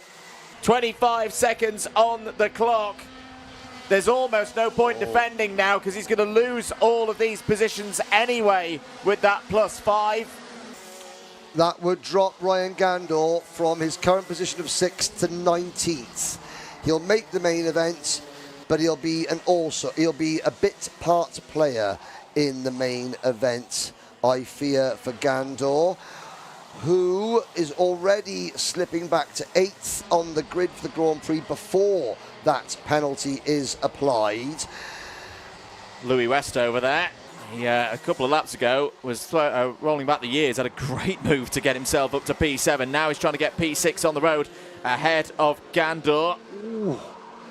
Gandor is obviously either the setup has gone away, the tyre temperatures have gone off, or Ryan has just decided that he is going to defend from here on out, and he feels that is his only option at this point. And here comes Westover, who gives Ryan a different option, and that is the option to not turn in on me as I'm blasting past you. Flat chats going through the Bruno Ferrari S's. And yet the group gets bigger. Eli Baden in the red and white Kato Motorsport kart with a white nose cone is closing in on the back of this group. And there's Josh Smith passing Ewan Charman for second. He's in good form today, is Joshua Smith. We are on the final lap of this one. Macaulay Bishop's going to take this superheat. Smith holding second place ahead of Charman right now. Round the final corner, here is Bishop, takes it, and will start on the inside of row number 3 for the Grand Prix. Smith second, Charman third, Turnbull fourth. That result confirms Harry Bartle will start the 2026 Uptonsteel Kartmasters Motorsport UK British Kart Grand Prix on pole position in senior Rotax. Adam Wooden comes home in the top 5, and good results for all of those drivers. We'll see them at 4 o'clock. So the superheats for Kartmasters 2026 are over. The results not yet confirmed. There are a queue of drivers and their representatives waiting to see the stewards for various incidents. That is Macaulay Bishop just making sure he picks up as much rubber and dead grass that sticks to his tyres. Every single gram counts. Same for Ewan Charman. This is something that you see in touring cars and in Formula 1 and things like that, and now you start seeing it in karting. Why are you seeing it specifically here? Because the teams are pushing the envelopes. There is no point being 100 grams over the weight limit, 200 grams over the weight limit. That might be 1,000th of a second. Kartmasters titles have been decided by mere thousandths on numerous occasions. The teams are pushing the envelope, the drivers are pushing the envelope. However, we have had, and I'll say it, we have had a good morning's racing. And it has been good, hasn't it? It has. No, it's been enjoyable to watch. The drivers heading over the weighbridge. And, well, we'll go into the lunch break. with the festivities before the finals as well. If you need a reminder of when those finals will be, 1 o'clock for Minimax 950, 1:30 for Micromax, 2 o'clock for Mini X30, 2:30 for Junior X30, 3 o'clock for Senior X30, 3:30 for Junior Rotax, and 4 o'clock for Senior Rotax. Let's have a short bit of reflection as well on the 51 races so far here at Kartmasters. That's your grid for Minimax 950 later on today. Yes, the grid already up on our timing screens here, commencing at 1 o'clock. So we will have a look back. Well, what we will do, ladies and gentlemen, we will bring you up to date with who is in and who is out before we do the grid walk, or as the results are ratified. That concludes the morning's racing. We're going to have one final word from Ceol Lynch, who's got Macaulay Bishop with it, and then we'll have all the Kartmasters champions of the past on the podium for the official 30th anniversary photograph. Take it away one more time, Ceol Lynch.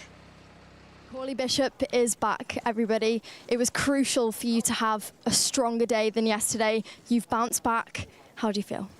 Yeah, I mean, I went out and done exactly what I needed to do. Starting on the outside for the first 2 corners wasn't ideal. Lost 3 places. Just picked them off one by one, got to the front in the lead, and then just got into a nice rhythm and just bridged the gap to the end of the race, and then, yeah, just cruised home. Now, you know how this feels to be in this position, waiting before the Grand Prix. What is most important in this moment? Just keeping calm, don't let the nerves get to you too much. Obviously they ramp up when you get onto the grid and are about to go out, but yeah, just keep as calm as possible and just don't do anything stupid in the early stages of the race, really. Thank you very much. You can take a well-deserved break. Thank you.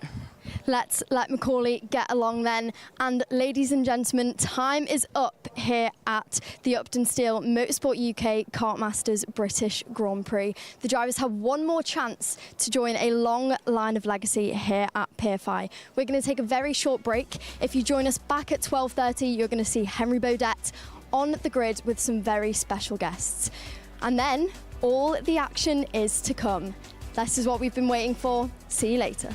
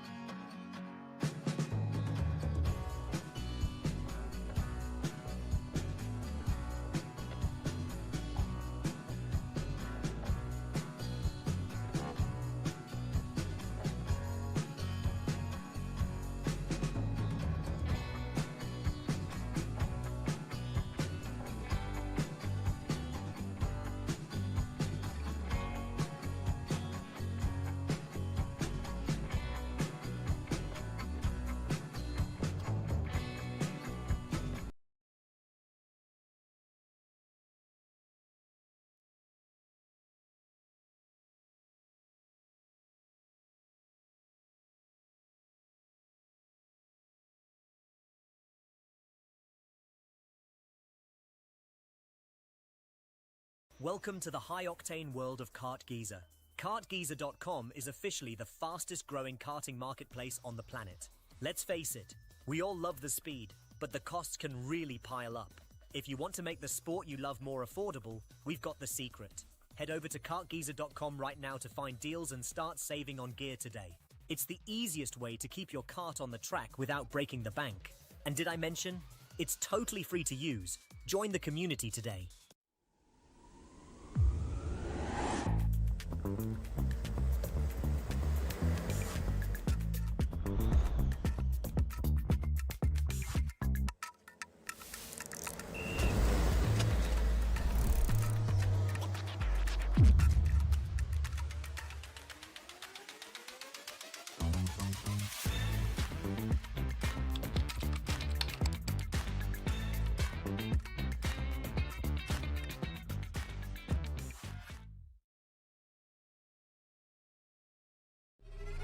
From Friday, July 31st to Sunday, August the 2nd, the stars of British karting come home.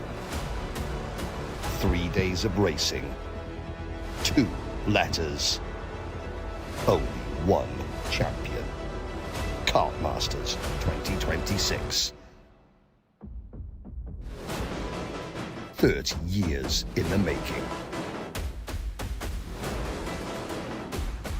Brought to you by Alpha Live.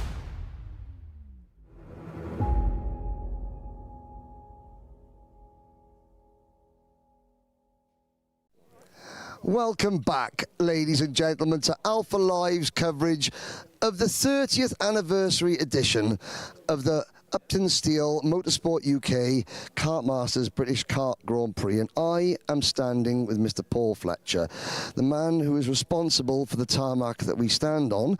But we've talked a lot about how this circuit came to being. How did Kartmasters come to be? Do you remember who was the bright spark that sat down and thought, let's try this? Yes, well, we had been going a long, long time, and I wanted to put a good meeting on, just thinking this is after we started. And it so happened that I found the name Kartmasters was registered with another club down south. And I knew the bloke, I just can't remember who he was. I offered him a little bit of money if he'd sell me the Kartmasters name. So that's how it started. For a year or two, nothing happened, but then it started to grow very, very big. And it's more than just a kart meeting, it's sort of everybody's here to talk to each other. It is an annual reunion of friends. Now, I have been coming here for 20 years, and I've been fortunate enough to speak to you on a number of occasions about a number of events. I've talked to you about the World Karting Championships, British Karting Championships, the European Karting Championships. There is a twinkle in your eye when Kartmasters is mentioned. Is it your favourite event that is held here at PF of all the events that have ever been held here? I wouldn't say it's I think seriously about it. No, it's a big event for people who come from outside. The car park is full, even though there's not as much racing as there is in a normal meeting. But they come, and it seems to be they like to talk to each other. They come from all over the world to look at this. It's not something that I personally am involved in, really. But you run your team, and you still run your team in garage number 1 back in the paddock, but you've always run your team, and still your team succeeds with driver after driver, year after year, showing that you still have the knowledge that nobody else does. Yeah, I have people that work for me that know a lot about it now. But yes, I've been, since I stopped karting in '85 myself, straight away I started to run people. And I must have had about 12, 15 different drivers. And they're all done very, very well. We've won British champs time and time again with different drivers. I mean, Aaron Brown is your current driver. Gus Lawrence, a triple British champion who has done the thing. Oliver Hodgson, a Grand Finals winner. Mark Litchfield, multiple championships, and many more before that. When, believe it or not, Paul, you may not know this, Paul Fletcher was a very, very accomplished driver in his own right. You actually finished second in the FIA World Championships one year to Francois Goldstein, the famous Belgian. Your kart was named a Bitsatube, which was the posh word for saying... Bitsatube. Bitsatube. Yeah, we made our own karts for a bit, yes. And I did finish second, but they weren't as hard to win, I don't think, as they are now. Well, the sport was very different, and that brings me on. I mean, back when you were racing, it was still people designing, building, engineering. The window of opportunity to go and think outside the box was still much greater than it is now. So you must have had a lot of fun just engineering what were simple but yet very effective machines. Yeah, I think I built about 10 karts myself, and then found out it was easy to buy them than build them. That was a very hard thing. The interesting thing was, on the British Champs, I never ever won the British Champs personally. I was second 5 times. Now, what helped me a little bit, Sterling Moss, that was the finest driver ever, he never won the World Championship, and he was second 5 times, so that helped me a little bit. But yes, it just didn't work. Well, invoking the spirit of Sir Sterling Moss, Mr. Fletcher, sir, on behalf of everybody, not here just this weekend, but everyone in British karting, we owe you an enormous debt of gratitude. 30 years of Kartmasters, roll on the next 30, I think we should say. Yes, well, yes, eventually it will happen. Karting's going on, how it's going to go on in the future, no idea with how things are going engine-wise and that. I have no idea. But at the moment, we're going along okay. But whatever the karting world throws at our sport in terms of classes and engines, on the first weekend in August every year, for a long time to come, whatever those karts look like, whatever they sound like, karters will gather here at PF International for Kartmasters. And you and I and all the viewers will just enjoy being amongst friends. I think that is the reason they like to come to talk to each other more than the actual racing. They don't go out that often, but the atmosphere seems to be very good. I don't understand it, really. I don't understand, but it's good. They like to come, and they all talk, and they probably do new systems and new things and takeovers. I've no idea. Well, they all come because they watch some great racing on your track. Now, we've spoken about friends. How about I go and speak to some of, well, our collective friends who have provided this event and your circuit with so many memories over the years. Right, okay. Thank you very much, Paul Fletcher, ladies and gentlemen. Thank you very much. Thank you. Right, that is the man behind the circuit, the man who bought the Kartmasters name off another person that created this event. Now, here we are. We will start with the 7-time Kartmasters champion, Mike Simpson. Mike, I've been doing this for 18 years. Your last Kartmasters title, I think, was my very first on the microphone back in 2008 or 27? Yeah, I think it was, yeah. Yeah, we did well. I mean, we did 13 of them and won 7. It's not too bad, but I've not been to one since I last won, so a long time ago. I know, we bumped into each other at various racing paddocks around the world, and I always say, oh, I would love to come back to Kartmasters, but just too busy. Mike Simpson was actually the original poster boy for Trent Valley Kart Club, because in December 1994, the first race meeting this club ever ran, you were on the front cover, so you were an established star already. Can you remember what the buzz was like in the karting firmaments back in 1996 when this event was first announced? Yeah, I mean, this was mega. I mean, for us that year, we didn't qualify for the Super 1, the British. We had my dad was always a little bit on the borderline, shall we say, with scrutineering, and we didn't quite make it through a technical infringement. So this and the O-Plate was the only big races we could do. And as soon as Paul announced TV Masters and Sky Sports filming it, well, we've got to go for that one. And we spent the full year, obviously we didn't do British, planning everything. We're here every weekend, getting everything on song, and it was just such a game changer of an event. It was, most racing then was Saturday, Sunday. There was no Friday testing, where here you probably hear from the Wednesday in testing, and how it's drawn out into the final, all that pressure and bringing your karts to the grid, it just brought a new spectacle to karting, which no one had ever felt before, and it just became such an event, that you were desperate to win. And we went through a phase where a lot of the European guys came over as well, and Marco Ardigo being a winner, one of the world's greatest. That's right, yeah. So no, it's something very close to the Simpsons' hearts, and really pleased to be here. Shame I've not got my lid though. No, the famous Cross of St George crash helmet. You mentioned it was called the TV Masters. It was pretty much the first time you had the old Superkart Grand Prix at Silverstone. That was on television, but then short circuit karting had never been seen before, really, until this event. Do you recall people looking at karting, or meeting people that had seen karting for the first time back at Kartmasters #1? It was that significant for the sport, wasn't it? It was. I mean, the main CIK FIA stuff was on Eurosport, but it got people looking, and we had contact from Williams Grand Prix. The people would see what's going on and reach out to you, and you get a few deals done, and you can maybe get a free suit out of somebody. But that's when karting just started to change to be a bit more commercialised. We stayed doing Dad and Lad until probably the Strawberry days, so we were still winning out of a caravan, which you probably can't do anymore. But it's yeah, I mean, that's what it needs. I mean, the step on from karting is professional motorsport, and you look at the kids now, and they'll give a much better interview than me, I'm sure. And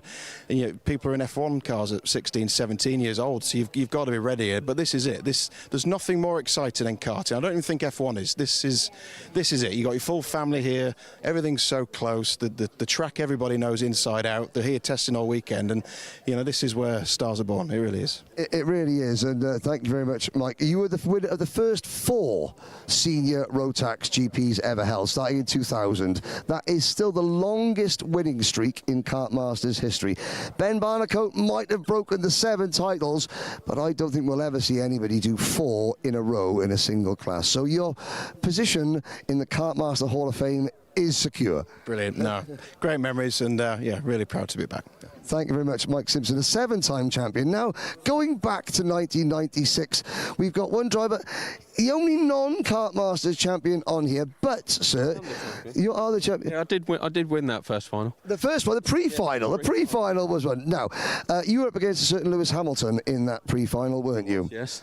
And talk about, I mean, we've seen the final. The final is available to view on Alex Spinks' YouTube channel. The pre-final wasn't. Talk us through that first ever final, because it was Grand Prix #1 that you competed in, wasn't it? That's correct. Yeah, no, it was a fantastic race. All those finals were about over around 20 laps, I think, 25 laps for the second final. But mate, the first like 6, 7, 10. It was just fighting, dicing. Everyone was changing every single lap. There was just a new leader, new leader, new leader. And right towards the end of that, I tried to go around the outside of Chris Rogers.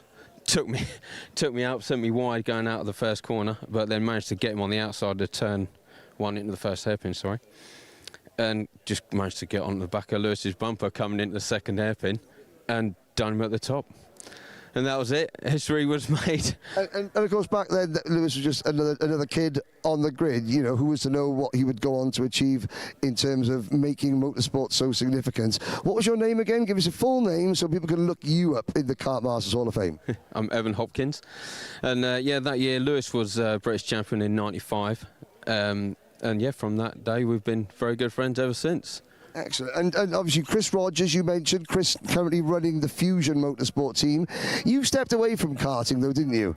I did step away from karting. Unfortunately, money was same as everything. It's just difficult to keep that money going so you can keep racing. And when did you stop racing? So when did you hang up the helmet, and how often have you been back to Kartmasters since?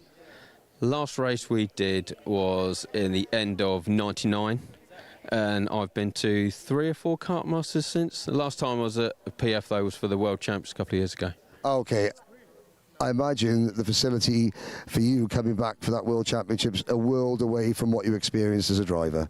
Yeah, well, PF has always had the best facilities in the world. I was looking at Fullback next door, mind you. But no, it's just been amazing. Look what they've done with this place. It just is phenomenal. Well, thank you very much, Evan Hopkins. A pre-final winner, and he competed in the very first ever Kartmasters Grand Prix in Coma Cadet in 1996, just losing out to that pesky Lewis Hamilton character. Yeah. Whatever happened to him, I wonder? Thank you very much. Only a few World Championships later. Only a few World Championships later. Well, we're going to speak to, we've got Sam Pooley here, and we've got our 1990, no, this is Simon Steve Morris. Simon Morris, Graham Melville, Steve Morris. Come in, Steve, come in, Sam. 2 S's, I can't get that wrong. So, by the time that you won, well, you won your first Kartmasters title in Kartmasters 2. Is that correct? No, Kartmasters... 1999. So, Kartmasters 4. That's correct, yes. Tell us a little bit about the Formula A final. Those, and Sam, we'll contain ourselves now. 21,000 RPM, screaming blue smoke haze. I know I'm getting emotional as well. Talk a little bit about those glory days. First circuit in the UK to really embrace the Euro style with amazing facilities, a track that suited Formula A down to the ground, long straights, and such great braking areas where you could utilise the soft tyres we're on. They were amazing, but then of course to make those tyres last back in the day, that was the key. And the final was challenging. We thought we had an edge, but we weren't sure. Our tyres looked good, which was a major part of it going into the final. Mike Spencer pipped me at the start, took me a lap to get ahead, and after that it was just managing that gap, keeping those tyres alive, which we managed to do, and the feeling coming across the line was something else. I can imagine. So you mentioned Mike Spencer. What are the names were in that race that you won back in '99? You can, because Marco Ardigo came a year later, didn't he? That's correct. That's correct. So it was a pretty impressive grid back then. Mike Conway, of course, gone on to some pretty significant IndyCar sports cars. That's right. And yeah, I mean, he won Le Mans. That's no mean feat. Jamie Green, of course, heading through to DTM, all those years in DTM. Now a team owner in British karting as well. His sons and his nephews doing incredibly well. Exactly right. And then, of course, the Wright family was represented here with James Wright was running there. Dean Pumrucker, of course. The grid was immense, up against serious competition. Yeah, would you take your Formula A kart now on the new PFI layout under the bridge? That must be a bit hairy. Even Sam Pooley here is not quite sure. Do you know what? Someone wheels one out the van right now. Hell, I'll give it a try. You know, really would. No, I could just imagine that thing singing at 20,000+ RPM, air-cooled, minimal silencing. Yeah, that's the way. Excellent, excellent. Thank you so much, Steve Morris. Moving on quickly. So, Sam Pooley, now there's one way to remember what year you won Kartmasters, isn't it? Take your glasses off. Let's show. Here we go. It was free. But GP 2014. I've put my name on there as well. It was free, so I thought I'd just put them on there. It's free, but it just shows how much you cherish that memory. As a winning one, because you're... Yeah, so, I mean, yeah, obviously you have no idea how many you can get, and when you're in that opportunity, allowing you to try and win one, yeah, you never know when you're going to get that again, and it's probably the biggest race I ever won in my career. I think by quite a long way, so yeah. Well, you've raced the Rotax Racing Club final at Silverstone, so I'm not quite sure.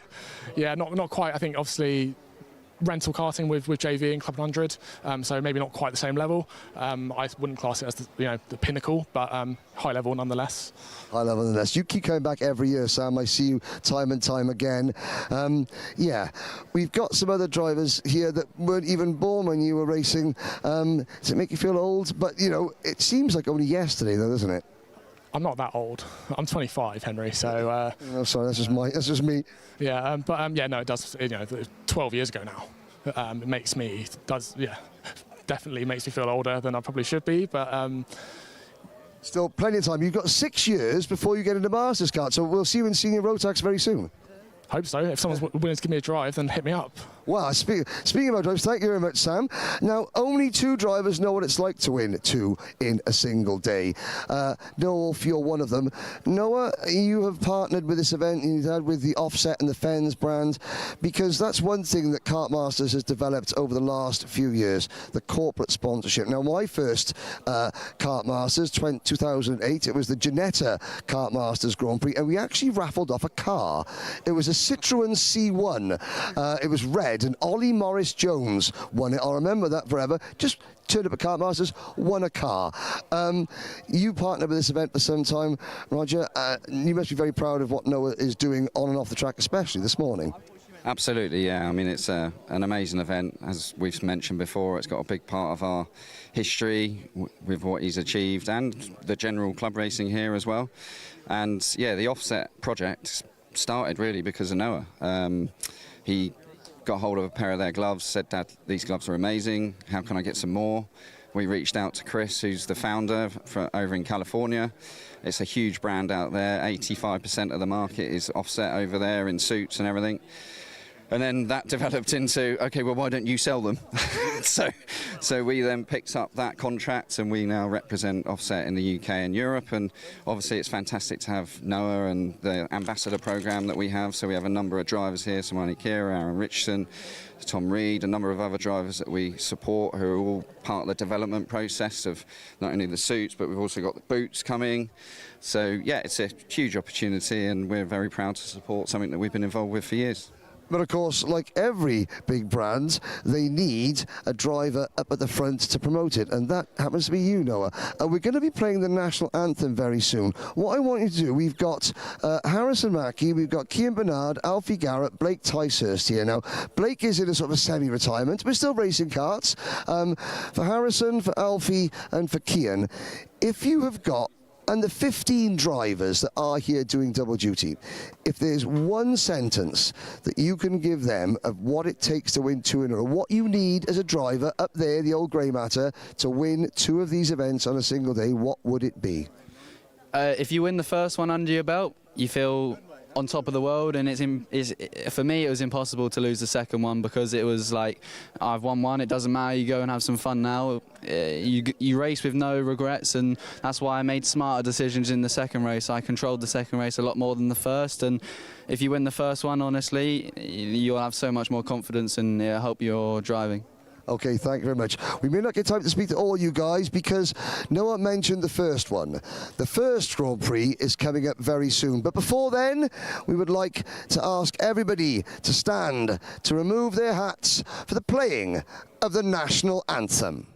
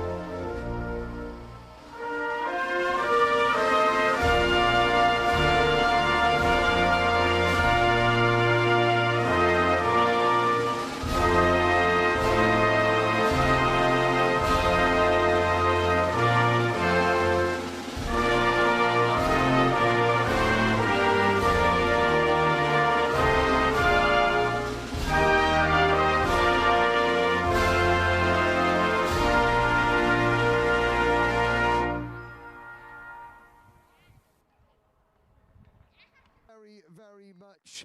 We've got some more words here. One word. In one word, what did winning Kartmasters mean to you, Harrison Mackie? Amazing. Amazing. Blake Ticehurst, one word, what did it mean to you? Unbelievable. Unbelievable. Cian Bernard? Incredible. Incredible. Alfie Garrett? Insane. Insane. Well, that's insane. We're going to see 7 insane races, and we'll hand up to the man who's going to bring you those 7 insane races, Mr. Andrew Mather. Thank you very much, Henry.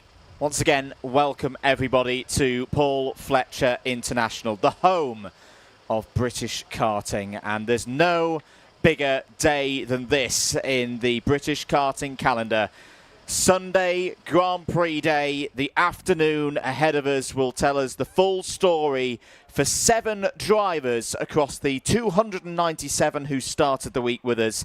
Their names will go into the Roll of Honour that contains the great and the good of the last 30 years of British karting. And joining us down there with the drivers as the first final comes out into the circuit, let's head over to Ceol Lynch. Ladies and gentlemen, now is time. You have heard from the old, but it is time for the new, and we are starting with Minimax. One of these drivers is going to be crowned the new GP plate winner of 2026, and it is time. Next to me right now, we've got Austin Oman on pole position that we will hear from in a minute, joined by Sebastian Behrman, who already knows what it feels like to win a GP plate. Austin Oman, come this way while you're getting ready. We'll let him put his cart down first. Austin, have you thought about winning the GP plate today? Just kind of went with whatever we can get. Obviously, we won the pre-final, that's why I was starting pole. We've had quite a strong weekend, been up there all week. But I think we can do the same as we did in the pre-final. Now, you gave it all you got this morning. Do you think you're going to need more right now? I think it'll definitely be a tougher race. I think people will definitely be harder. I think there'll be a bigger fight for the lead, and I don't think it'll be anyone near as easy. Are you ready to go? Yeah. We'll let you get ready. Best of luck. Thank you. That is Austin Oman, your pole sitter for this one. Joining him on the front row is Sebastian Behrman. Sebastian, let's come your way because you're getting ready. Now, you know how it feels to win a GP plate. Tell us how important it would be to win another one. I mean, to win another one, I think it would be amazing, but it doesn't always go your way, so everyone's going to go back, everyone's going to go forward, so just to have the right mindset would be amazing, but I think to win would be great. Now, this morning, you were disappointed with your result in the Superheat, even though you've stayed really consistent. Tell me how important it is to you to go out there on track this weekend and really get every best result you can, because that is so important. I think you need good points, solid points, but if you have a couple bad ones, they can sometimes put you back, but sometimes put you forward. So it's not always about where you come, it's about how many points you get over the weekend. All right, well, we are minutes away. What is going through your head right now? What are you going to be thinking when those lights go out and you are starting against Austin Oman? I think it's going to be a great race. Everyone's going to go back, everyone's going to go forward. I mean, you need the right mindset, but I think it's going to be really good. Great job, good luck. Thanks.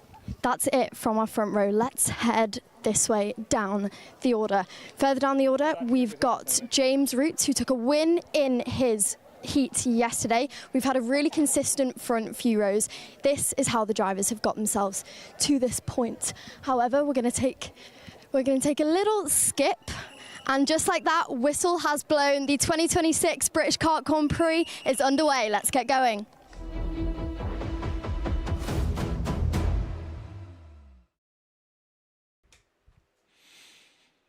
Thank you very much, Ceol.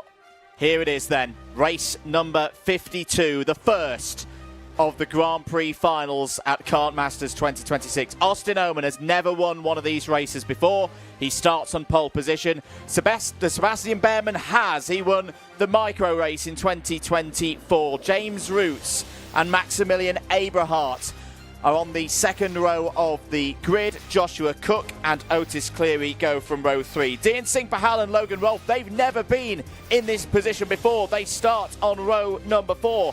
Oscar Kenny and Jackson Hilton go from row 5. Flynn Grantham and Chloe McGill go from row number 6. Jack Fulbrook-Harmer and Mick Clinkers on row 7. Luke Millward is alongside the only other driver apart from Behrman to have sampled a GP plate victory. That's Alfie Garrett, Micros last year. They're on row number 8. Achille Nanagianone and Dimi Islanov go from row 9. Freddie Blackshaw and Eddie Duncan go from row 10. It's James Devereaux and Jensen Skeffington on row 11. Alfie Phillipson, Thomas Laidler there on row 12, William Moore, Will Eden on row 13, Soren Gallagher, Ethan Manzi on row 14, James Carver and Aurelia Simpson on row 15, Zach Andrew and Hubertus Steedhouder, they go from row 16. The last of the 34 drivers in the Minimax Grand Prix final are Ayrton Galsworthy and Roshan Bachada. Henry, we start with the class which I still say provided the best Grand Prix of 2025. It was won by Emerson Makandu-Uren. It was a classic. What are you expecting here today? This could be a show stealer. We're on board with Jackson Hilton, Adam Christodoulou, Will Stevens, Tom Grice, Ryan Denton, Billy Albone, Danny Harwood, Jack Barlow, George Russell, Ross Gunn, Philip Rawson, Tom Gamble, Sam Pooley, Cian Jewis, Dexter Patterson, Jamie Day, Harry Linden, Blake Ticehurst, Finn Leslie, Cole Denham, Albie Friend, and last year's champion. Pop quiz, ladies and gentlemen, in Minimax. It was Emerson Makandu-Uren. Emerson Makandu-Uren, new Tony Kart factory driver, who will join the list of Minimax British Kart Grand Prix winners. 15 minutes, Andrew Mather, we're into the tram lines. This is it then, the Grand Prix for 2026 is underway. It is a cracking start for Austin Oman, who will lead under the bridge for the first time. He's been in this position many times before. He's won races many times before. Can he keep his nerve now for the remaining 15 minutes? There will be changes. There will be stories. It's the longest race of the weekend for all of these drivers. And immediately, Henry, there's work at the front of the field. James Roots is up to P2 and was clear with the instructions there to Sam Pollitt Racing's main man. Work forward. Eyes forward. Let's take it away from the rest of these drivers. On board with Jackson Hilton. Left, right, through the Fullerton S's. Chasing Logan Rolfe. Lead change. That is the number 32 Dan Holland racing kart. James Roots to the top of the pile. Everybody gets round lap number 1 cleanly without delay. Smart driving, and there's Austin Oman. Gloves are off early, ladies and gentlemen. There's no prize. Well, there is a prize for second. Nobody cares, though. All they care about is the win. Austin Oman stating his case early. That was a very, very aggressive move, Andrew, for the start of lap 2 of what is a 15 minutes plus 1 lap race. And you know what? The drivers in Minimax leading by example. Nobody has raced their way out of Kartmasters on lap number 1. Yes, the back markers, but they're all still in it and in contention. At the moment, a 5-second penalty from Austin Oman for Austin Oman would put him last. All 34 drivers running in one big pack. It won't last forever. We will get drivers filtered out one by one, group by group. There is James Roots back to the inside, and Oman tucks in, and Beerman trying to go around the outside of his teammate on the banking. That is the first real move from Joshua Cook, who now moves into what is 4th position. And there's the Coles racing number 61 of Maximilian Abrahart waiting as well. Dean Sigpahal, Oscar Kenny, Logan Rolfe, and our camera cart, Jackson Hilton, all within 1.5 seconds of the race leader. Good solid start this from the Minimax drivers. 12.5 minutes to go. There's Logan Rolfe ahead of us. The last time he raced in a big final at this circuit, he won his maiden round of the British Championships. He's the PF plate holder. He knows how to win around this circuit. He's in 8th place at the moment. Not a bad place to be. We talk about that win for Makandu-Uren 12 months ago, and he had to hurt. He had to go through the hard times, a little bit like England's national football team at the World Cup. It's not going to be plain sailing all the way. Don't count out drivers who are, skirting around 5th through 10th at the moment. Not good news, though, for Dean Singh Pahal. Plus 5-second penalty for the 1-2-3. Nope. Plus 10-second penalty for Dean Singh Pahal. 2 5-second penalties. And now Any penalty is a game over. Austin Oman back to the race lead at hairpin number 1. Watch Behrman try for the crossover move. Abrahart is there. Dian Singh Bahal in kart number 1, 2, 3 is 6th. He's got a 10-second penalty. At the moment, Bahal defending 6th position is allowing the top 5 to break away. This is the time for Oscar Kenny, for Logan Rolfe and Jackson Hilton. They've got to go now. They've got to go. Bahal is not a factor. He will race how he will race. He's entitled to defend. He's not got a blue flag. Oh, and that was Behrman bouncing over the curb. But for Hilton and the drivers in front of him, Rolfe and Kenny, they've got to get past Dian Singh Bahal now, because Bahal is defending. And there's the first Slim Shady on the banking. Take a bow, Austin Oman. 10.5 minutes of this race to go. Downhill towards hairpin 1 they go. Oman will defend. Opens up the corner. That's good stuff as through comes Maximilian Eberhardt with the Travis Perkins logo on the top of his crash helmet. He's there in 3rd place now. How much would it mean for Coles Racing to win this race? How much would it mean to James Roots, who retakes the race lead through the Fullerton S's? Here comes Eberhardt. This is where Oman's got to stay calm. This is going to happen. These drivers are all going to suffer at some stage of this race in terms of their hopes of taking that GP plate and that £600 prize back home with them. There's still a long way in this race to go. Great stuff from Oscar Kenny. Oscar Kenny has got through into 6th place. That is keeping the Hunter Motorsport duo of himself and Jackson Hilton. They're still in this.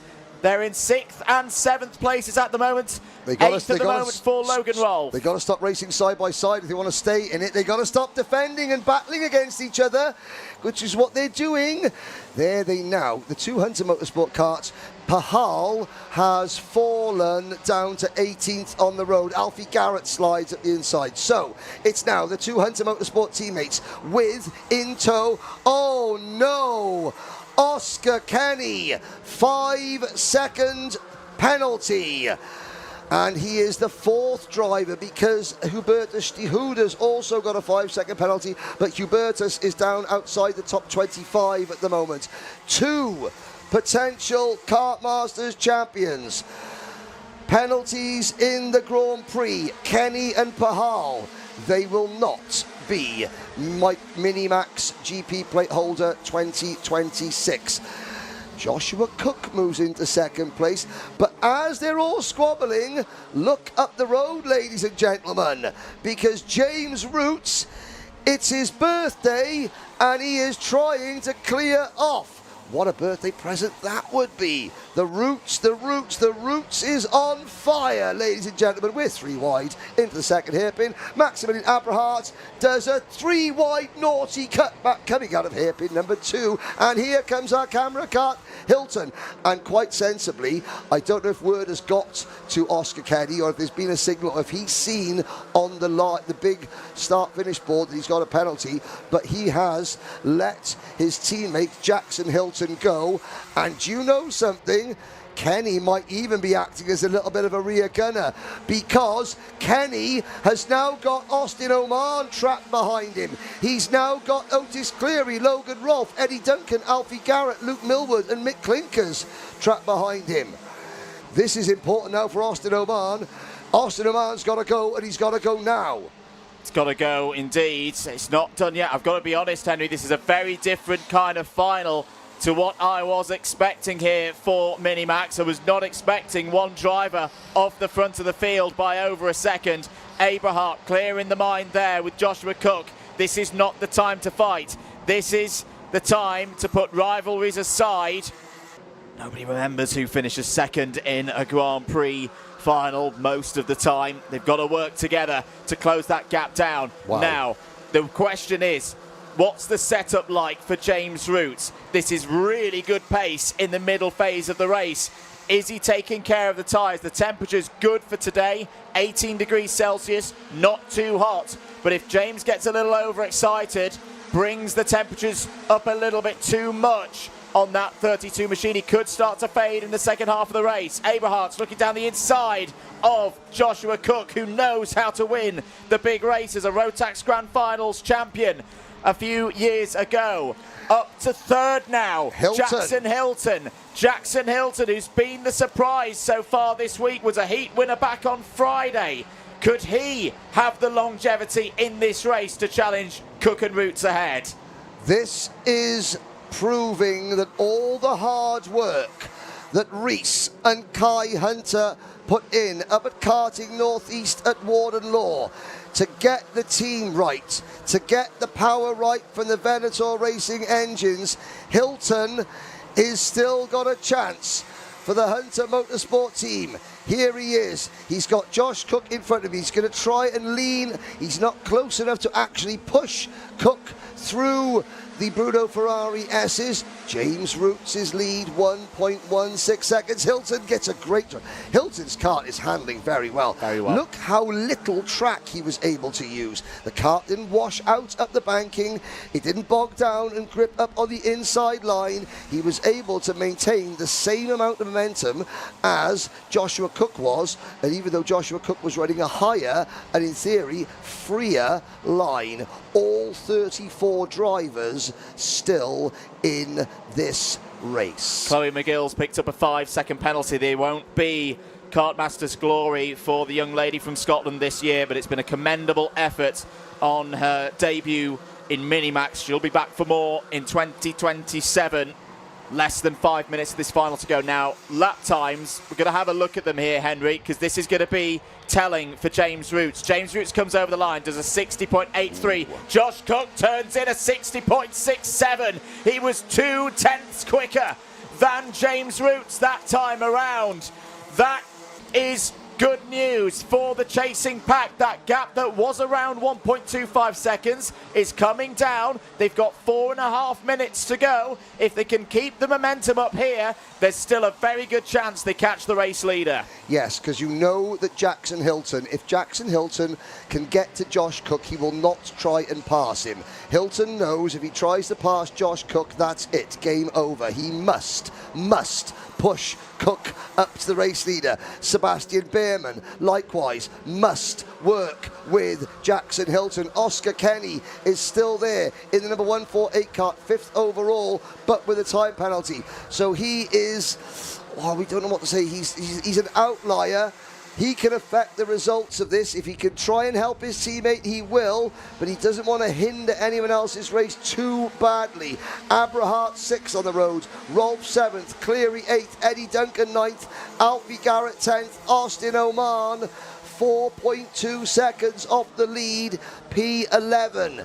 Last year, it was the pre-final where it all went wrong for Austin Oman. He stormed back in the final, but it was too little, too late. This year, the superheat went perfectly for Austin, and it's the Grand Prix itself where things have not gone right. James Roots responding with good pace through the first sector. Only lost 0.04 of his lead to Joshua Cook that time around. But as Cook closes in, the slipstream will get stronger and stronger for KR Sports lead man.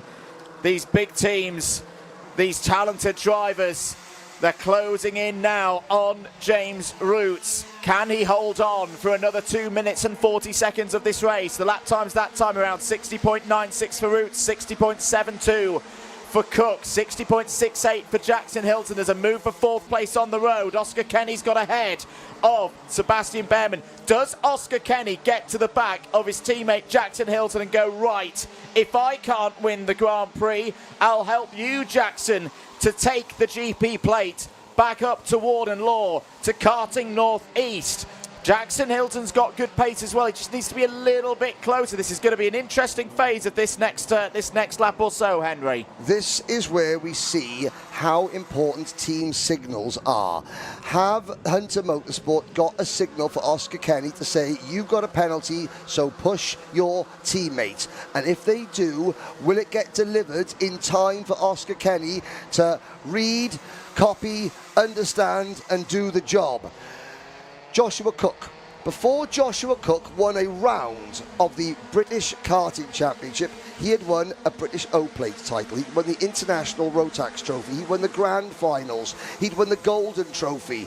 He had won every single major, single one-off event in the world of Micromax and Minimax racing, apart from this one, before he even won a round of the British Championship. He is a big game player, is Josh Cook, and he's not done yet. With just over 60 seconds to go, Cook and Hilton and Kenny have caught James Roots. Now the dinner bell has been rung. Cook will get a chance to take a bite out of Roots. It's going to be 2 more laps. 2 more laps of this Grand Prix in Minimax 950. Over the line comes James Roots. He checks over his shoulder. He looks calm, though, to me, Henry. The body language is good. He's not tightening up. Kenny is pushing his teammate now, Hilton. That's great tactics from the Hunter Motorsport duo. Is it going to be enough to take them to Grand Prix glory? Off of the bridge, Joshua Cook is what? 2 kart lengths, 1 kart length, 0 kart lengths behind the leader, has gone for the race lead and taken it. Brilliant stuff from Joshua Cook. Is that the move that makes him the Grand Prix winner? He's got 1.5 laps to hold on to this lead. The clock strikes 0. Joshua Cook, you don't win a Grand Finals, an O-Plate, an international trophy without knowing when to make a decisive move. Josh Cook knew he may only get 1 opportunity, so he took it. It wasn't about whether it was too early, he took it, and now he will control the final lap from the front. Cook, Roots or Hilton, with Behrman in 5th and Kenny playing spoiler. Onto the banking one more time. Roots goes to the high line. Cook defends across the bridge. Andrew Mather. Minimax, it ebbed and flowed, and here is the crescendo. It'll be the hard defence down towards the first hairpin. That's another overtaking spot overcome by Joshua Cook. Here's the next one. He's opened the door though, and there's a touch between the 2 leaders. Here comes Jackson Hilton. Here he comes. It's the same point where Emerson McAndrew-Wren won this last year. He's taken the race lead through the Fullerton S's. 3 more corners to go. Still there. Cook slings it down the inside. Switched back by Jackson Hilton. He's got 2 corners to go. Is the GP plate heading back up the M1? Yes. 2 corners, 1 corner. Jackson Hilton is your winner. There's a crash in the background. Jackson Hilton becomes the newest holder of a GP plate. He takes it in Minimax, and it was spot on from the Hunter Motorsport pair of Jackson Hilton and Oscar Kenny. Kenny will drop down the order, but he had a big part to play in that one, Henry. Jackson Hilton, the 45, wins in Minimax. What a race. You've got to show no pity at Switchback City. Karting Northeast and Warden Law. Abrahart, there is the highs and the lows. And his dad there just trying to calm him down. There is no consoling Maximilian Abrahart. And that is the best coaching you can receive. But Jackson Hilton, I can hear the champagne corks being popped by Matty Hunter, by Joe Bradley, by all the crew, by Paul and everyone up at Karting Northeast who opened their doors. And when we go to Warden Law, the home of Hunter Motorsport, we are the most welcomed group of people it's possible to be. And they, Hunter Motorsport, the People's Republic of Tyne and Weir, have a GP plate to their name, and that is 1 out of 1 for our camera cart. So when Ian Williams goes to try and fit the camera to your cart, it's a winning camera, so you don't kick off at him. What a way to start the Grand Prix here at Kartmasters 2026. Kenny will drop to unofficially 12th, I believe. But I don't know what other drivers in there will have penalties as well. There were a raft.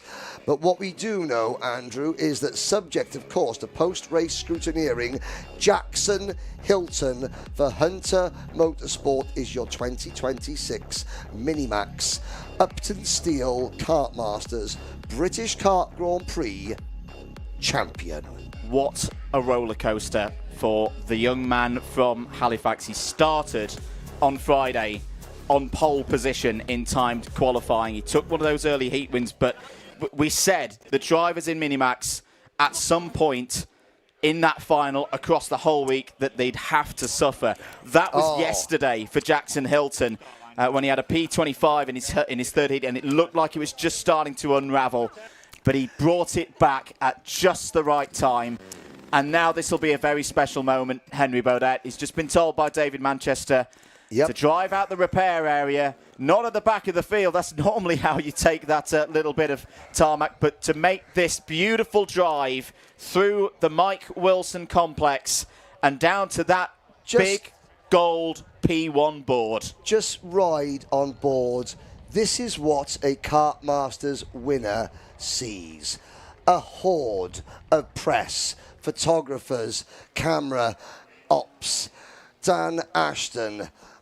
He's got Rude Boy on the back of his crash helmet. I haven't sung all Kartmasters yet, but Rude Boy Hilton is a champion at Kartmasters. Sebastian Behrman will be classified second. And on the podium for Dan Holland Racing, Otis Cleary. Oscar Kenny gets a penalty. Logan Rolfe finished 5th on the road. James Roots 6th on the road. Eddie Duncan 7th on the road. Austin Oman, Josh Cook and Luke Millward with the top 10 on the road. Mick Clinkers, Alfie Garrett, Dean Sigbahal, Jack Fulbert-Harmer and the rest. A first Kartmasters podium for Otis Cleary. He was 4th in 2023 in Micromax. Knows this circuit really, really well. That will be a very special moment for that young man. And 3 very well-deserving drivers on the podium here in Minimax. Henry, you listed out that list of drivers.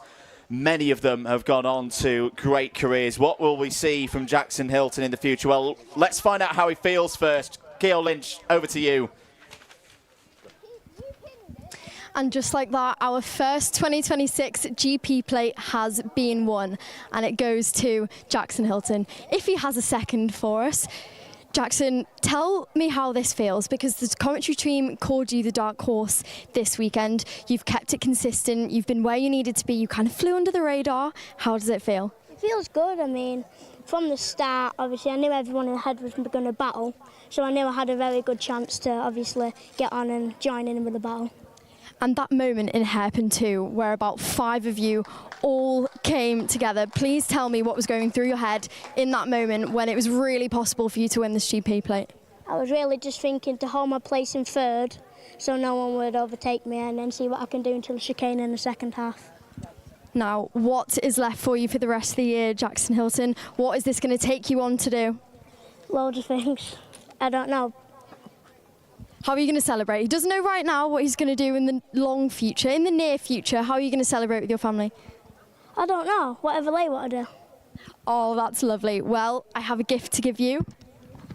There is your 2026 GP plate. Show the camera. Congratulations. Let's see if we can catch a word with our second and third place. Second place was Oscar Kenny, I believe. Oscar, can we get you to come for a chat? Now, congratulations. It's always difficult not being in that first place. We know that you're all just racing for that GP plate, but how do you feel? I feel great. I think it was a good drive back because obviously at the start I got knocked back. I just had to drive through. And tell us, because this GP plate is so important for you all, but to be mature enough to accept that you're happy with how you drove this weekend, are we going to see you come back and fight for another? Hopefully. I mean, next year I think I might move up to juniors, so hopefully I can come top 3. All right, well, congratulations. Thank you. All right, Sebastian Bierman too, gutting for him to not win another GP plate for himself. However, it is time for some more racing. Let's get back to it. Yes, indeed. Well done to all of our Minimax drivers. What a way to start, Henry, for Grand Prix afternoon here on a Sunday. I think the most important thing to say is that of the 34 drivers that started that race, 33 finished. The only retirement, Maximilian Eberhardt on the last corner. Now, if every other class follows the example set by Minimax, we are in for the best Kartmasters Grand Prix afternoon ever. Well, ladies and gentlemen, 1 down, 6 to go. We have talked all week about lots of things. We've named a dragon called Gary. We've named a colour scheme called the White Knight. We have done silly things and fun things. We've been playing darts and football in the paddock. But, of course, now it's time to be serious. And, of course, serious wins is what drives these families, the paddock, on. If you are looking to get into karting and you want to find out where, then Kartmania on the 14th and 15th of November at Silverstone is the place for you. It is £18 to get in. It is free parking. It's over Saturday and Sunday. There's an information centre there, not just to tell you how to get involved in this type of karting, but how to go karting at your local indoor track, how to start the karting pathway, because most of these drivers, they started at an indoor track. A lot of them at a friend's birthday, as most people do. So Kartmania at Silverstone on the 14th and 15th of November. We're very grateful that Kartmania is one of our official Kartmasters sponsorship partners this year. Oh, well, no sooner has Ceol finished interviewing the top 3 in Minimax. She's got the small matter, and they are small, but they do matter. It's Micromax. Ceol is down on the grid. All right, and just like that, we are on to our second final of the day, and it is Micromax. Our youngest drivers here with us this weekend, and our front row, which we're about to get to, consists of 2 drivers who have never been to a Kartmasters event before, and it is Lenny Barton and JM Prakash, 2 well-established young drivers in themselves, and we're going to get the thoughts. Because being so young, your first ever Kartmasters, and you were starting on the front row, we've got a big audience and some very proud and excited parents. Lenny Barton sat in his car and ready to go. Lenny, do you understand how big it is to be starting on pole position for your first ever Kartmasters? Yeah, pretty excited for the race ahead, but yeah. I bet you are. And now, what advice have you been given? You're backed by a strong, experienced team. What have they told you for this next couple of laps? Just to carry on what I'm doing and just no looking behind, and on the last lap, just defend if I need to. Thank you very much. Best of luck. Yeah, thank you. We will let Lenny Barton mentally prepare. Let's go over to JM Prakash. Jayan, we have seen you do very well across Britain so far this year. You qualified pole earlier this weekend. You've had a couple of heat wins. How are you feeling? This is also your first Kartmasters. I'm feeling pretty confident, and I'm going to try my hardest to win. Now, the same here. You're with 2 very experienced teams, the 2 of you. What has your team told you for these next few laps? Just get in front, lead. Absolutely, best of luck. Thank you. Whistle has blown, ladies and gentlemen. Only one driver can win that second GP plate. Who's it going to be?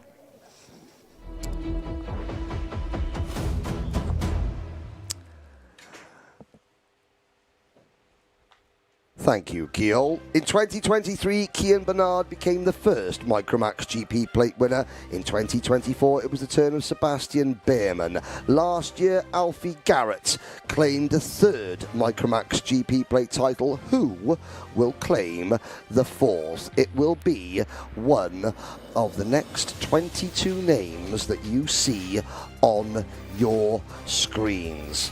The youngest driver out there is 7. Most of them are 8. The oldest are 9, and 1 or 2 might even be the grand old age of 10 years old. Here is your starting lineup. Lenny Barton for Strawberry Racing and J.M. Prakash for Sam Pollock Racing on row number 1.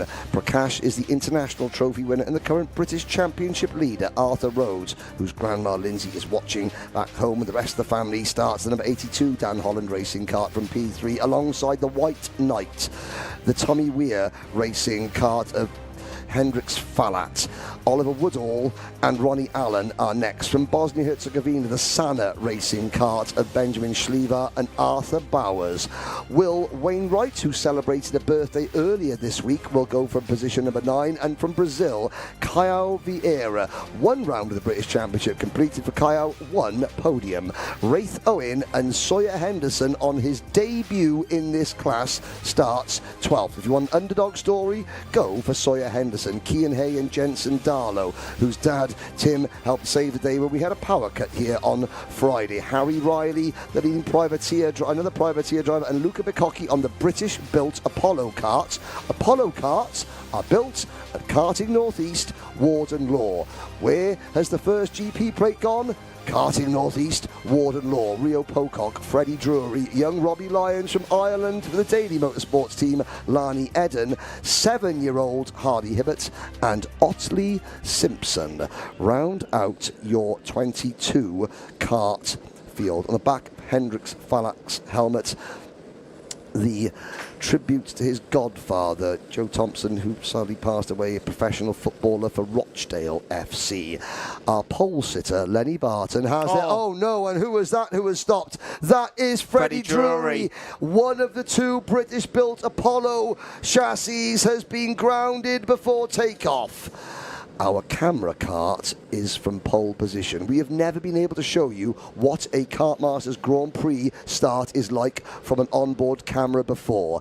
This is what a pole sitter at the British Kart Grand Prix sees. The grandstand packed to his left, sun shining overhead, lights are out, we're off and racing. Barton leads the field through the S's. Prakash and Falat wheel to wheel, side by side. They all emerge out onto the banking, and Schlever in the green and black kart with the red crash helmet, getting very, very wide, but manages to maintain his position somehow.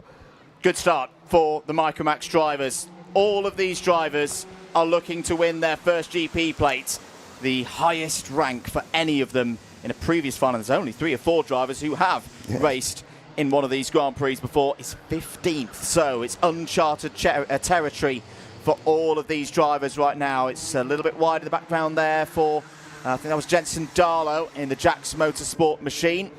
Back at the front of the field, Lenny Barton leads in the early stages of this one from J.N. Prakash, the transformed J.N. Prakash from a couple of years ago. Yep. In the tutelage of Paul Janes. Paul elsewhere this weekend, but I'm sure he'll be watching this, and I'm sure he'll be very pleased to see that his young charger is at the front of the field at the end of lap 1.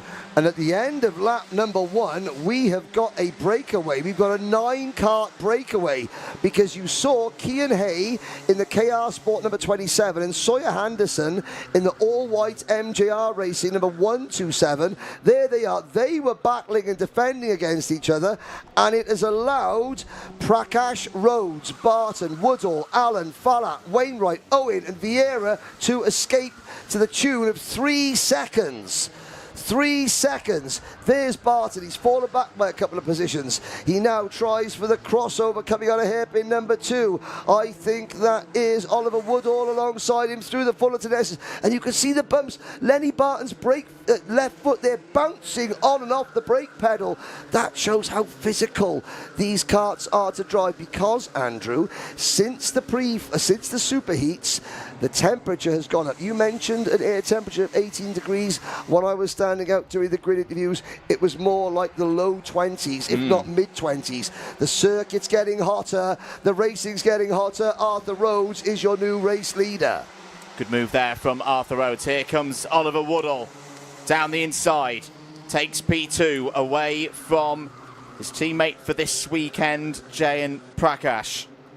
Oliver Woodall, who has been racing in mainly other categories so far this year, has now gone for the race lead down the inside. Takes it away from Arthur Rhodes. Rhodes side by side with Lenny Barton. Barton back up to P3. And Wraith Owen there as well. Wraith, who's gone a little bit under the radar so far this week. That is a tremendous start for Thule Motorsports number 31. 7 places gained now. Could we have a bit of a surprise run to the front here? Wraith Owen has flown so far under the radar, his ankles have been scuffing the ground. And suddenly, here he pops up, P4 for the Thule Motorsport team. When was the last time Thule Motorsport won a GP plate? I am thinking possibly Ross Gunn back in 2011. Maybe one or two since then, but not many. Barton back to the inside, but the 2 Sam Pollitt racing karts have flicked the switch and have cleared off. Now, this is down to Bart. You can see him pushing pointing towards his crash helmet, saying, think, think, think. The problem is, he's got no one directly behind him. Oh, and there's the first collision. Teammates. The 2 Dan Holland Racing teammates collect each other. That's Ronnie Allen and Arthur Rhodes, but not out of it yet. They cobble themselves together somehow. The top 9 at the start is now a top 7. There was a 3-second gap between the top 7 and the chasing pack. That gap is down to nothing. There's Schlievar making a move. Schlievar running down in 14th position just behind Arthur Rhodes. There's Harry Riley. Talked about Harry Riley. He had his best friend Ralphie Smith commentating on his superheat earlier on. And Harry Riley, Ralphie Smith was saying his best result so far this week is 11th. Well, Harry Riley, you're currently running 10th and you are the leading privateer in this race. In fact, looking down the order, there are 2 privateers in this race, Riley and Schlievar. And Schlievar has just passed Riley for 11th. Hendrix Fallat, meanwhile, in the White Knight, the Pantano kart with the special white livery. Fallat is there in 5th. Kyle Vieira holding on in 6th. But it's all irrelevant because look at the way, and that's significant, Prakash, who has been the quickest kart in this class, is pushing Woodall away. This is a quite very smart. This is quite a similar situation to what we've seen regularly in the British Championships so far this year. The one difference, it's been Albert Farrow in the other Sam Pollitt racing machine. So Jane will be quite calm right here. He will know what the tactics are.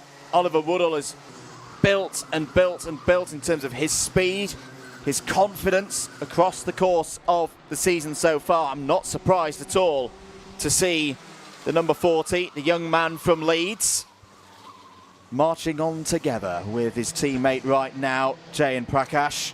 Sheffield United supporter Andrew Mather gets those words out betwixt gritted teeth, ladies and gentlemen. There's Bart. You can see him hunching down.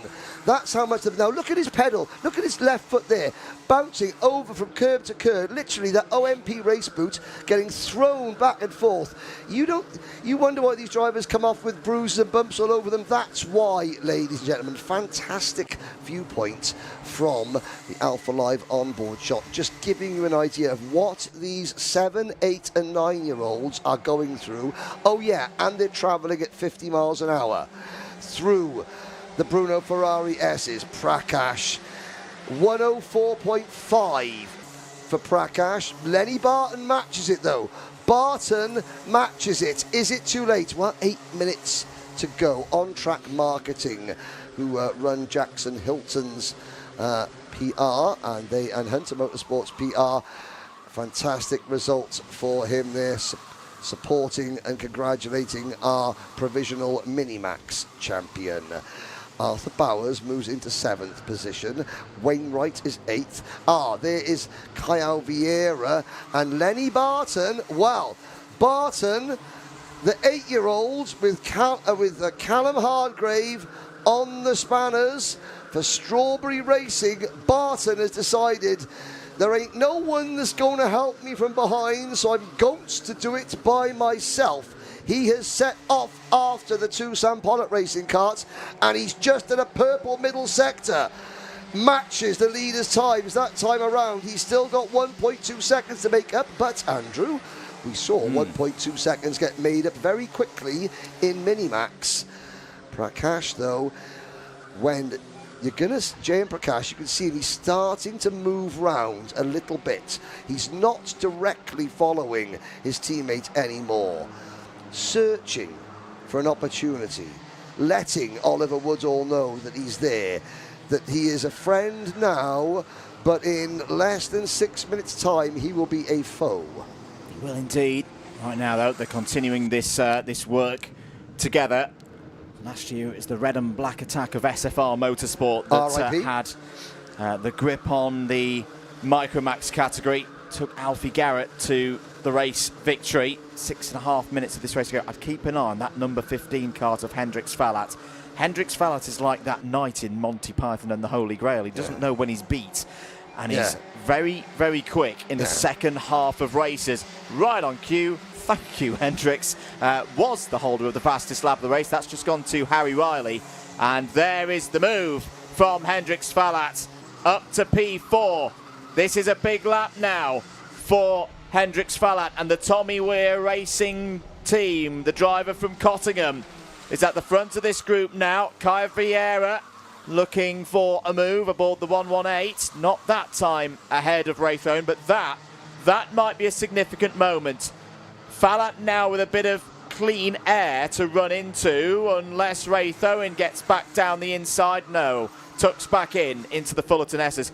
If Fallat can just catch back up to Barton over the next lap and a half, and you see him there pointing forward, that's him communicating to those drivers behind, if you're newer to the sport, to say, look, follow me, we've got the speed to catch up to Barton, and then we'll see what happens, because the gap between Barton and Prakash is only 1.5 seconds. We've still got 5 minutes of this race to go. Scott Simpson, you're absolutely spot on in the discussion. Lenny Barton needs someone to get behind him. If he does, I think they've still got a chance of getting that gap down towards the end of the race. 21 drivers remain running of the 22 that started. Only one of those 21 drivers knows what it takes to win a Motorsport UK British Kart Championship. That driver, Hendrix Fallat, the 2025 Coma Bambino British champion, the last ever Coma Bambino British champion. So Fallat knows how to get the job done on the big stage. Yes, in a championship event, not a one-off, but he understands the pressure. He understands the fact that you can't panic. He understands the race has still got 4 minutes to go. Now, for some of you think 4 minutes, my God, that's no time at all. Panic stations, panic stations. Not Hendrix Fallat. He does have to get a move on, though, and he's going to need help from the 118 of Caio Vieira, Woodall and Prakash. Well, I tell you what, looking at that, I was about to say, when will Prakash make his move? Well, he can only make his move if he's right behind Oliver Woodall.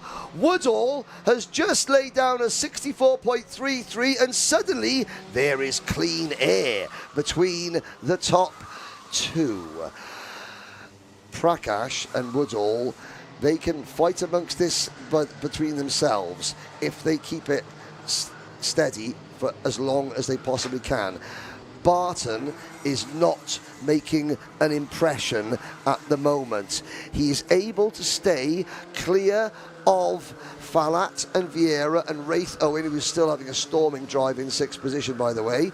Rhodes is 7th. Now that's 5 seconds back. So the top 6, I would say, have still got a shot, provided Woodall and Prakash start battling soon. There's no sign of that yet.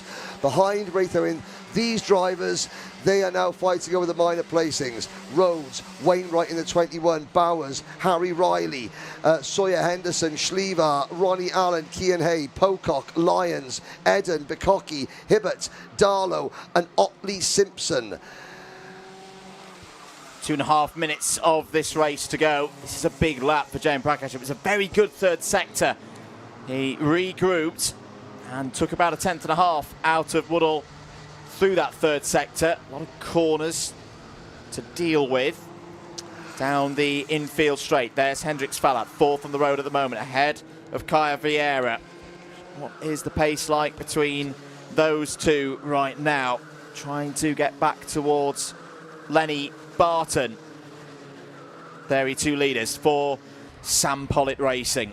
If you've been away from karting for a while and you might not fully be aware of the name of Sam Pollitt Racing, this is a team that has absolutely transformed itself from 2024, when they took their first win at a full national level in the British Championships. It was Austin Oman up at Lark Hall. It was then followed up by William Antrobus the same day.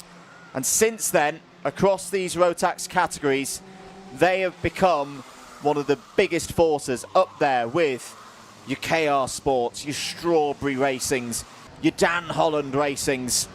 Well, at Le Mans 2 weeks ago, Sam Pollitt Racing won the International Trophy, the second biggest Rotax event in the world next to the Grand Finals.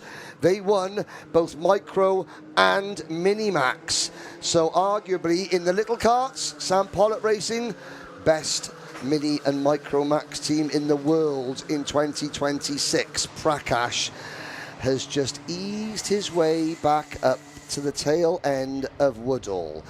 Lenny Barton has got Falat and Vieira closing in on him, but the gap is 2 seconds. 3 laps ago, Prakash was 10 kart lengths back. And just very calmly, Prakash looks to the inside. Very calmly, Jayan Prakash takes the lead. That is as cool and as calm a pass for the lead of a British Grand Prix with 30 seconds to go as you will ever see. However, the stakes have just got higher. Business is about to pick up, ladies and gentlemen, and don't sleep on Barton, Fallax and Vieira. The gap was 2 seconds. We've got 20 seconds plus a lap to go. They're both looking over their shoulder, and I think they've realised not yet, not yet, not yet, not yet. This is good stuff. And now the final begins in a proper sense in terms of the battle for that GP plate, for the £600 prize, the Rotax short engine. All of these prizes on offer for the drivers here today. Time is up. Last lap board is out. Jayan Prakash, can he win at PF International?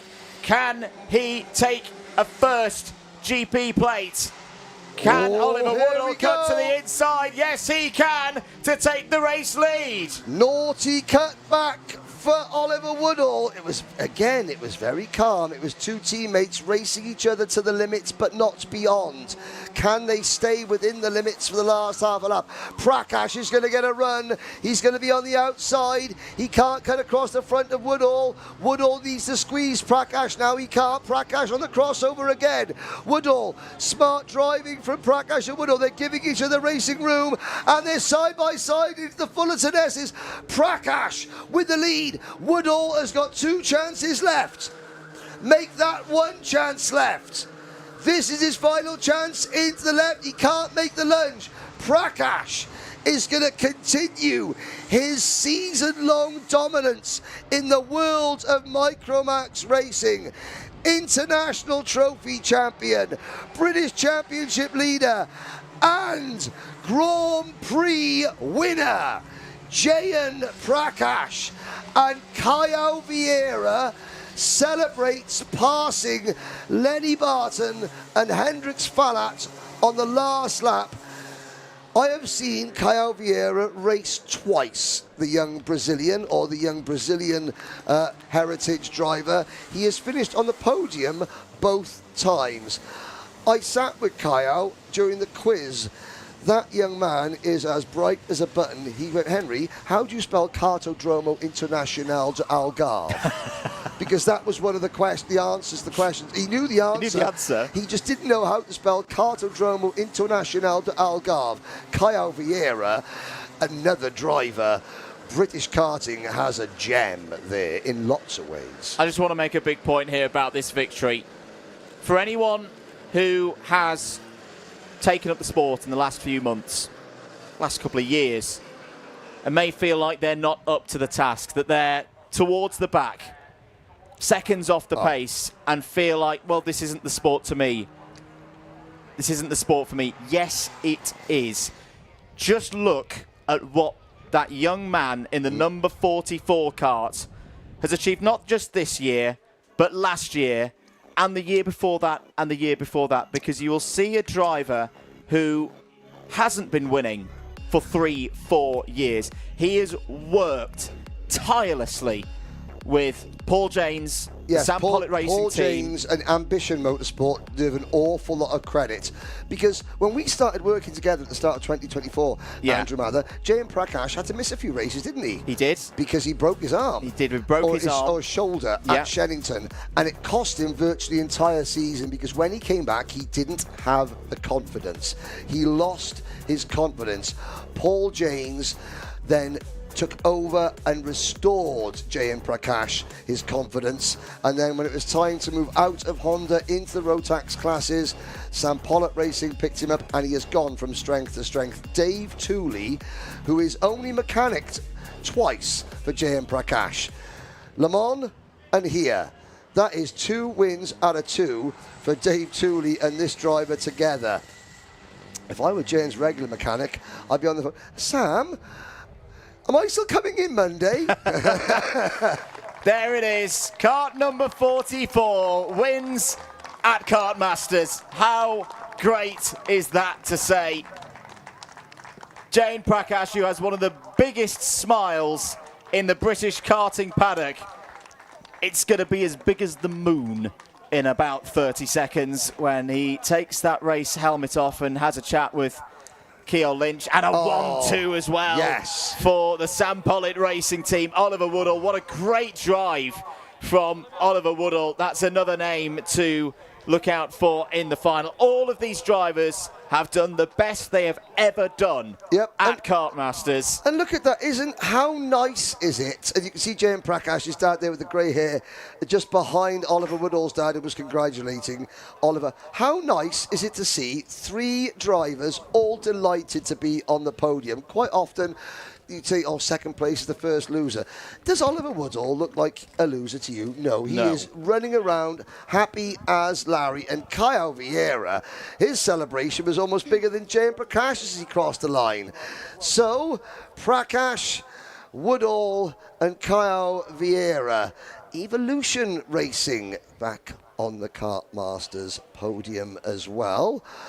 Ceol Lynch is down with our newly crowned Micromax British Grand Prix champion, J.M. Prakash. Thank you very much, boys. You are looking here at your 2026 Micromax GP plate holder, J.M. Prakash. J.M., can you come over here?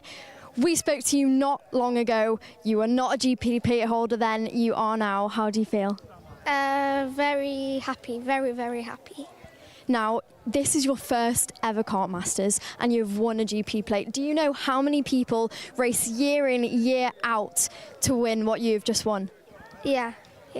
You must be over the moon. Tell me how proud your team and your parents must be of you right now. Probably very. Now, you've worked so hard. Throughout this weekend, you've had ups and downs, but to be fair, you kept it consistent. To explain to me why it was so important to keep it consistent this weekend. I needed to keep my head and get a good starting position. I started second and I managed to win. Congratulations. Thank you. We'll let you go and celebrate J.M. Prakash. Everybody, let's move along to our second place finisher. Oliver Woodall had a big cheer there from his family. Led the race at some point. Oliver Woodall, how happy are you? You just missed out. You led some of that race, but you must be really proud of how you just drove. I'm really happy. I'm happy that our team got 1 and 2. Absolutely. And now, I know you, Oliver, from the British Kart Championships, and you told me your favourite food. What is that? Cottage pie. Cottage pie? Is that what you were powered by this weekend? I had 2 cottage pie this weekend, just not the final. Right, thank you very much. Congratulations. Thank you. That is Oliver Woodall, powered by Cottage Pie. J.M. Prakash, though, as you're heading back, we're going to give you your GP plate. Jayan, there you go. Show the camera what you have just won. Congratulations. 2026 Micromax GP plate. There he is in all of his glory. There is Caio Vieira, after a really difficult weekend for him as well, managed to come away with that 3rd place. Just like that, we're on to the next one. Let's go. What a great interview by Oliver Woodall there as well. 2 cottage pies. 2 cottage pies. But not one in the final. But still, a double cottage pie, that's not bad at all. Thank you to Angry GFX. You will have noticed the new metal GP plates. That is courtesy of Angry GFX. They don't have to put them on their carts. They do get the normal cart number plate as well. So, we've talked a lot about Chris Lamar. And we're going to talk about Chris Lamar again because the next race is Mini X30, a class where you will see several karts with the Evolve Motorsport livery. Now, Chris Lamar runs Evolve Motorsport. Last week, Chris Lamar was diagnosed with cancer. He has been in this sport all his life. He won his last British title 21 years ago and has run a team ever since. He helps anybody who offers, who asks. He has got time for everybody. He has coached everybody and he runs a team. Now, Chris Lamar needs karting's help. And in the last 4 days alone, the British karting community have raised over £22,000 for Chris Lamar, who is fighting the big fight. Chris, we love you. We hope you're watching. Please get better and come back to us. There will be a link to the GoFundMe page in the live chat, courtesy of David Whitehouse and Motorsport Magpie. So that is why you will see an awful lot of racing with Chris Lamar stickers and an awful lot of karts liveried up in Evolve Motorsport stickers, even though Evolve Motorsport aren't even here. Ceol Lynch is down on the grid with Mini X30. Thank you, boys. Mini X30 so far this weekend has seen the battle of 2 top teams, and that is what we are going to see right now. We've got Danny Ceol Academy and we have Fusion Motorsport. Danny Ceol Academy being one of the newer teams, but really competitive in the British and the likes of the Euro Series right now, with Chester Fawkes, who is our pole sitter for this one. Chester, come this way. Now, you were nearly unbeaten yesterday. You would have been the second driver to be unbeaten. However, Ilias, your teammate, pipped you right at the last second. Tell me how you are feeling before this one. Yeah, I feel confident. I know I have good pace. I showed it in the superheat where I dropped back and I was able to come back at them on the last lap. So yeah, I think I can try come back. And I think I can win. Best of luck. Thank you. That is actually all we have time for right now. This is the battle to watch. Let's get going.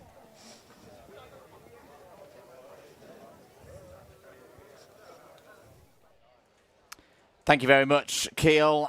This is going to be a really, really tense race. If you've been away from karting for a while, if you're joining just for Kartmasters, if it's your first time you've been watching the sport this year, firstly, great to have you with us. This has been a set of drivers who've raced not just across the UK so far this year, but across Europe.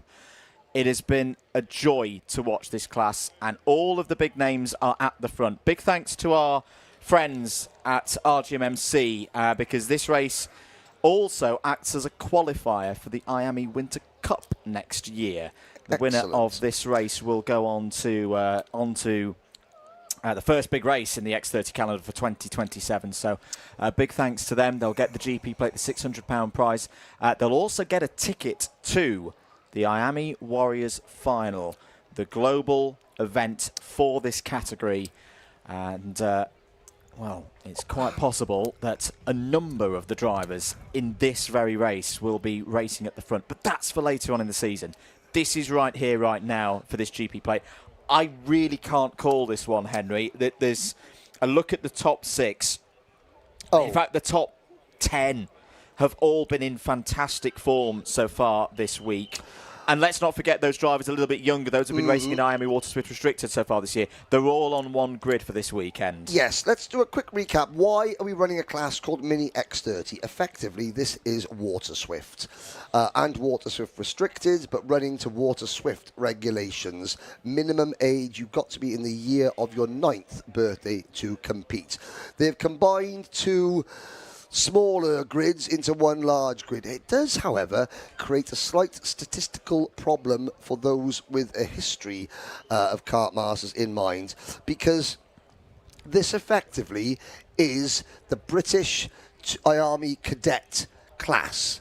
which was originally called Cadet Coma, then Cadet Iami, then Water Swift, but now it's been put together under the Mini X30 bracket, which did run its own class in full-size karts several years ago. So statistically, it's a bit of confusion. This is the original Kartmasters class, however, I'm calling it now, it's Mini X30.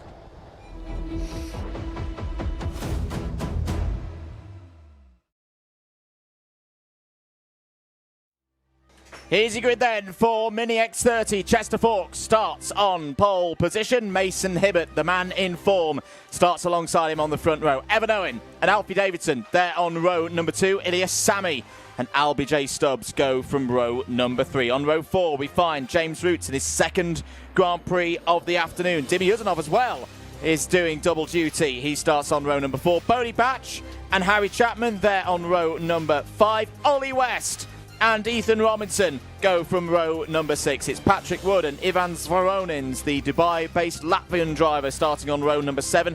Caden Hakur is one of the newest drivers to British karting. He starts this first Grand Prix for him on row 8 alongside Reggie Chandler. Cody Vertigan and Corey Lyons go from row number 9. William Bennett and Oliver Kleinfelter will start on row number 10. Theo Tyack and Travis Giddings go from row 11.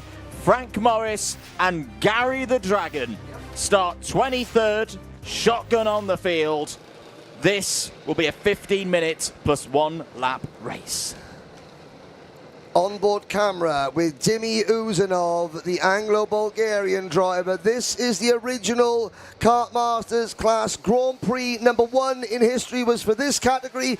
It was won by Sir Lewis Hamilton back in 1996. Oh, Reggie Chandler doesn't get away at the back.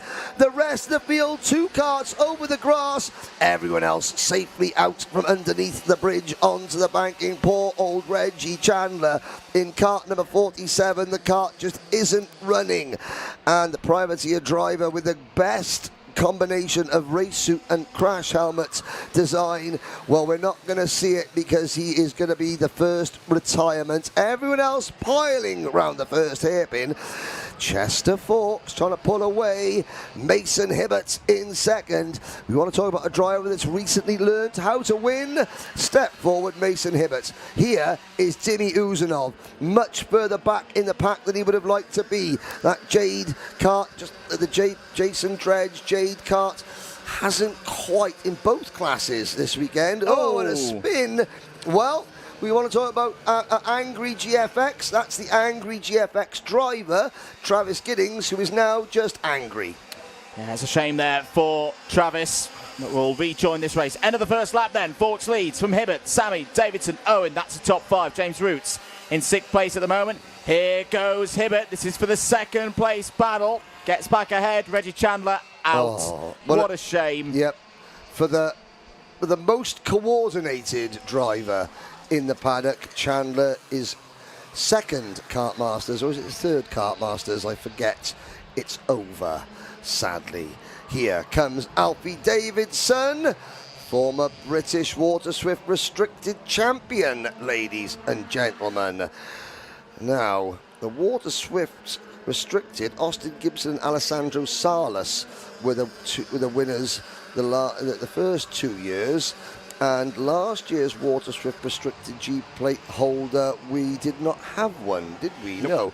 No. Now, I wonder, is that a case of why was Travis Giddings spinning at that very point, and now there's a slippery surface flag out?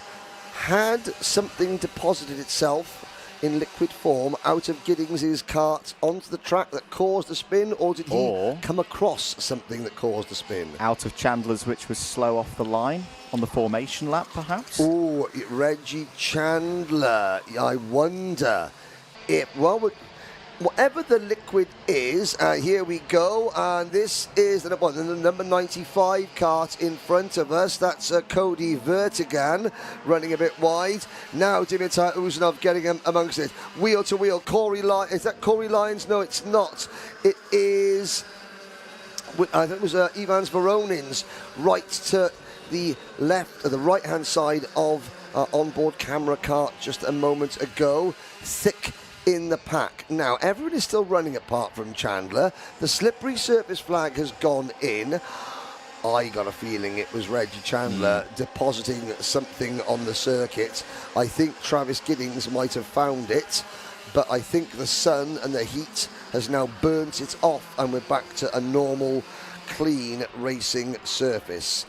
Chester Forks, 11.5 minutes to go, still leads this race. Had 3 heat wins so far this weekend. Been at the front of the field, was a double final winner 1 week ago in the British Championships. Always tends to run pretty well here, Chester Forks, but for all of that hard work through the heats and the superheat earlier on this morning, that's just put him in this position. Now the true hard work really begins. Alfie Davidson there in second place, Mason Hibbert third. This whole Kartmasters weekend has almost been like a microcosm of the entire season for these drivers. It started out, the DK Academy, if you're new to that team, that's Danny Curl's team. 2017 world champion, won on this very circuit. They started out strong. Then the Fusions came back, and now we've got a 2v2 here. For Forks, he could really do with his teammate Ilya Sami getting in the mix here. There's a lot of talk in karting this year about the scarcity of water swift and water swift restricted karts. We don't have full grids in the British Championship for the first time in a long time. However, the quality is, I think, some of the best it's ever been, because you've got 3, not 1, not 2, but 3 of the very best teams at the very top of their game. Each team has drivers who are right at the upper edge of the age spectrum and therefore the experience spectrum. So you've got these 3 teams, DK Academy, Fusion and Ceol Motorsport, all with drivers, none of whom are in a learning year. They're all have 2026 marked out as a year where they can win championships both nationally and internationally. It means we have an extremely engaging, interesting, fascinating season that ebbs and flows, fortunes rise and fall like the wave. Chester Forks has been riding the crest of a wave all weekend long, and yet for all the winning he's done, for all the dominating that Chester Forks has done, his lead with 8 minutes and 50 seconds, the Grand Prix still remaining, 1800ths of a second. All that hard work that Chester Forks and the team have put in for the last 2.5 days has gained Chester a grand total of 1 kart length's advantage. Chester Forks has won plate races before. Won the E-plate at Shannington last year. This is just a little bit bigger, isn't it, for the GP plates? His best results in a final is P8. That was a couple of years ago in the Water Swift restricted race. The thing is, though, for me, Henry, it's that number 33 again, Mason Hibbert, when he took that win up at Lark Hall. That was about 5 or 6 weeks ago. It just lit a fire in this young man. He's since had wins out in Europe. He won in the heat at Wackersdorf as well, which was a really testing win for him. He had a late challenge come in from the driver in 4th place in this race, Ilya Sami. He didn't back down. He got back on the front foot and he got the biggest win of his career to date. But if he was to win this one, that would overtake the victory in Germany.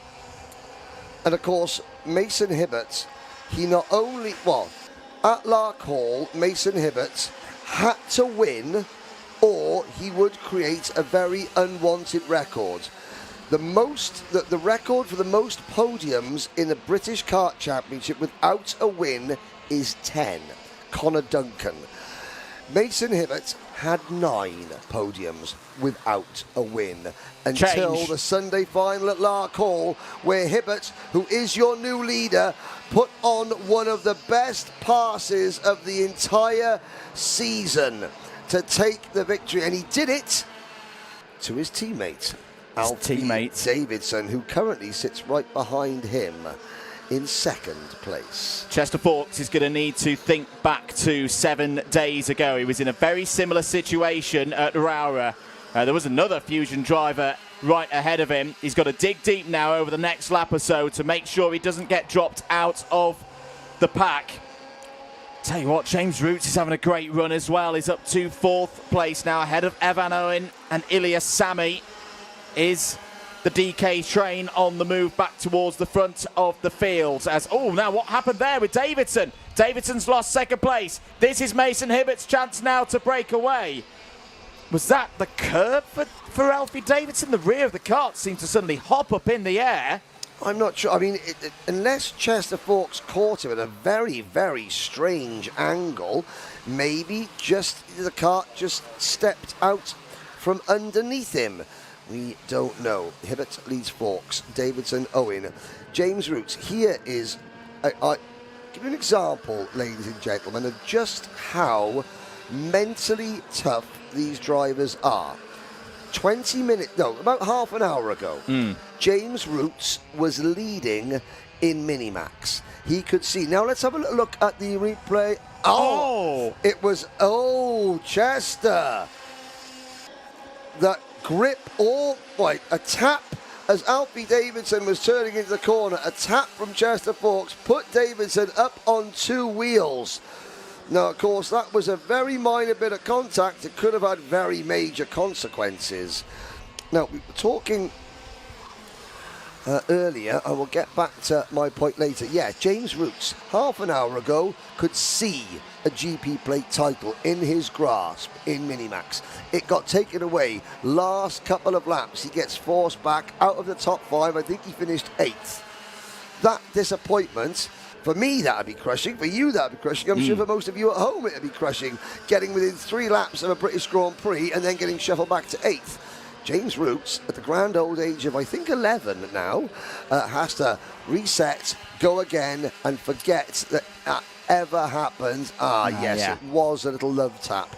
It was a little love tap, but the consequences were, exuberant, to say the least. So, James Roots refocusing, going again, heading towards the front. He is 5th. How hard must that be for a driver on his 11th birthday to reset completely? Big moment, huge moment in the Grand Prix of 2026. Plus 5 second penalty for kart number 21. Chester Fawkes has had a 5 second penalty. The officials have looked at that moment, Henry, onto the bridge with Alfie Davidson and adjudicated that it's to the fault of the number 21. Lasting advantage was taken and it's a plus 5 second penalty. And you've got to say, with the story of how this race is developing, it doesn't 100% rule out Chester Fawkes' chances. But it's got to be a big, big turn in this race to firstly get ahead of Mason Hibbert and then get 5 seconds up the road. Unfortunately, very few Mini X30 races this weekend have been won by so much as 5 kart lengths, let alone 5 seconds. Was it a minor incident? Yes. Was the fact that the grip level that tipped Alfie Davidson make it look a bit worse than what it was? Yes. Was it contact? Yes.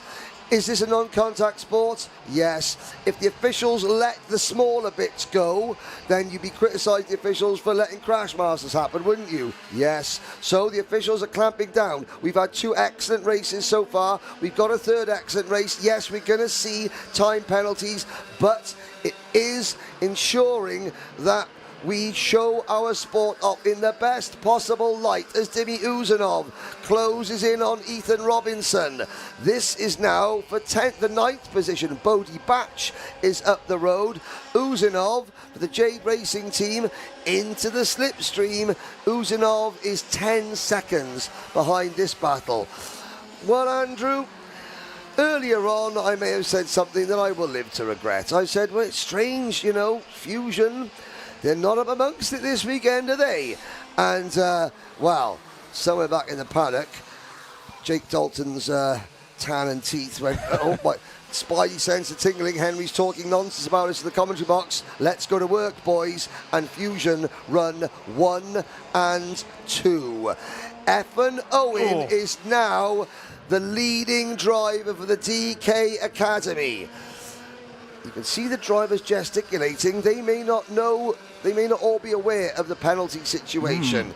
Chester Fawkes, we can really help Effin Owen out now if he just drags Mason Hibbert into a scrap. And I don't, you know, I think that it's, the problem is that if you let the little incidents go, little incidents happen every single lap, and then they turn into big incidents, and suddenly you've got drivers going to hospital, which is what you don't want. So I applaud the officials for cracking down, personally. Now if they, well, last year's race in Miami Water Swift was determined by a moment quite similar to that. Yes, and Austin Newstead had his GP plate taken off him for a moment like that. And the Fusion boys, it's like flipping the script and turning the calendar back. Who's this up into P2? Soon to be P. It's the Welshman, Evan Owen. I'm going to start singing if the Welshman gets to the front. He's back to third. At the moment, no investigations. Oh, the number 22 kart, Ollie West, has been given a technical flag. The Evolve liveried privateer kart, Ollie West, out of the race. Everybody else, apart from Reggie Chandler, who went out at the start, is still running. And there's a send. Okay, was that Effin Owen? And look at this, the 23 of James Root. What a way to come back from disappointment. Mason Hibbert is under investigation. Could this be a near repeat of what we had between Austin Newstead and Christian Kobe in the two lead Fusions 12 months ago in Miami Water Swift? Alfie Davidson is sitting there in second place. It's an under investigation at the moment. We'll get you further news as and when we receive it. Alfie Davidson, I think the mindset he's got to be in right now is he can't wait for an investigation to be complete. He's got to get this position on the road and do it now. Chester Fawkes is there, third place on the road, but has that 5-second penalty from the touch with Alfie Davidson from earlier on in the race. Last lap board is going to be out. Mason Hibbert still has the lead on the road. Alfie Davidson has never been on the podium at Kartmasters before. He's had to dig deep so far this weekend. Davidson's trying to go round the outside. Has he got the momentum? He's got to go the long way round his teammate. No, he can't quite do it. Off of the bridge once again for the last time here this weekend at PF International. Hibbert will defend. Is there a route down the inside for Alfie Davidson? No, not quite this time. Here comes Chester Fawkes. He knows he's got that +5, but he still wants to try and take it on the road. Out of hairpin 2. What is going to happen here? Davidson's under attack now from Ilyas Sami. Ilyas Sami trying to get himself up into the top 3 on the podium. Or possibly even the win. We've no idea how this one is going to end. It's going to end off track. Fawkes tries to get his nose down the inside of Mason Hibbert. Out of the final 2 corners. The man in form, Mason Hibbert. Oh, there's a big incident there between James Root and Ilyas Sami, who are out over the line. Here they come. It's going to be Hibbert on the road by 0.02 of a second. Thankfully, both Roots and Sami are out of their carts under their own power. Effin Owen has come across the line, P9. Alfie Davidson takes third on the road.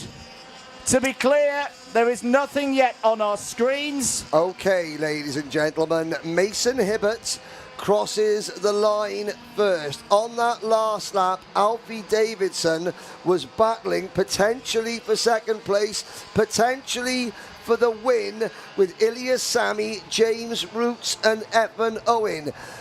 The latter 3 named of those conspired to take each other out in an incident. They're both up and walking away, and do you know what? The drivers are walking away together, which tells me that they both knew it was a racing incident. Mason Hibbert. Alfie Davidson does not look happy. He looks frustrated. So, Mason Hibbert, whose dad, Will, helped supply the track with some of the electrical components that we needed to get ourselves back up and running overnight. Mason Hibbert, it took a long time for Mason to take his first British Championship win. Congratulations going forward there. There's some support. And again, I think he's just saying, you know, unlucky, well done. And who pops up in 4th place on the road, which will become at least 3rd place? Bodie Batch. Ladies and gentlemen, this morning I said that Fusion Motorsport weren't really at the races this year, this weekend in Mini X30. As things stand, Chester Forks has a penalty, Mason Hibbert no penalty. As it stands, it's a Fusion Motorsport 1, 2, 3. I've learnt nothing in 20 years of doing this job. What I have learnt: never count Fusion out. I'm going to give a slight correction to you there, Henry. It's not going to be a 1, 2, 3 based on Forks' penalty, at least, because he's 5 seconds clear of Bodie Batch. Yes! Well 0.02 behind Hibbert will become 5.02. Batch was 5.61 behind. Now, I know that's going to be no solace for Chester and the Forks family, because they came here with one intention, and that was to win. It's still a first podium ever at Kartmasters. He beats his result from a couple of years ago. The results are provisional at this stage. Hibbert from Forks, from Davidson on the road. Batch, Chapman, Robinson is your top 6. Uzanov, Voronins, Owen and Hakura. Great drive from Caden Hakura. I'm really interested to see where Caden Hakura is in 12 months' time, because his first 6 months at this level have been very impressive. In January this year, Caden Hakura hadn't sat in a go-kart. Yeah. And there he is, finishing 10th in the British Grand Prix. Cody Vertegen walking back with the glasses there, the number 95 privateer driver. He's been a star on our paddock shows as well. You'll notice about the paddock shows, we have, not intentionally, unintentionally, we haven't been to the big teams. It's all been about the privateers, the smaller teams, the real underdog stories that we've chased around the paddock. And that is, and it's of course for Cody Vertegen, one of those privateers, one of those underdogs. It hasn't ended well, but he even said, I've had an amazing time at Kartmasters. Now we wait there. The officials are not going to rush through a decision, for the simple reason that we got to get a kart out onto the podium. This is the British Grand Prix. There is an investigation. They will make sure the investigation is complete one way or the other. That is why we're in a delay. And we're waiting. Well, he's going out. The results remain provisional. And Mason Hibbert, the son of former KZ Gearbox driver Will Hibbert, the nephew of another incredibly talented Gearbox and Ginetta driver, Tom Hibbert. Tom Hibbert looks after Alfie Mayer. We do have a precedent. Now, last year we had a similar situation. We call the action on the road. The penalties that are applied in race are non-appealable, so we can accurately say, well, this has happened and this driver will finish in this position after the penalty has been applied. So we haven't had a penalty applied. Mason Hibbert is, as things stand, your 2026 Mini X30 Kartmasters British Grand Prix champion, and Ceol Lynch is about to give him his interview. That is your 2026 GP plate winner for Mini X30, getting his pictures taken. Congratulations, Mason Hibbert. And look at this podium we've got here. We've got a Fusion Motorsport 1, 2, 3. Mason Hibbert, this is the first we're actually hearing from you this weekend. How do you feel? Yeah, I feel amazing. And to have, two teammates here behind you, how incredible is it that Fusion gets to get you guys and train you guys to this point where you can do these things together? Yeah, it's good. Please tell me how you're going to celebrate with your family, what this means to you. Champagne, of course. Champagne, of course. All right, we'll check with your family first. There is your GP plate in all of his glory. Congratulations. There's his family over on the grandstand. Look at that. That is all we've got time for, but we've got Alfie Davidson and Beaudette. A brilliant drive for all three of the Fusion drivers here. Let's go back to the box. Thank you very much, Ceol. So we'll move on to our next race, Junior X30.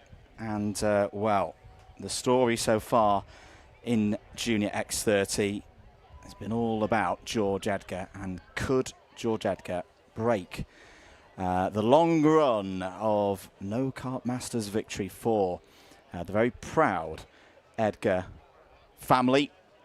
He's had 4 heat wins so far this weekend. Yeah, all 4 of the qualifying heats. Was then 3rd in the super heat earlier on this morning to secure pole position. The Fusion mechanics on their way to pick up the top 3 karts there from the grid for Mini X30.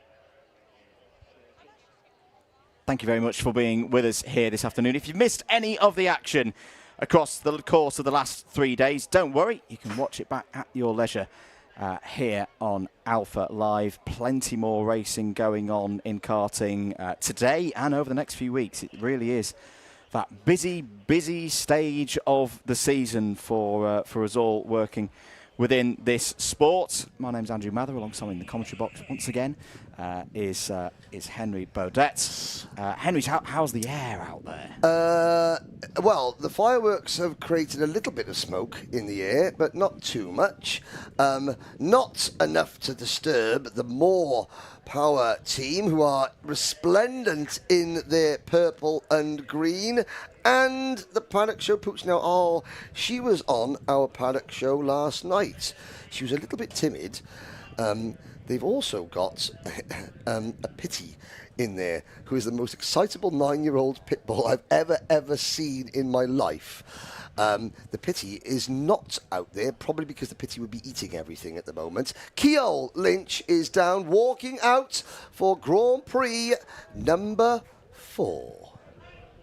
Thank you very much, boys. It is Junior X30 time, and George Edgar and Aaron Richardson find themselves going head-to-head once again. This has been a common theme so far, but everyone in between has not been falling short of nearly heat wins and good qualifying positions. We've got Freddie Wood on the 2nd row, who recently had his first win over in the British Kart Championships and has been carrying that with him here this weekend. He's been looking really strong so far. We also have Sukmani Kira, who I'm going to try and catch up with in a minute, but George Edgar is going to help his mechanic get onto the floor, onto his pole position here at PFI today. George Edgar, you were the only driver yesterday that went into it unbeaten. How does that feel? Yeah, it gives me a lot of confidence in today to know that we were one of the fastest drivers. Unfortunately, this morning on the older tyres we weren't able to keep that up, but now with the new tyres in the final, hopefully we can bring back the speed we had yesterday and Friday and bring it home. Now here at Kartmasters, we know it's the mental game. You didn't get the win for the first time. Aaron beat you earlier, but like you said, you had a reason for that. How have you put that behind you and ready for this final? Yeah, I think obviously older tyres, things didn't quite go my way, and that's what put that behind me. I won all the heats, and that gives me the confidence to go into the final knowing that I can win it. Now, George, there has been many Edgars that have gone for the GP plates. You said they've not had the best of luck, but you are about to turn that around today. How much would that mean to you? Yeah, it would mean a lot to me. All of my family, my cousin, my sister, my dad have never managed to win it, so if I could turn that around, it would really mean a lot. Well, best of luck to you. Thank you. We'll let George get ready. Now, Aaron Richardson, Aaron, come over here if you can.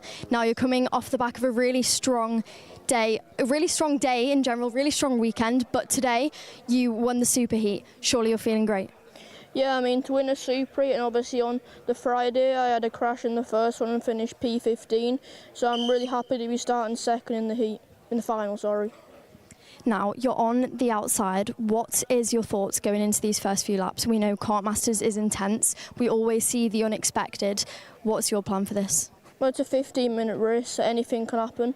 You saw her in the mini, like the one on the last lap, so yeah, as long as you're up there till the last couple of laps, you can win.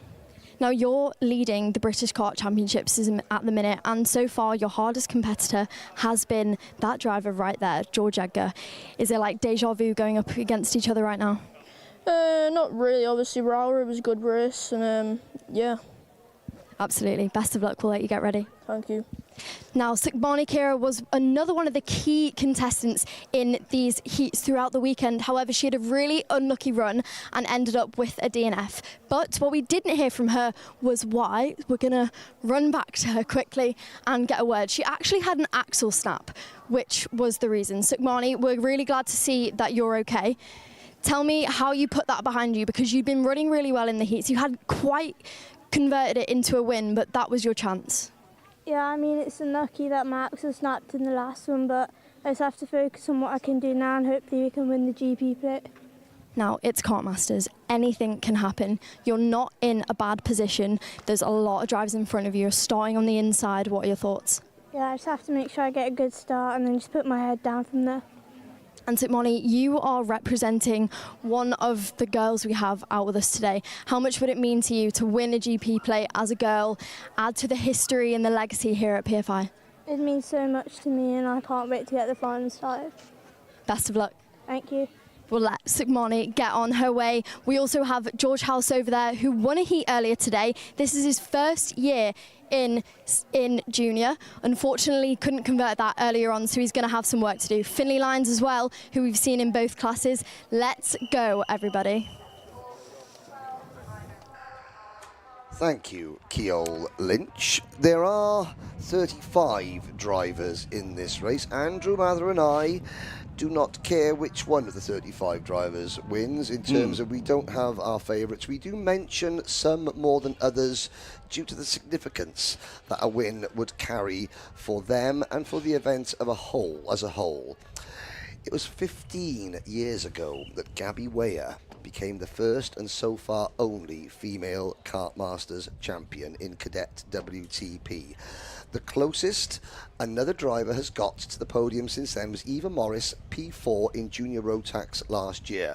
Will that statistic change? Because Junior X30 is up next.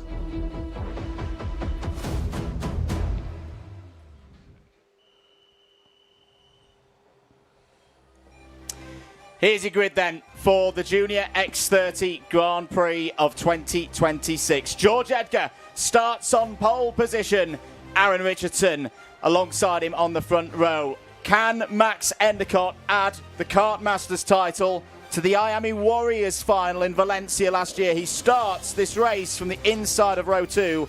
Joining him is a winner from last week in the British Championships. Freddie Wood starts P4. George House and Henry Clark, they go from row 3. Sukmani Kira has been on the podium in the Miami Euro Series so far this season. Can she fight back from row 4? She's got company in the form of Finley Lyons. Louis Radcliffe and Jacob Backler go from row number 5. Charlie Wolfett and Zach Champney will start on row 6. Harley Musk and Colby Patterson on row 7. Archie Rogers-Tyler and George Clark on row 8. Luca Narroway and Alfie Brown start on row 9. It's Max Mason and Devin Taylor. They're inside the top 20 on the grid for this one. George Quinlan had difficulties earlier on in the superheat. Can he fight back from row 11? He's joined by Sophie Campbell. Ryan Meta and Rocco Shenton go from row number 12. Sam Mott and John Foley Jr. row 13. Alex Riley and Mini Night Measures go from row 14. Charlie Blenkinsop and Simeon Stone on row 15. Ollie Brunt and Katie Donaldson on row 16. Cavan Hayes, Henry James and Alfie Ward will complete the field of 35 for this one. Kai Clark is a non-starter. Do we do it now? Well, go on then. Spoiler alert. Spoiler alert, from ladies Christian and gentlemen. Stad. Close. No, don't close your ears. Open your ears and listen to this, guys and girls. We have 2 to congratulate. Well, we can first of all congratulate the 2025 Junior Rotax Kartmasters Grand Prix champion Albie Lapper, because Albie Lapper is the 2026 FIA Academy Trophy champion in the senior category. Breaking news from OK Junior. This is a provisional result, but the race has just been won in Sweden by last year's Minimax GP plate champion. A massive congratulations from PF International to both Albie Lapper, as mentioned, and Emerson McAndrew Uren has just taken his first victory in FIA karting, and they came from here. They Kartmasters did 12 months ago. Junior X30, are you ready to entertain us here this Sunday afternoon? Yes, they are. Away we go for the Grand Prix. Brilliant start for Aaron Richardson. Aaron Richardson leads in the final. Freddie Wood P2. George Edgar slips to third. I hope it wasn't too good of a start by Aaron Richardson. Edgar didn't get the launch he wanted, but Richardson, they will be looking at the timing and scoring system, at all the beams and the beacons and the digital photograph machine to see if there was a false start. We just call it as we see it.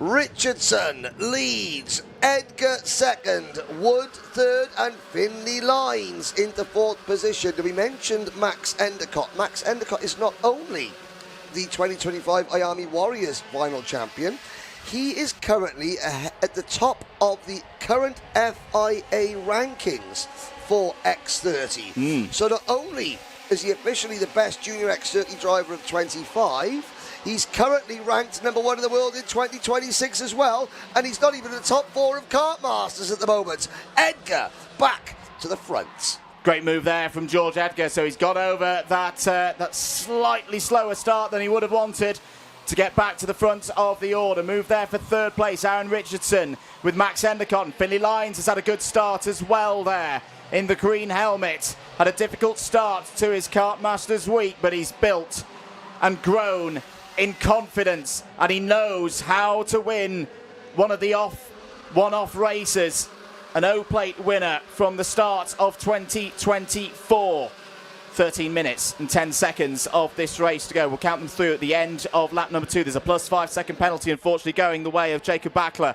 His hopes of winning this race are severely dented by that. It's Edgar from Wood, from Richardson, Endicott, Lines, Backler, Clark, Henry Clark, that is. Kira, Champney, House. That is your top 10. And Freddie, I tell you what, Freddie Wood, I've watched this young man race for a good couple of years now. He's in his second year of X30 junior racing, and he looks fired up here today. Got his maiden British Champs win 7 days ago, and is looking to go even bigger here today at Kartmasters. There was a move there by Sukmani Kira up to P8 ahead of Henry Clark, and keep an eye on Sugars. It went completely under the radar. It was a crazy race in Italy about 3 or 4 months ago, where on lap 1, Sukmani Kira was last. Stone dead last, turned around. She came back in a full field of 36 at a European level and finished P5 on the road. She's got race pace, she's got guts and determination. She's got to cross that gap first to Jacob Backler in 6th place, but do not rule her out, because the pack is close at the front. They will fight, they will go back and forth. That is Max Endicott down the inside of Aaron Richardson. Up to 3rd place goes the best on the planet in X30 junior racing in terms of that win last year at Valencia, and it was a late win as well to keep the run, the 10-year run going of British drivers being the best in this division. This is not a national race that you're watching here, folks. No. This is a full-on 100% European world level event, and George Edgar leads it with 11.5 minutes to go. Into the Mike Wilson complex already. Sukmani Kira and Henry Clark have caught the lead group. Devin Taylor, I saw a rear bumper skittling across the track. It's still in the middle of the short chute. The incident marshal is sprinting towards it. The bumper has been removed as we have a new leader. George Edgar gets shuffled back to second, and Max Endicott takes the lead from third to first. Max Endicott. Oh my goodness me, Finley Lines. You're just giving your dad a heart attack. Someone to get the defibrillator for Stuart Lines in the grandstand. That could have been outrageous. Lines actually ends up losing a position though. And this is what this race could be all about. They'll want to be heroes. They're juniors, of course, but you've got to play it smart. You've got to time your attack to the front. That's not a disaster for Finley Lines. Nope. He's there in fourth place. There's plenty of time to race back onto the rear bumper of Jacob Backler. He'll learn from that. He'll think, maybe that was one for the cameras. It didn't quite work. George Edgar having to defend at the moment in P5. And this is another thing that we've got to remember. How the drivers will play these new tyres. This is the first race where we've got all of our finalists on brand new rubber. How they will be finding out what's underneath them on a fully rubbered in circuit after 3 days of pounding competition. Freddie Wood trying to hold position there at the front of the field. Here comes Lights again. That's much more like it from Finley Lines. Who's going to get ahead of Max Endicott here? He's going to swing out wide once again. Try and do the round the outside out of hairpin number 2. Doesn't work that time. Endicott gets back underneath him. Returns to P3. You know what they say in karting? Slim Shadies for show, up the inside for go. They don't, I just made it up, but it sounds good. It does prove the point, however, spectacular doesn't always win the British Grand Prix. Smart does. If you can be smart and spectacular, then more power to you. Luckily, there is still 9 minutes left and nobody has been dropped. As we complete lap number 6, the top 15 drivers cross the line within 2.5 seconds of the race leader, who is still just about Freddie Wood. There's and there's the first little bit of nudging going on. We're 4 wide down the straight. Who is that? It's one of the BMR restart carts. I say one of. We have got in the lead group, we have got 1, 2, 3, 4 BMR restart carts. No, we don't. We've only got 3 BMR restart carts. Max Endicott's Kartmasters comes to a halt, coming out of hairpin number 1. The number 1 ranked junior X30 driver in the world, both last year and this year, is out. And I know his mum Claire and his dad Aid are here watching. The body language says it all. Max is heartbroken.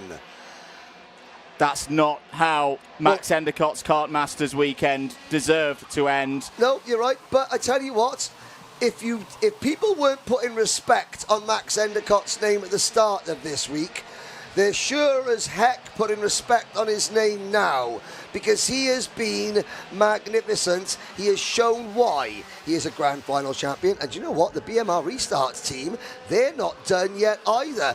Neither is Premium Karting.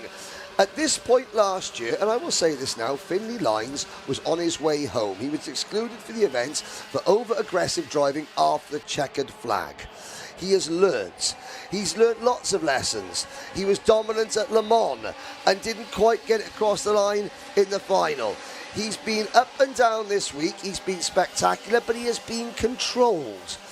That is a dangerous combination when you've got the skills and the ability to overtake like Finley Lines does, along with the control and the patience. George Edgar, we haven't mentioned his name for about 5 minutes. He pops back up into P5. Ceol Lynch, what have you got for us down in the pit lane?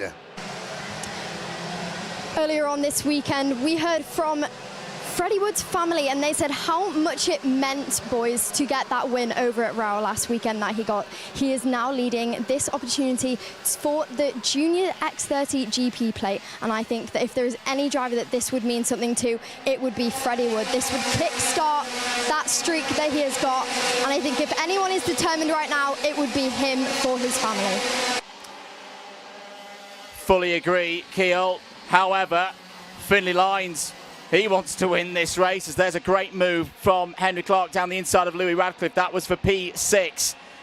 Sukmani Kira is up onto the podium, running third at the moment, just ahead of George Edgar. But we still got 5 3/4 minutes to go on time. There's Louis Radcliffe trying to get his 6th place back. Colby Patterson in the number 24 in that special livery for the Excel team. May have the support of his Excel teammate George House in this scrap with George Clark. Here we go, change for the race lead. Finlay Lines goes through. Freddie Wood all of a sudden is off the podium. Up to 2nd place now is Sukmani Kira. 3rd for George Edgar, and we know that George Edgar's got pace here this weekend. All 3 of these drivers have got pace here this weekend. Under the bridge, onto the bowl. George Edgar's got good grip though, alongside Sukmani Kira, takes P2. Over the bridge and down through turn number 4. Lines, Edgar, Kira, Wood and Jacob Batchelor. The 5th place kart in this race has a 5-second penalty. Aaron Richardson has not been given a penalty, so no false start for Aaron Richardson, but he has dropped to 15th position. He is out of contention. Lines v Edgar. It's a little bit like Lloyd versus Bishop in road tax, isn't it? This is both from a racing background. George Edgar said his dad didn't win. His uncle, Justin Edgar, was the last Edgar, the only Edgar to win a Kartmasters title. Justin Edgar winning the 100 National Division in 2003 and 2004. George's dad didn't win. George's cousin didn't win. George's sister didn't win. Can George win for Mick Barrett Racing? Here goes George Edgar, and Sukmani Kira follows him through into P2. Lines breaks loose once again, and he's lost the colour braces. Jay Taylor, Billy Lines' mechanic, is going to be having a conniption fit there, because we've now got 3 1/4 minutes to go. Has Finlay Lines gone for the outside pass one too many times? Does he have the time to get back up at the front? Will these drivers give Lines the opportunity by battling? Batchelor has now been caught by Henry Clark and Charlie Wolfett. 3 1/4 minutes to go. Oh, someone's got a loose exhaust out there, just coming under the bridge. I do like the look of the handling of that number 2 machine. We know, Henry, that when the equipment isn't quite there for George Edgar, he can still win. He got that a few weeks ago at Lark Hall on the Saturday round of the British. Right now, everything's looking good as to side by side between the Fusions, Kira and Wood. These two have been so evenly matched across the course of the season so far. Jacob Backman's had to go. Oh, and here he comes. Here he comes, the PF specialist, the winner of multiple races round this track at a national level. He doesn't normally race in X30. He doesn't care. Charlie Wolfett is on the scene, and he wants at least a podium. Here comes Rocco Shenton as well in the number 6. Yeah, behind Archie Rogers Tyler, and that is Jacob Batchelor. He's got a penalty anyway, but now he's no longer part of the lead group discussion. Whilst all that has been going on, George Edgar has, as quick as a whippet, opened up a 1 second advantage. 2 1/4 minutes to go. Possibly the 2 most important minutes of Sukmani Kira's season. She's got to get Finlay Lines working with her, and they've got to go. Sorry, Freddie Wood. Lines is back to 7th. Kira and Wood and Wolfett are the only ones left in touch. This group of karts, the 2 XL teammates, they are now falling out of contention. It's Colby Patterson and George House. Technical flag for Max Mason. Max Mason may be the kart running around with a broken exhaust at the moment. Either way, a gain of 7 places is going to be wiped off the board here for Max Mason. He's going to be out of this race. Here's your battle for 6th place on your screens, just coming out of the final corner now. Louis Radcliffe on board. That's the gap up to Henry Clark in 5th place. It's about 1.1 seconds at the moment. And, well, for Louis Radcliffe, if he wants a podium, he needs to close it. Well, Finlay Lyons getting ahead of him might actually help in that cause. Finlay Lyons hasn't lost any of his pace. He's now got a bit of clear road ahead of him. We've got 69, 68, 67 seconds of this race to go then. And you know there's going to be more moves in the latter stages of it. Edgar still leads from Kira. It's a solid 0.8 second gap as George House goes down the inside of Louis Radcliffe there. George House continuing to have a really promising first season at the junior level. Last year's Miami Euro Series X30 Mini champion. There's Colby Patterson trying to scrap past Louis Radcliffe, who unfortunately just don't think he has the pace at this stage of the race. 2 more laps of Paul Fletcher International to go. George Edgar's lead is extending. Is this the point at which the young man, the 2024 FIA Motorsport Games gold medalist, starts to believe? Do Mick Barrett Racing start to believe? George Clark's the latest to get through past Louis Radcliffe. He knows, Andrew. That look over his shoulder, coming off turn number 4. He then hunched his head down behind the steering wheel. He wasn't even looking at the track. He knows he has done enough. The only person that can deny George Edgar is George Edgar. Sukmani Kira has thrown the kitchen sink at George Edgar. She is magnificent. Apart from Gabby Weyer, the only other female driver to finish P2 in the history of this event, Louise Richardson, now known as Louise Brown, who is one of the championship coordinators here at Trent Valley Kart Club. We spoke to Jono, Sukmani Kira's mechanic, last night. He said, we're going to try and make a bit of history. I don't think it's going to happen for Sukmani this week. But again, you want to talk about a breakthrough. That drive in Italy was a breakthrough. This is the biggest stage in Italy. Sorry, Miami X30 Euro Series. This is the biggest stage. It's got the biggest audience. Hello to Austin Olds and people from the United States tuning in. You're looking at a racing... Why is George Edgar looking down?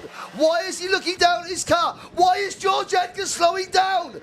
Why? As there's a problem. Sukmani Kira could be about to upset the apple cart. Edgar's in trouble.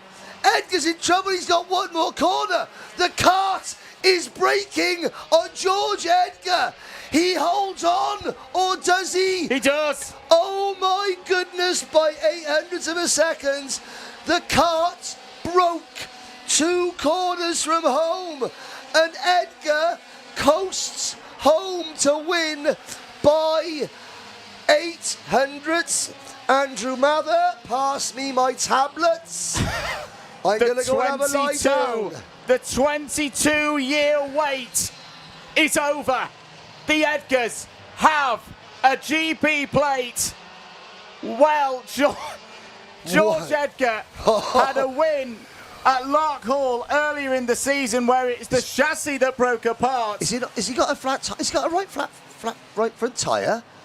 That right front tyre doesn't look very up, does it? It looks a little bit and flat. History as well. Sukmani Kira becomes the first female driver in 15 years. She should have been on the podium in this race last year. Correct. She was unfairly treated. Correct. Today, she took it away from them. 2nd place, Freddie Wood 3rd. There's a great moment as well. Archie Rogers-Tyler celebrates with his teammate George Edgar. One does not simply beat George Edgar. Even when the odds, the racing gods, throw broken chassis, failing engines, wearing down tyres at this young man, he goes, nah, I'm not having it, mate. I'm taking my first GP plate victory.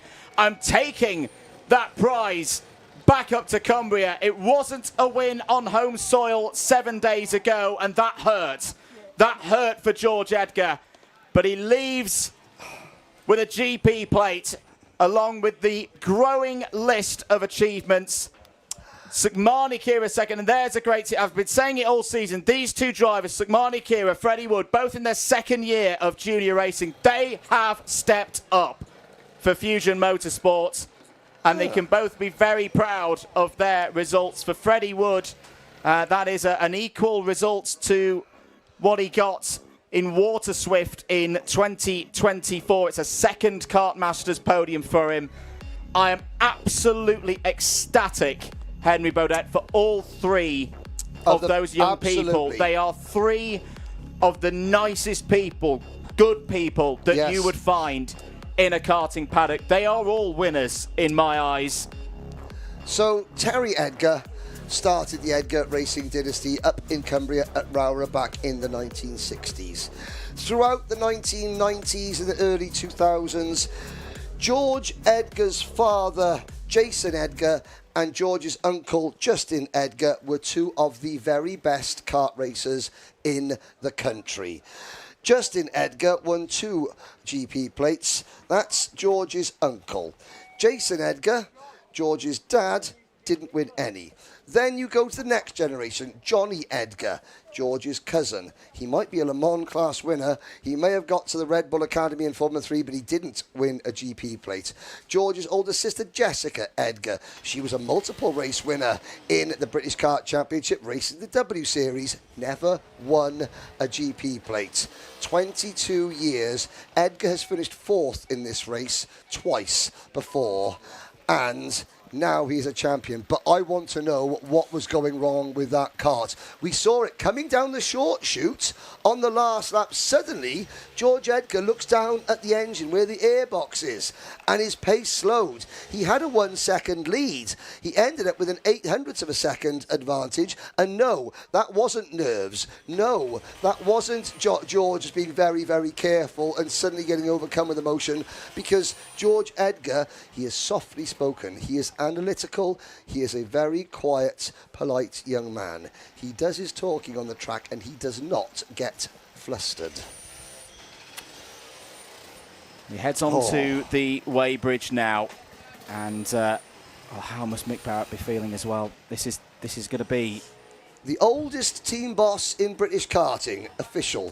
Hey. The most experienced. Most experienced, yes. The oldest team boss, the most experienced team boss in British karting. Mick Barrett Racing, they were running drivers at Kartmasters 1, and they were winning. They're running drivers at Kartmasters 30, and they're still winning.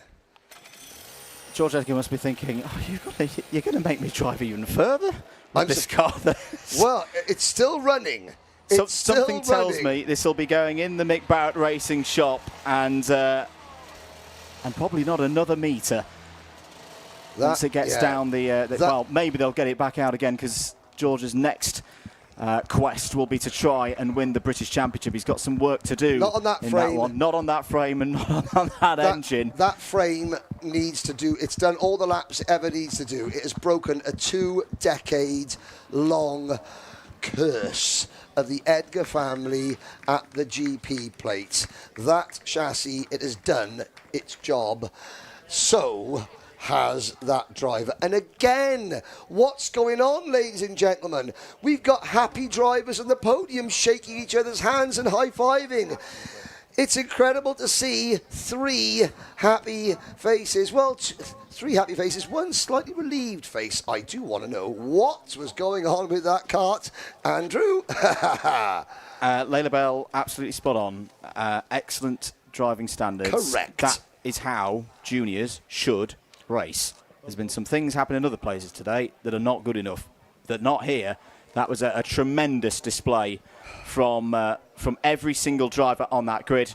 Right, Ceol Lynch, you've got to find out for us what happened there to George Edgar. We've got to find out. Thank you very much, boys. This right here is George Edgar adding to and changing the Edgar history. That must feel amazing. Yeah, the Edgar's not winning a GP plate for 20 years. It really means a lot to me to bring it back to the family. How proud are your family going to be of you right now? A lot. Absolutely. And tell us, because you are a driver that we see perform at the front of the likes of the British Kart Championships all the time, but to win here at Kartmasters it's the hardest race to win of the year. Tell me how that feels and how much preparation you've put into this. Yeah, we've been doing every club meeting here this year, obviously in preparation for the British in 2 weeks, and also this, I think, is one of the hardest events to win because obviously everyone's going for it. No one is bothered about crashing. You either win or you don't. So it's one of those events where points don't matter. You have to win, and I think that's why it means so much to me. Well, congratulations, George Edgar. You have won the GP plate. There he is in all of his delight. George Edgar, we have got one question that I think the stream's kind of wondering. Why did you slow down so much at the end is the question. I'm not really sure. We'll have to have a look. Okay, there we go. We'll have to have a look. That is all the time we've got, but Sukhmani Kira did exactly what she needed to do, just not quite enough time. There is the celebration. That's what we need to get caught. And then Freddie Beaudette as well. What a brilliant drive from him after his recent successes. Let's move along, though, because there's more to come. Good answer, George Edgar. Ever the professional. But he knows what happened. He just doesn't want to tell us. With a massive grin on his face, he says, I don't know, we'll have to have a look. Do you know what, though? He knows that his engine builder, Aventus Power, his team, McBarrett Racing, they work tirelessly. Something went wrong on that kart.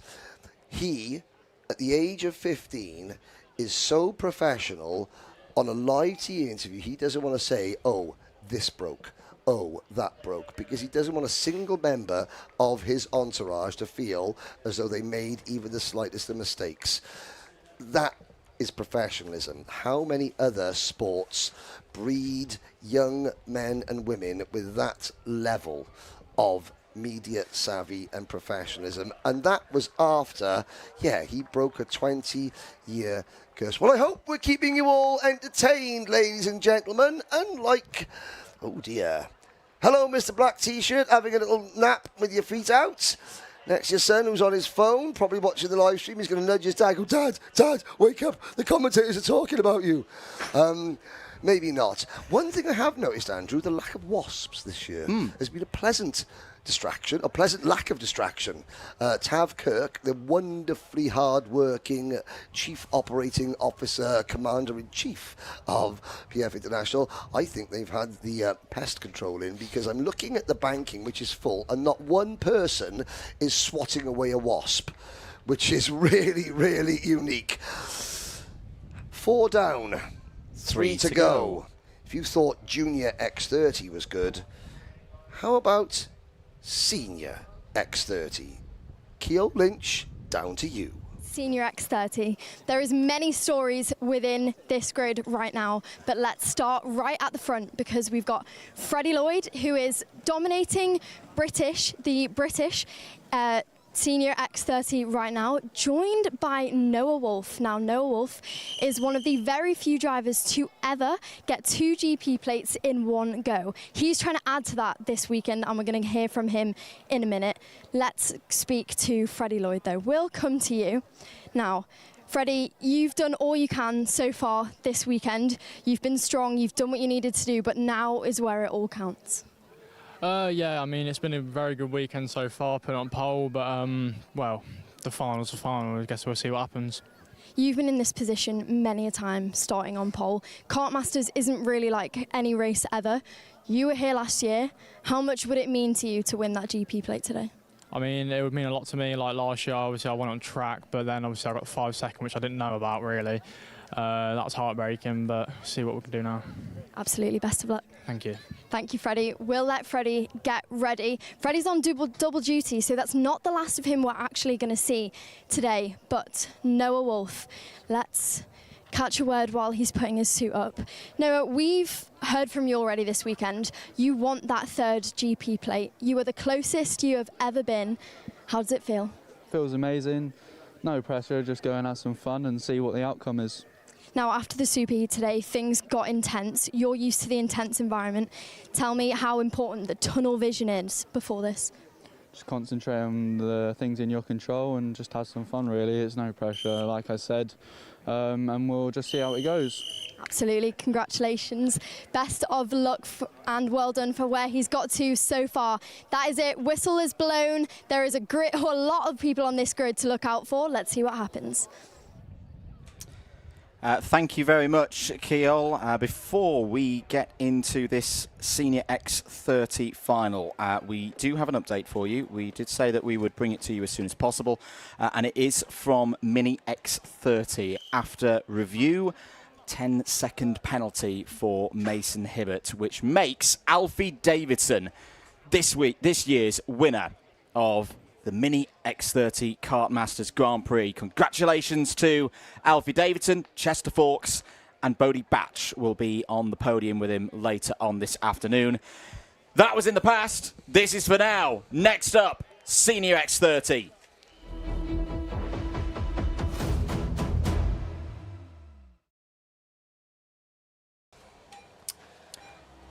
Here we go then. I was looking down the order to see who didn't qualify. I haven't got the list of non-qualifiers. Here are the 36 drivers who have made it this far.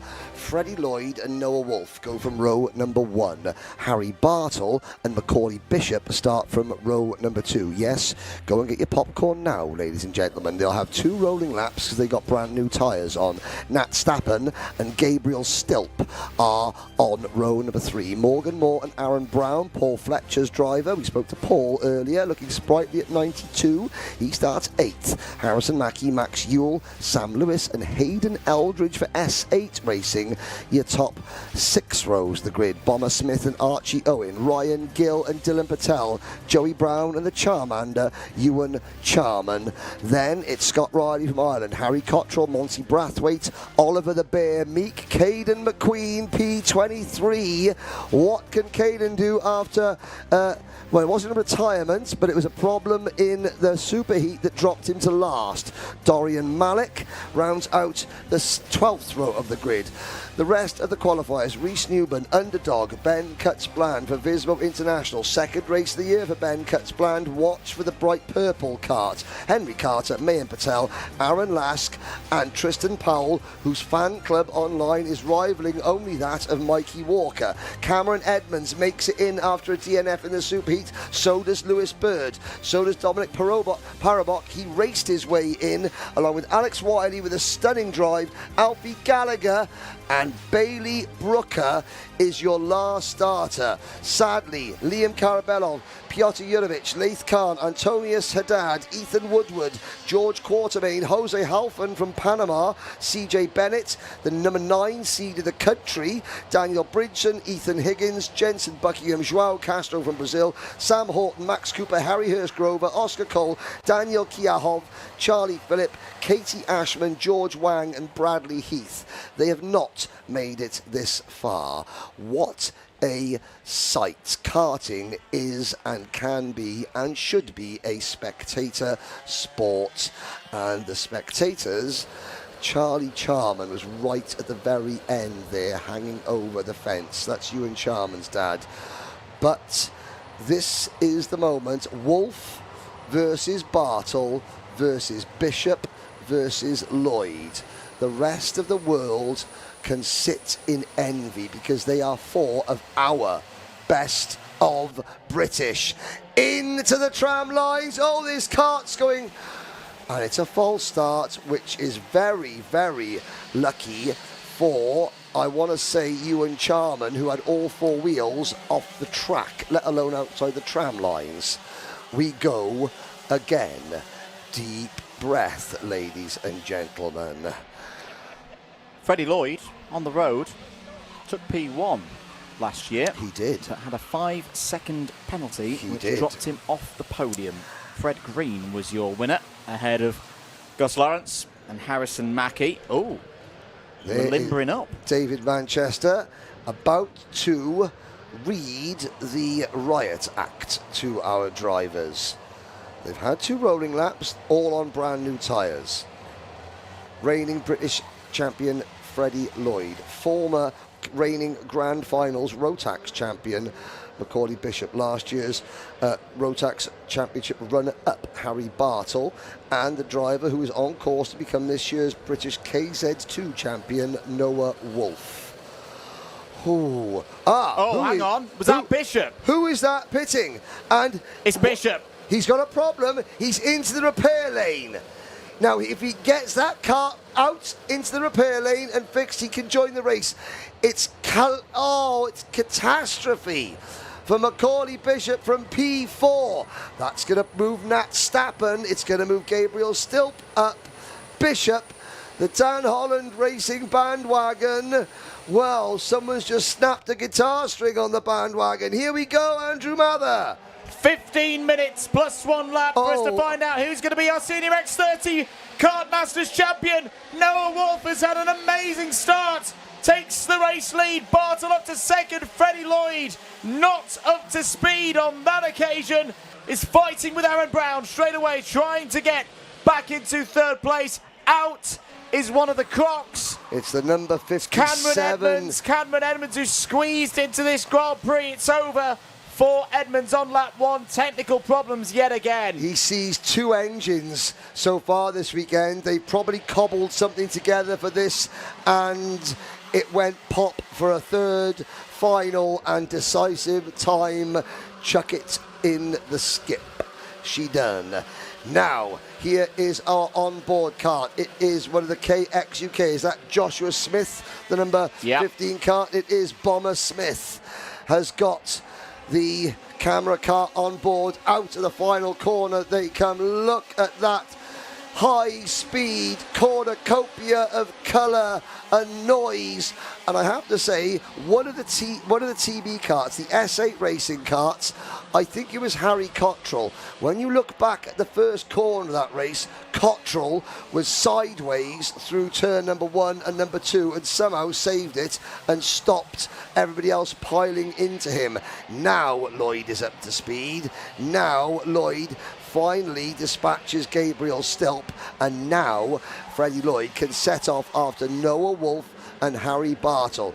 That's not just any driver that Lloyd has passed. That is the only driver in history to win 2 Junior X30 Miami Warrior Finals title, Gabriel Stilp. He doesn't race that much anymore, does Gabriel Stilp? But when he does, you know about it. And look at Nat, and look, that's not Nat Stappen, that's Max Ewell in the number 75 Mick Barrett racing kart up into P5. Where is Nat Johnson? The answer is 9th. Harrison Mackie has dropped to 10th. Caden McQueen has only gained 2 places. He's up to 21st. Lewis Bird, the number 7 kart, has gained 9 and is up to 23rd.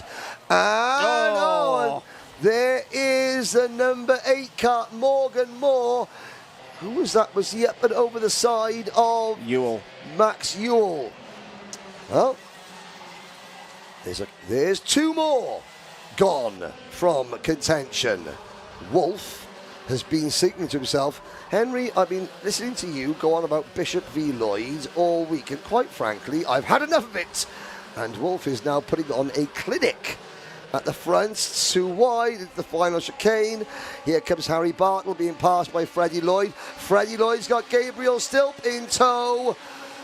That's smart. That's smart from Stilpy. Let's attach ourselves to the absolute rocket ship that we know Freddie Lloyd is, and let's use Freds to get to the front. Bartle looks over his shoulder. He's got Aaron Brown. No, that's not Gus Lawrence in the PF International livery kart. It's Aaron Brown, Gus Lawrence, here working with Mick Barrett Racing as a driver coach this weekend. Bartle 6th, Nat Johnson is 6th, Bartle 5th, Mackie back up to 7th, Lewis is 8th, Archie Owen, the leading Welshman, in 9th, and Dylan Patel rounding out the top 10. Our camera kart, Josh Smith, runs 11th. Further down the order, biggest mover, Caden McQueen, up to 16th, Mayan Patel up to 17th. Morgan Moore, after that incident, is down in 18th position. Bishop did not come back out of the race, Macaulay Bishop. And to add to Macaulay's cup of woe, he was given a technical exclusion for his last senior Rotax heat, which means he's going to start his main final, his Rotax final, from P12. Change for third place. Aaron Brown's got ahead of Gabriel Still. I've been thoroughly impressed with Aaron Brown this past month or so. He really does seem to have got into a bit of a rhythm now with that PF International kart. He's hot on the spanners, of course. The man who mechanicked Gus Lawrence to 3 British Championships, multiple podiums at this event as well. Remember that great drive from Gus Lawrence 2 years ago from the back of the field up to P2. Well, it was normally Gus Lawrence, having a go at Reggie Dewey at the end of the Senior X30 final many times. But imagine you're Aaron Brown. You're stepping into the kart. Here comes Freddie Lloyd. Aaron Brown is stepping into the kart that Gus Lawrence won 3 British titles. New leader, Freddie Lloyd. Gus Lawrence only lost the British title to Freddie Lloyd in September last year after holding the #1 plate in this class for over 1,000 days. Before Gus Lawrence, it was a certain Oliver Hodgson that ran that PF International kart. He hasn't done much in his career, has he? And now Aaron Brown has to go and replicate that, because before Oliver Hodgson, it was Mark Litchfield. Bartle is out. And that kart has just cried enough in the middle of the track. So Brown is under intense pressure to perform just because of the legacy of that one seat, the one Paul Fletch International Racing seat that is available in British karting. Brown is stepping into some very big shoes, but you know what? He's starting to walk the walk. Replay up top, and that is Joey Brown and was it Hayden Eldridge? And S8 Racing. It was Harry Cottrell, I think, actually. Yes. This is the first race where we're seeing a little bit of contretemps, and it's not attrition. Attrition is the correct word, yes. Not carnage. No. Attrition. That's right. It's attrition. 8 minutes and 20 seconds of this race to go then. Freddie Lloyd in the lead, in control of this race, but not necessarily dominating it. There's another bit of attrition. And I think that we'll get that. That might have been Joey Brown pitting. No, it wasn't. It was Lewis Bird pitting. After a retirement in the pre-final that dropped it down the order. Last year's #7 seed in the UK is out. Not quite been his week. This is the battle down towards hairpin #1, a bit further down in the order. Rhys Newman there, fighting with Ryan Gill. That's for 16th place, I think. Ryan Gill running the Evolve Motorsport livery, even though he's a privateer. We mentioned Chris Lamar, raising money for Chris Lamar's family as he battles cancer. Ryan Gill, fresh from 1995 100cc TKM kart last weekend to the cream of the crop in the Senior X30 this weekend. Freddie Lloyd seems, well, I'm not sure if he's lit the afterburner, but he's certainly looking around his pocket. What was that that just broke off? Was that a bit of dirt or a bit of rubber? Something was just absolutely jettisoned by Freddie Lloyd as he came off the bridge. I would hope it's a bit of a ball of rubber, or some of the rubber underneath the grass blocks. If it was anything important, we'll soon know about it. I was about to say that Freddie Lloyd had dropped a couple of ballast bags out of the cruise ship, but I tell you what, Aaron Brown is responding here, and Noah Wolf is as well. Noah, oh dear, as one of the MDLs is facing the wrong way. That looks to be Alex Wiley. It's the 159 Alex Wiley who drove his way into this race after being way down the points or scoring this morning. Had a great super heat, not so great in the main event. There's Ben Cuts-Bland in kart #12, one of the underdogs that we've been following all week. Cuts-Bland is currently 27th. Knock, knock, who's there? Top 10, it's Caden McQueen. Welcome to the top 10, up to P9 for McQueen. Our camera cart, Joshua Smith, is in P8. Mayan Patel having a great run as well. I think we've mentioned it earlier, but he's now up to 13th place. That's 15 places gained.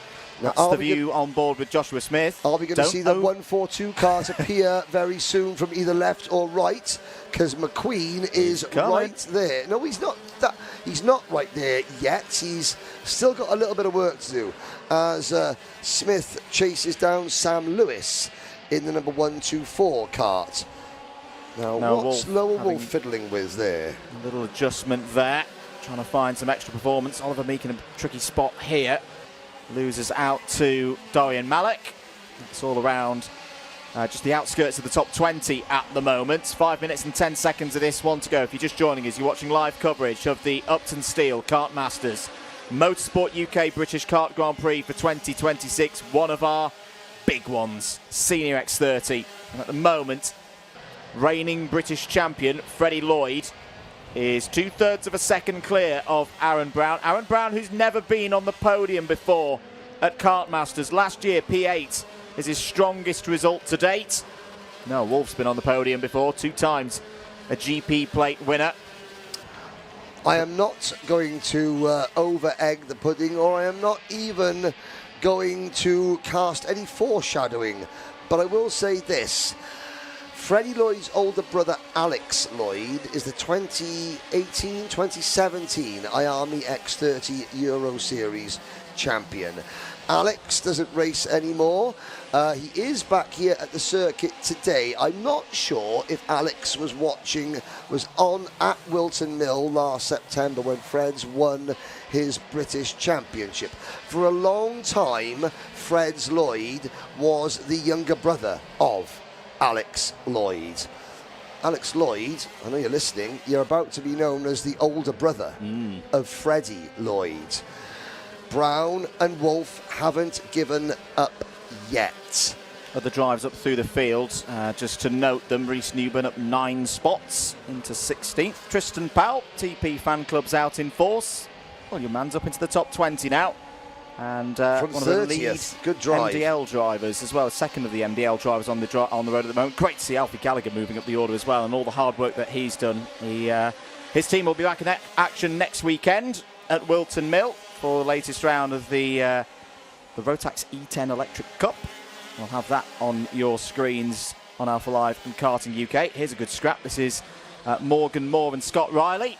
Best of the Irish in this one at the moment, running 11th and 12th on the road. Moore, having recovered from that earlier incident, you have to hope that there's no damage or a nose cone penalty for Morgan Moore. Now, 3 drivers under investigation. One of them is the number 21 kart.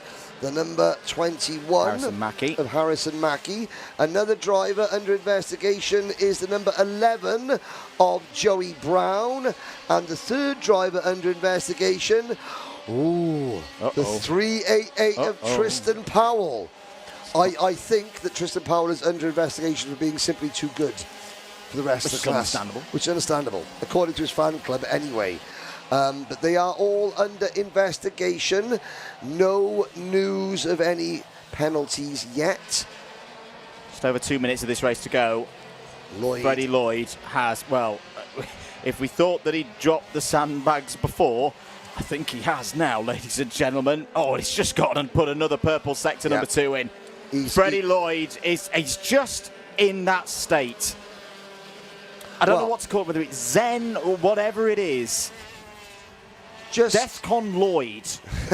Because Defcon Lloyd. He is the most relaxed. Well, earlier on I was about to say he hasn't lit the afterburners yet, but he's certainly rooting around in his back pocket for the matches. Yeah. He's not only lit the afterburners, he's taken a lighter and a can of deodorant and just sprayed the fire into the afterburners, and just like that, Freddie Lloyd has a 1 3/4 second lead. Brown was 4/10 slower than Lloyd last time around.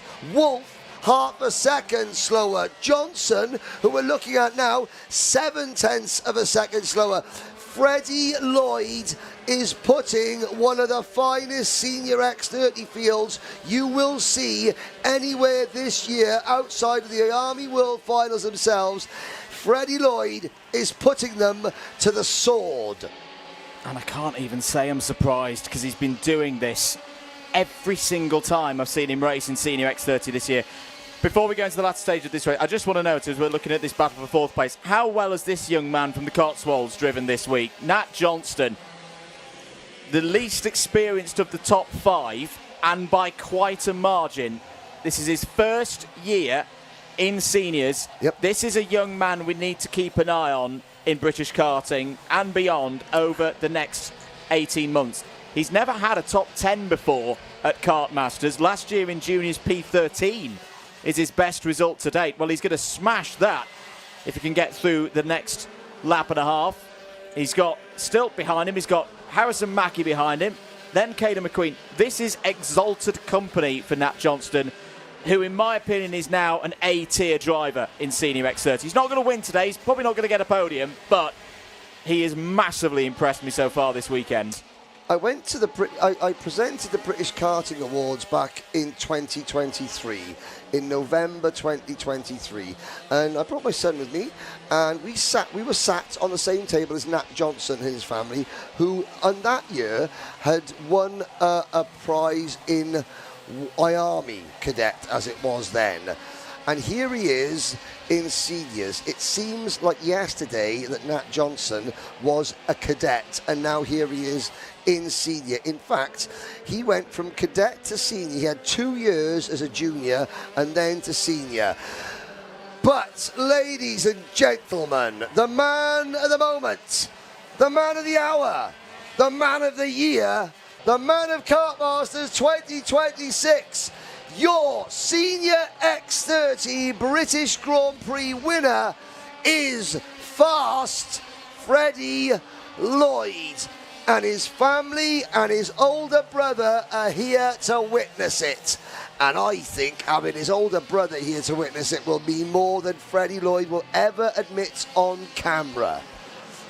And he's not done.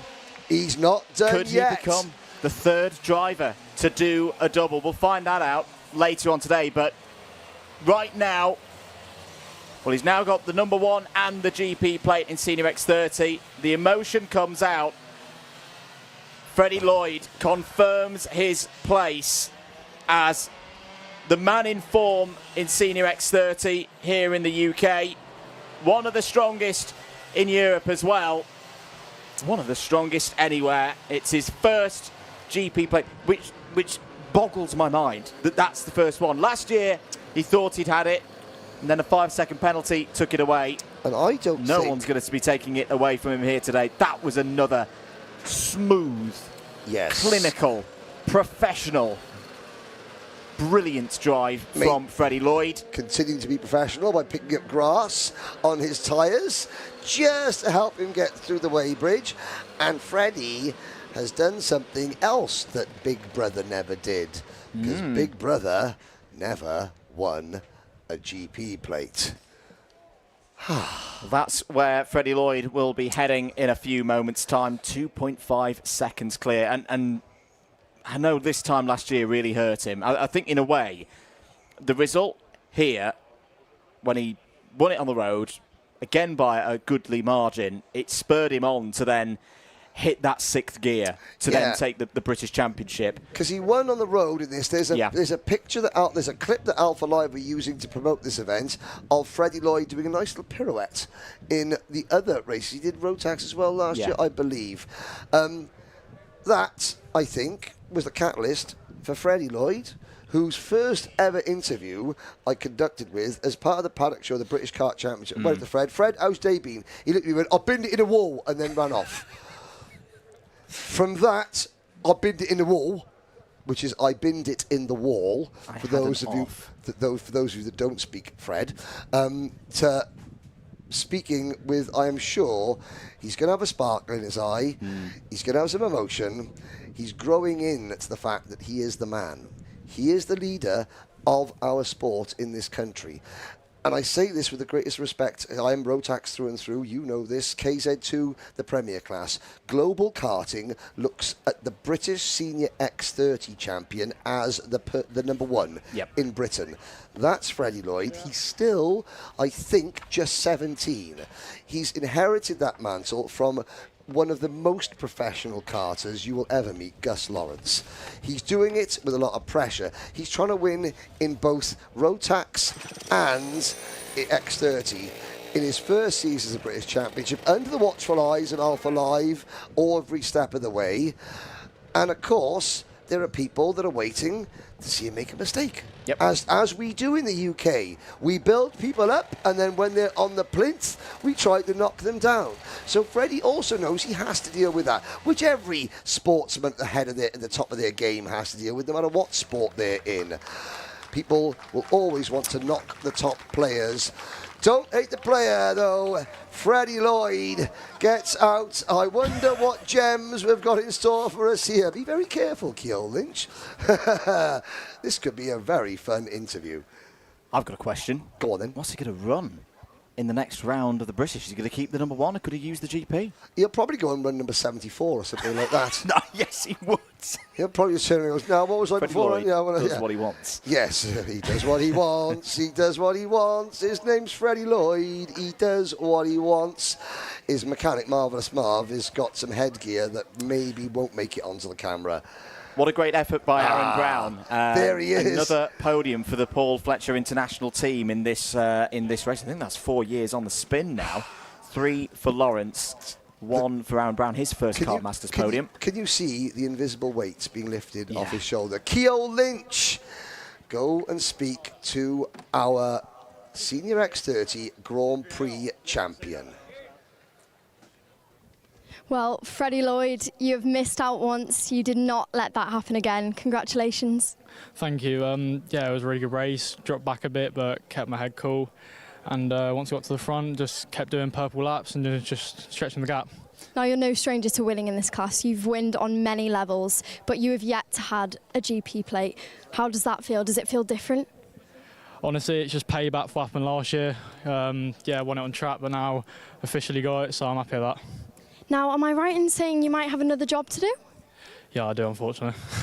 All right, well, we will see Freddie Lloyd shortly because he's appearing in Senior Rotax this afternoon. Congratulations. Thank you. Let's head back to the box because there is more action soon. Congratulations. Well, I thought Freddie Lloyd was going to be having a biscuit. Yeah. We're having a Tim Tam, Tam, ladies and gentlemen, courtesy of Kai Veach's family. This is show and tell. These are the gifts that we've been given. Tim Tams and Haribo from the Marshalls and Jaffa Cakes and Iron Brew and water. Oh, Kartmasters water, courtesy of S8 Racing. There's Alex Short, the team boss of S8 Racing, looking rather, I don't know, what does he look like there? He look a little bit, he looks a little bit like Alex Short, if you ask me. And there's Big Jim as well, the S8 Racing. Thank you very much. And Burger King Chicken Royale Pringles. This is why we stay in the box, folks, and we're never cart fit. Yeah, I mean, you can look at the pictures and you can see that Freddie Lloyd there, but we've got, there's James Smith, Pat Smith's son, James Smith mechanicking for Freddie Lloyd in X30. Marvellous Marv is on the spanners for Freddie Lloyd in Rotax. The double is on. We've got 2 Grand Prix to go. They are junior and senior Rotax. The double can't be done in juniors this year because George Edgar only does X30. A word about Aaron Brown. Excellent. Yep.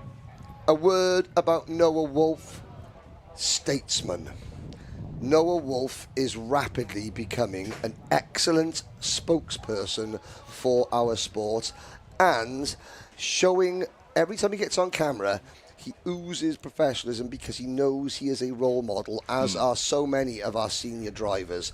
Some of our senior drivers haven't quite clicked yet, but they are role models, and their behaviour affects a lot of other younger drivers. Noah Wolf does. Here we go. Junior Rotax. I'm going to go and have a lie down, I think, for this one.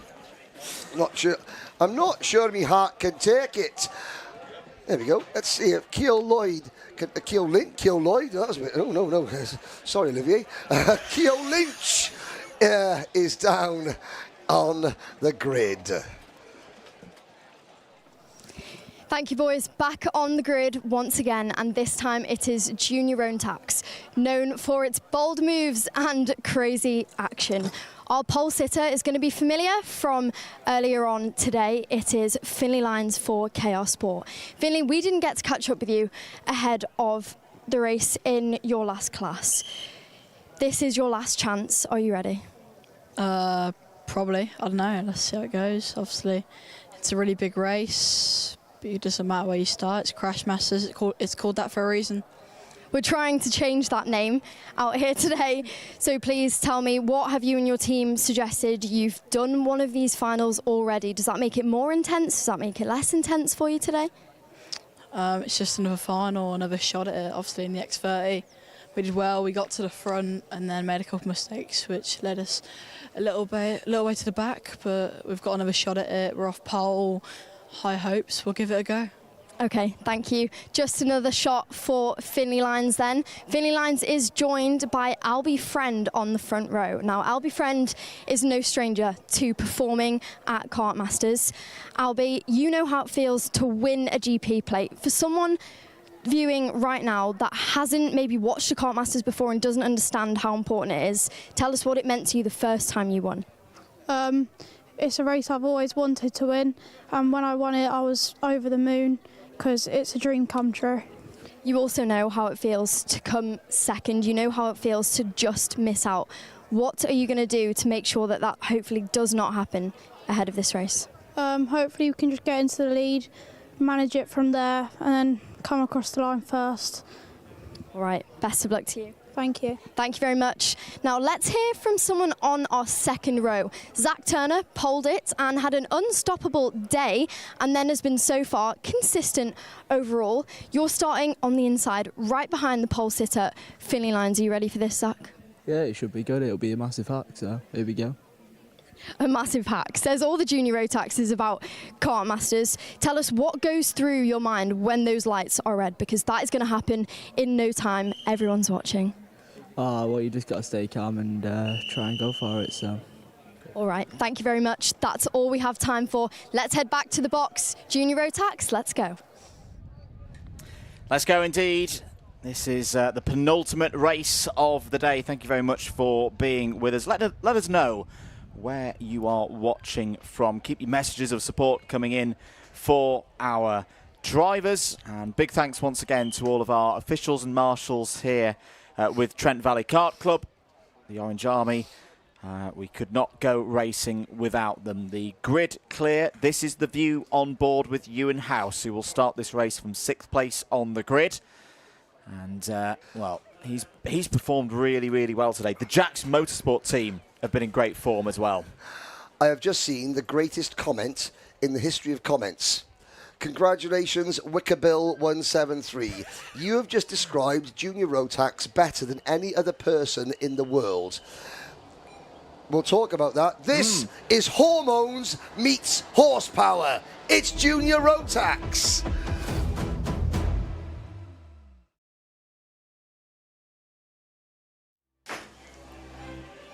Here's your grid then for race number 57, the Junior Rotax Kartmasters Grand Prix of 2026. Finley Lyons and Albie Friend, they go from row number 1.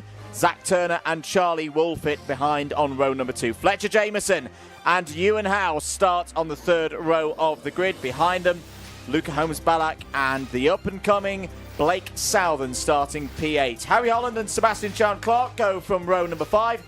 Ellis Bell and Teddy Cooper there on row 6. Kevin Ivanov and Tom the Farmer Reed on row number 7. Connor Large and the closer, Cole Denham. Kian Bernard, last year's runner-up, starts 17th. Kartik Kometa makes it in for India, and the Vantage Racing team, Louis Ratcliffe, and the aero suit adorned Marcel Popacour for Cato Motorsport round out your top 20. John Richardson representing Azerbaijan, and Ryan Rapini on row 11. Finley Smith and Brady Braith Murdoch are next. Ryan White, the human highlight reel, Riley Murrow, Harry Taylor, Nathaniel Gray, Tobias Johns, Tren van Melk from the Netherlands makes it in 30th. And now, some of the heroes from this morning. Alex Lynn, Jack Robinson, Theo Bradshaw just scrapes in after retiring from his superheat. Alex Shepherd, Logan Hartshorn, and Jack Beasley round out your field. Standing room only, look at that. And I've got to say, why is Albie Friend? I was going to say, why is Albie Friend on his own? These are the drivers who did not make it this far in Junior Rotax. Logan Howells, Ronnie Smart, Aidan Clark, Charles Kitely, Aaron Berridge, Benjamin Lawn, Harvey Sargison, Jensen Powers, Ian Campbell, Isabella Stansmore Wilson, Josh Cormack, Hugo McCluskey, Max Boxall, Odysseus Hole, Joe Neal, the Uptonsteel sponsored Joe Neal. Our title sponsor, unfortunately, Joe didn't make it this far. Harrison Bishop, Harry Harvey, Adam Joditis, Max Doubtwaite, Shea Hilton, Casper McAllister, Samia Paul, James Fabricius, Piers Whitehead, Toby Farthing, sadly Luan Seidel under concussion protocol. Very new look to the top of this category. In the top 10, you only have one visit to the podium previously in a Kartmasters final. That's Albie Friend and his win in Mini in 2024. This could be fireworks. There's problems at the back of the field already. We're green on our screen and racing for 15 minutes plus 1 lap. Through the first couple of corners we go. It's a solid start for Finley Lines. Not a good start for Tren van Melk. And who else was involved there? Nathaniel Gray was up. Oh, there's 3 more that have gone. This is hormones meet horsepower. Early stages, though, 36 karts. There's bound to be a couple of small territorial disputes. Sebastian Chowan Clark hasn't had a great start. And I'm looking down to see who else may have been delayed in amongst all that. Ryan Rapini, Finley Smith, Braith Murdoch, I think have been delayed through the early stages of this one, unfortunately. It'll be howling mad, Braith Murdoch, again after that. But there's the drivers that aren't going to win the Grand Prix. Here are some of the drivers who have a chance. Lines leads across the line. Zach Turner, the PF plate holder, in second position. Then it's Fletcher Jameson. Not going to say anything. Fletcher Jameson runs third. Zach Starbuck watches on pensively from the grandstand. You've watched the programme before, you know the significance of Fletcher Jameson and Zach Starbuck working together. Zach Starbuck, like we all have, has just seen Fletcher Jameson take second position for Jack's Motorsport. Good moves from Luca Holmes-Ballack, getting in there up to P4. Charlie Wolfett on the scene as well, inside the top 5. Won a round of the British Championships at this very track earlier on in the season. Zach Turner, though, well, he was 16th in the final last year. Been a big step forward, not just since 12 months ago, but since we last saw him race here on a national level in front of Alpha Live cameras. Yes. And he leads this race with 13 minutes to go. Riley Murrow has, the human highlight reel, 12 places in 1 lap, and he was in front of the drivers that crashed. So that's 12 places. Oh, and there's Albie Friend. Now, this George Friend, Albie's dad, said his favourite memory, his Facebook profile, is Albie Friend's win in this event in 2024. Albie has got some work to do now. Here we are now with George. Is this George House? Ewenhouse, sorry. I was getting my houses mixed up. He's the leading Scotsman in the field, just in front of Ellis Bell. Just a note with Albie Friend, it's looking not great for him at the moment, but he's had this tendency to have a kart that really starts to sing in the latter stages of races. So as long as he can just hold in here, assuming they've carried over a good amount of the setup from earlier on in the week. They are all on new tyres. That's why you're seeing 2 formation laps for everybody to get their materials properly up to temperature and all the release agents off of them. But don't write Friend out of this one yet. That kart has been very quick in the latter stages of the heats. Down towards hairpin number 1 again. What do you think will be going through the mind of Finlay Lines right now, Henry? Because he had great speed in that Junior X30 race earlier, but maybe just and he admitted it himself on the grid, the odd decision here or there, not quite where it needed to be. Well, that was a good decision, and that put him into the race lead through the Fullerton S's. Finlay Lines to first position. Zach Turner says, yes, I will follow you. That brings Jameson, Holmes, Ballack and Wolfit back into play. Whoa, that was one of the DHLs. That Harry Taylor going for a little bit of a joker lap through the Fullerton S's, but that was good from Finlay Lines. Back to P1 once again. You asked me what Finlay Lines was going to do. Well, he's simply got to learn and listen. Listen to the fact that his mechanic probably had a couple of stern words. Maybe his team might have said, because different teams for both classes. Finlay Lines with KR Sport in this category. And that's, of course, he's going between two awnings, is he? I'm not quite sure where Finlay's karts are, but between two awnings, that's really different. So he's got to go from one setup to another setup, from two different awnings, two different teams. That was nice. And that was very, very nice indeed, passing Fletcher Jameson. So Finlay Lines, he's just learning. You're learning on the job in junior Rotax, nearly 70 miles an hour, under the watchful eye. I would hazard a guess there are probably 4,000 spectators here. I will get the number, but I'm looking around the banking and I'm looking in the paddock. I haven't seen it this full since the 2017 World Championship. I wasn't here in 2024. You could probably say whether it was pretty full on in 2024, but it was miserable and wet for the spectators on that day. Well, this is the absolute antithesis of the World Championships in 2024, because there is, the crowd is huge. Absolutely huge. The viewing figures are phenomenal as well. Hello to the 2,000 of you watching right now. Plus 5 second penalty for Braith Murdoch. Oh, what was happening there through hairpin number 2? Oh, problems for Charlie Wolfit.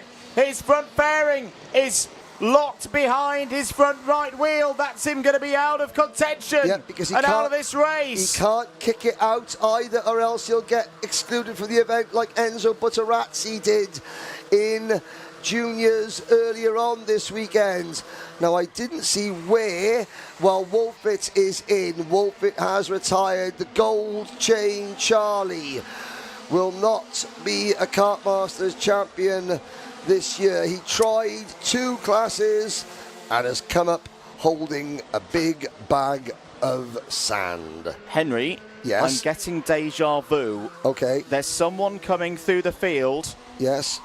And his name is Cian Bernard. He's just had the fastest lap of the race. Now, he had some penalties earlier on in the day. Remember, he had a technical flag come out, which he didn't serve, if I remember correctly. So he's starting from further down the order. He's up 9 spots. The thing is, though, there's somebody else charging through the field, and it's his teammate Riley Morrow, who's up 19. Yes, 1-9, rack 'em up. 19 positions so far in this race. So Sam Pollitt Racing, they've still got the full length of one of a qualifying heat to go in this one. They've got an outside chance, but a chance still of winning this race. Zach Turner comes over the line. Should note that Zach Turner has had a warning flag as well for some things out there. There's Ewan House on your screens in the number 26, P9 right now for House.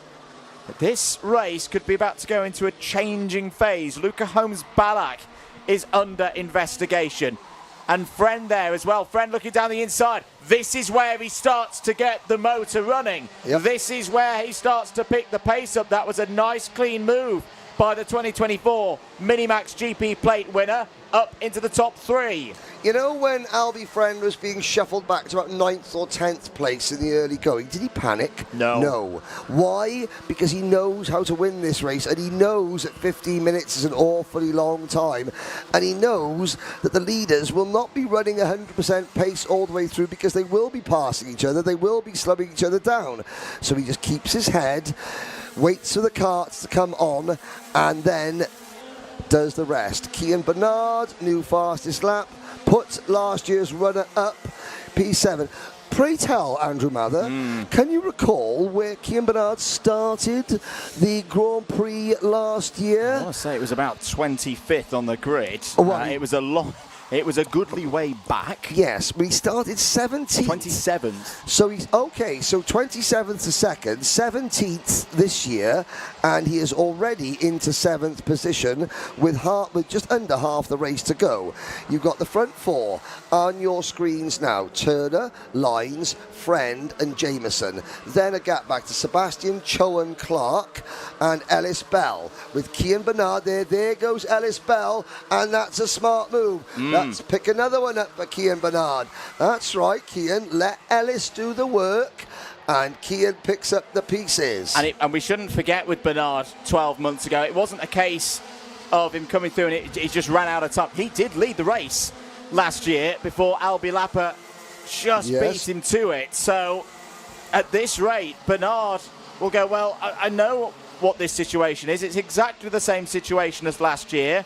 This next move, though, is really, really important because the hard bit will be up ahead of him. There's the view on board with Sebastian Clark going down the inside with Ewan House in tow. So was that past Riley Morrow? Yes, it was. House down the inside of Clark this time through hairpin number 2. Good racing here in Junior Rotax. House started to pick up a little bit of speed. Clark comes back, returns the favour into the Fullerton S's. Clear track in front of our camera cart, Ewan House. How long that will remain clear, I do not know. House running in 8th place. The answer is not much longer, because now you'll see that Riley Morrow is back in front of Ewan House, out of the race. Number 218, Tren Van Mellick. Oh, my goodness me, was one of the Sam Pollitt Racing carts.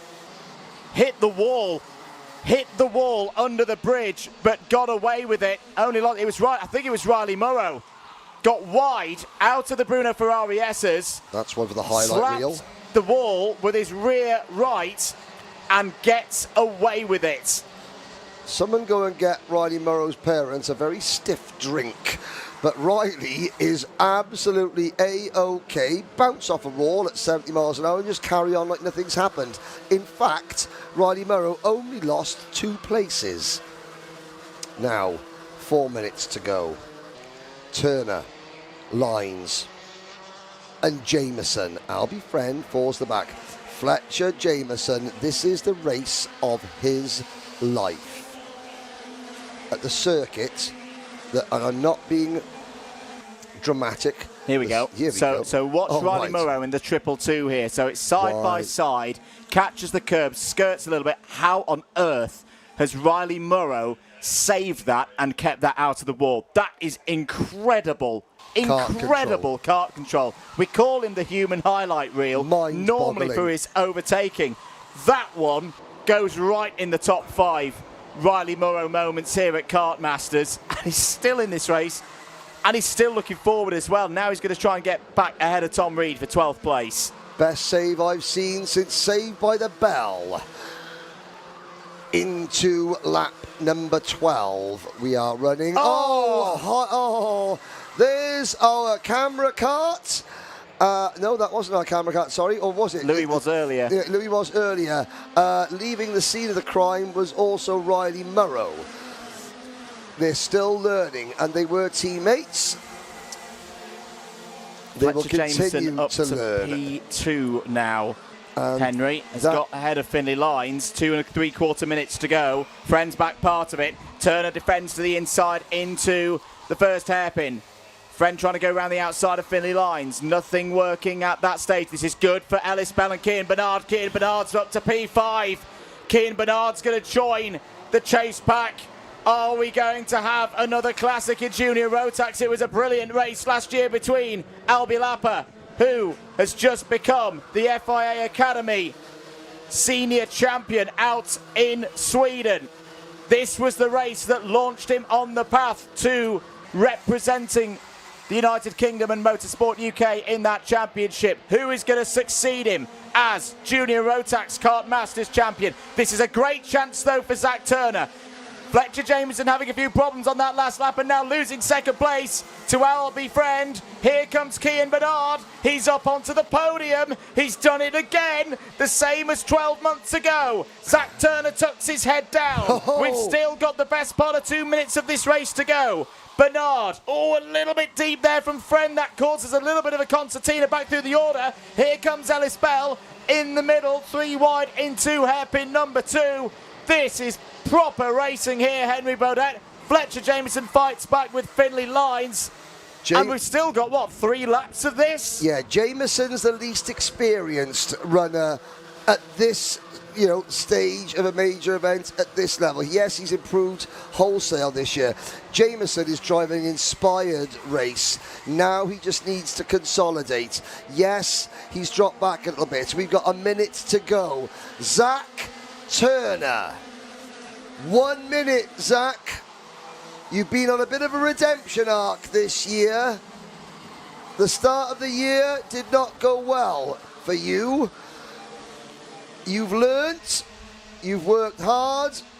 I think possibly there's been a little bit of contrition over a little bit of, hormonal behaviour at the start of the year, which anyone could get. These are all teenagers. Let's not forget, before anybody in the live chat thinks about being critical of any of these drivers. Cian Bernard was the CIK Academy driver for the UK in 2024. He has got South African roots. I can't remember if his mum or his dad is South African. And having just come back from South Africa, I can safely say that the South Africans are amongst the most friendly, warm people that you will ever meet. Cian Bernard, though, he will need to be ice cold now. Ice cold because the clock has struck 0. Zach Turner, the PF plate is the biggest. Hello. Well, I was about to say, Zach Turner, you're about to go to school with one of the best in the game. He may be little in stature, he is long on talent, and Cian Bernard is up over the curbs. Albie Friend leads, and now Lines, there's Turner out of the game. He comes across, Jameson slides through. We're down to 5, ladies and gentlemen. With 1 lap to go, we are down to 5. It's going to be Friend versus Bernard versus Ellis Bell versus Finley Lines versus Fletcher Jameson. One more time around in Junior Rotax. Albie Friend's been in this position before, 2 years ago in Minimax. Can he hold on? Cian Bernard has also won a GP plate before, down towards hairpin number 1 for the last time. Here he goes, Finley Lines trying to go around the outside. Oh, he's just run out of grip there. Well, he had to try it. Fletcher Jameson trying to go around the outside this time. Getting off of hairpin number 2. Can he punch his way to the podium on his return to Kartmasters? Come on, Fletcher. Friend has still got the race lead. Fletcher Jameson's right there. Come on. Can he get underneath Albie Friend here into Bobby Game Corner? No, not quite. Zach Turner's back up to 3rd. Albie Friend through the Mike Wilson complex. He's going to do it. It's going to be Dan Holland Racing. It's going to be a 2nd time for Albie Friend, who wins at Kartmasters. Fletcher Jameson is on the podium 1 year after a life-changing day. Zach Turner holds on for 3rd place. Another fantastic podium. Another fantastic set of drivers, Henry Beaudette, here at PF. And there will not be a dry eye in the house at that result.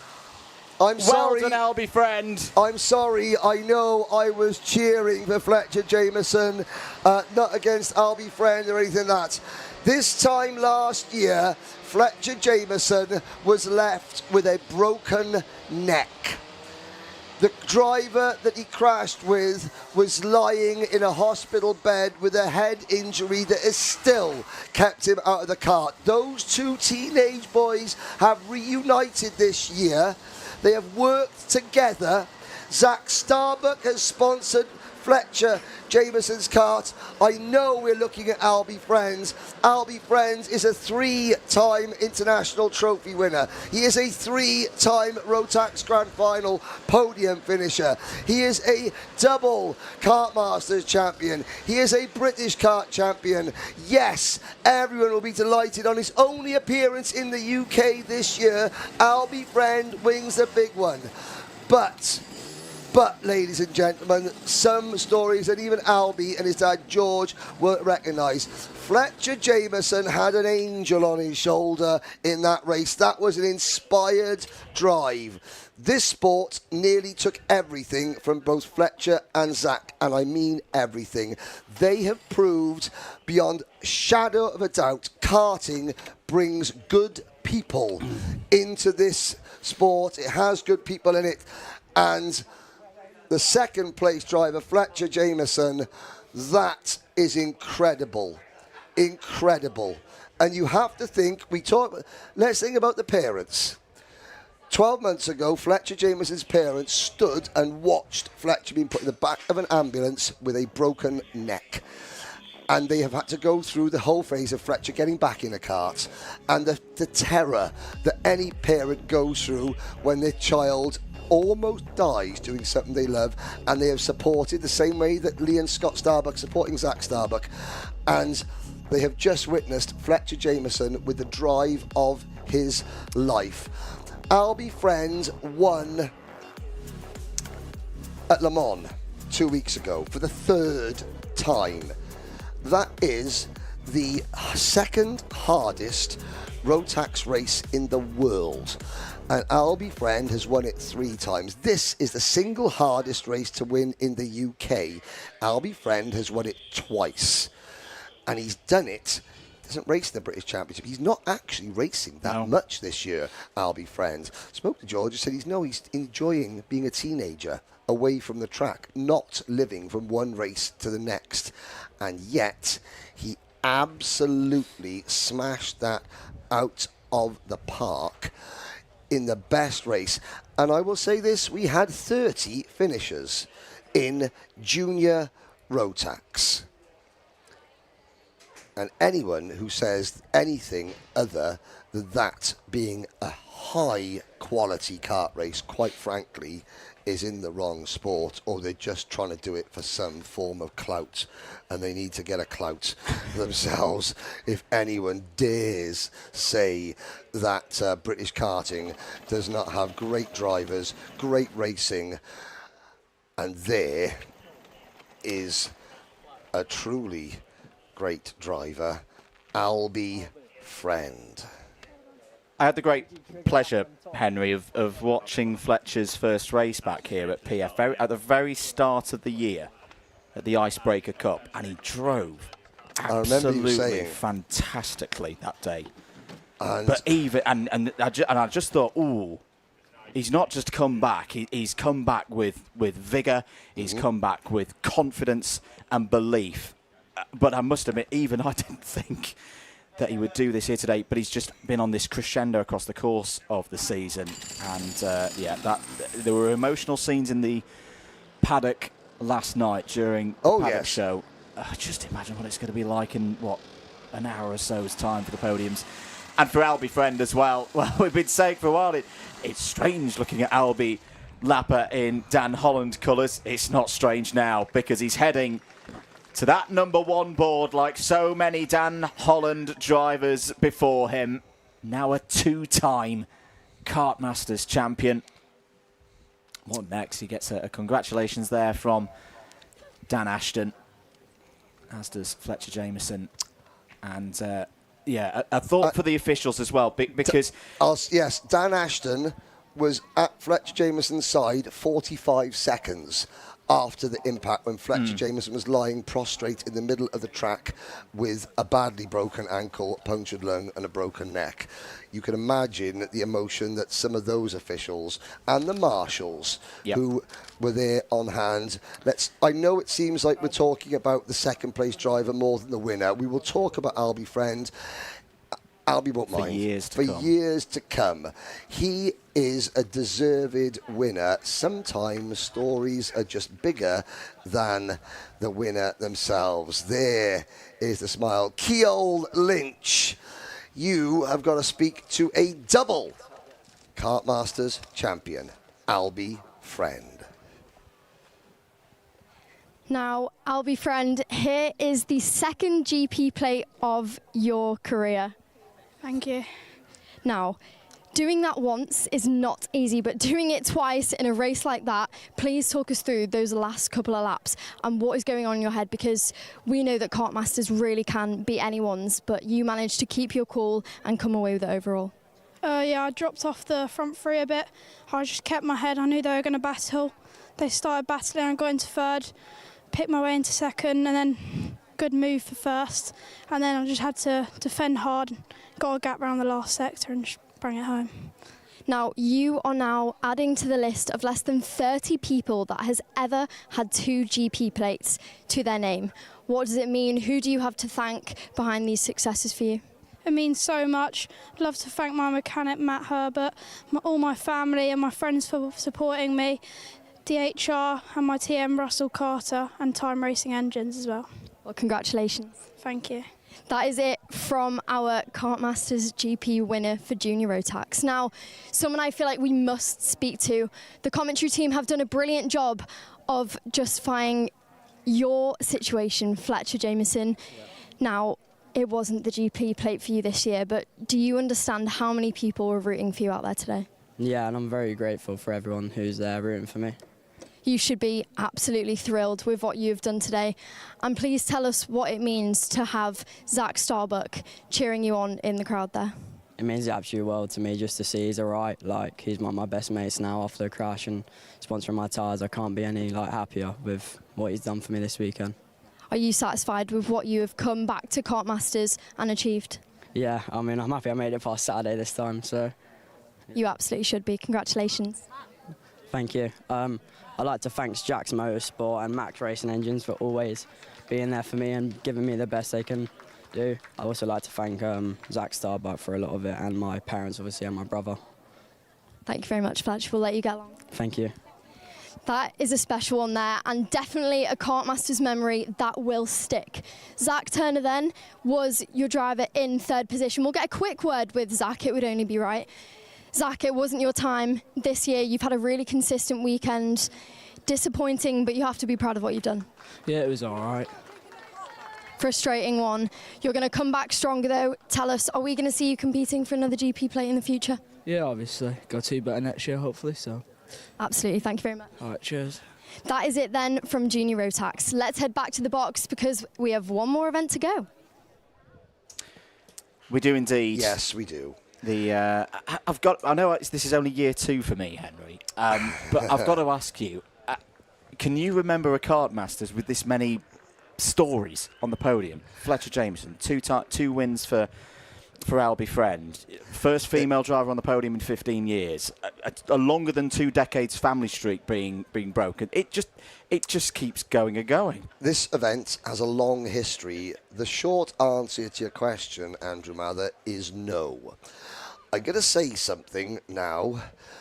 I think the Senior Rotax final will be a continuation of the quality that we have seen today. I hope it is, because we have the best Senior Rotax drivers in the world, and I hope that we see the best of them in the next 15 minutes. It's always a big if. I hope we will. I think we will, because today just feels special. Ceol Lynch, one more time, down to you on the grid. And just like that, Kartmasters 2026 sees its final event. Last but definitely not least, Senior Rotax. Now, like the boys said, this is the one. This is one of the most competitive fields we've got out here today. We've got British champions, we've got world champions, and we've got former GP plate winners. Let's talk to, though, the man on pole position who we've already seen because he was on double duty, which is Harry Bartle, having a chat with his mechanic. Harry Bartle, former British champion, returning to karting in 2026 for this event. Harry, we've seen you throughout the day earlier on. It's not gone your way. This is your last chance. What are you going to leave out there on the track? Yeah, I mean, broke down in X30, so definitely not ideal. So I'm just going to go out today for this race and nothing less than a win. And yeah, see how it goes. Now, you're on pole position. You're no stranger to winning races and being on pole position. Is there anything in particular that your team have told you? This is a one-off event. They're very different. The way all you drivers race are very different. Win it or bin it.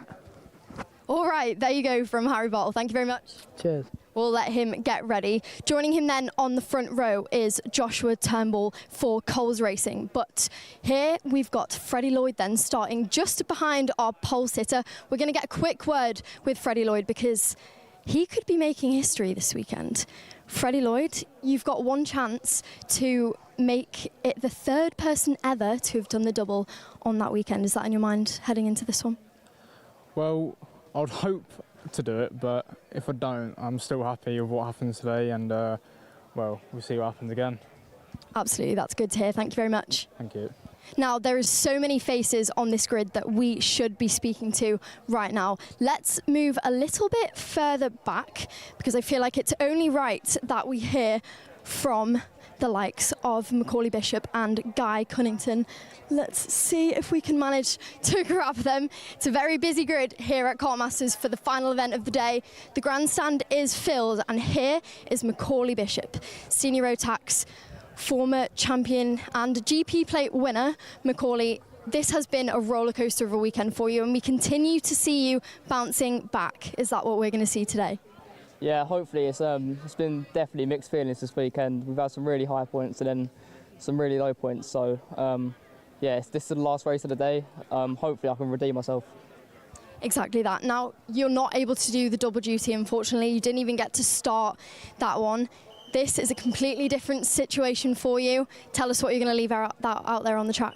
I'm leaving nothing out on the track. It's good. It's probably a better thing starting here in the mid-pack. Yeah, get a good bit of momentum going through the field. So, see what we can do with it. Thank you for the insight. Thank you. There as well is Guy Cunnington, who we don't have the time to chat to, but former GP plate winner in his own good. This grid is packed and it's time to go. Let's see what happens. Guy Cunnington standing statuesque, arms folded in front of his kart. He still hasn't got in. Guy Cunnington, the OG of senior Rotax racing in the UK, the first ever senior Rotax champion of the modern era. Now Guy Cunnington, the driver from Trowbridge, team owner and driver, sits into his kart to complete 36 drivers. 36 drivers. This is race number 58. It's Senior Rotax as we bid Kartmasters 2026 a fond farewell in 15 minutes' time.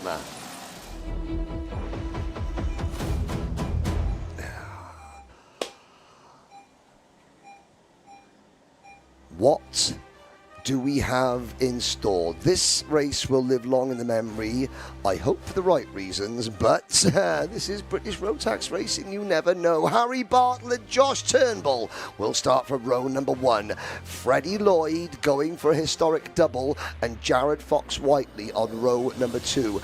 Joshua Smith and Ewan Charman on row 3. The heavy hitters keep coming. Joshua Graham and Ryan Gandor on row number 4. Adam Wooden, surprise package for Thule Motorsport and the PF plate holder Brandon Truman. We've just seen a PF plate holder in junior Rotax finish on the podium. Matteo Palazzo and reigning Grand Finals champion Macaulay Bishop on row 6. Underdog Story, Finley Jones for Liam Atkin Racing, and Guy Cunnington, the OG, on row number 7, walking along, singing a song, walking in a Mikey Walker wonderland. He starts on row 8 alongside Harrison Paul Crowther. Miles Barthorpe returning from retirement. He starts 17th. Cheesy Green goes from row number 9 in position number 18. The fast lady Eva Morris. She saw her record broken. She's no longer the highest finishing female Kartmasters driver in the last 15 years. That honour is now Sutmani Kira's. Can she go better from 19th on the grid alongside the Netherlands' Bran van der Weken, Benjamin Baker and Drew Preisner, Lloyd Hare, and another returning driver from retirement, Louis Westover, rounds up the top 2 dozen, and still they come. James Tester, Liam Hartley, Oliver Liversedge, Miles Roby, James Lowther, another returning driver, and Charlie King. Ryan Kairouche from the UAE makes it into the main event. Benjamin Lee, Ollie Goodyear makes it in, the perennial privateer now with a new team. Goodyear is in, so is Lloyd Palmer, so is Eli Baden, and so is Jack Thompson. Just missing out Arav Dewan, Arthur Brownless, Lucas Howell, Joey Brown, Matthew So, Declan Luff, Bailey Heath, Austin Johnson, Joseph Yaw, Yusuf Al Ali, Taylor England, and Alfie Littler. The paddock, the stands, the banking, the grandstand, full. Silent, pensive, watching. Very shortly there will be an explosion of noise as Senior Rotax British Grand Prix gets underway. Andrew Mather. Here we go then, the last race of Kartmasters 2026.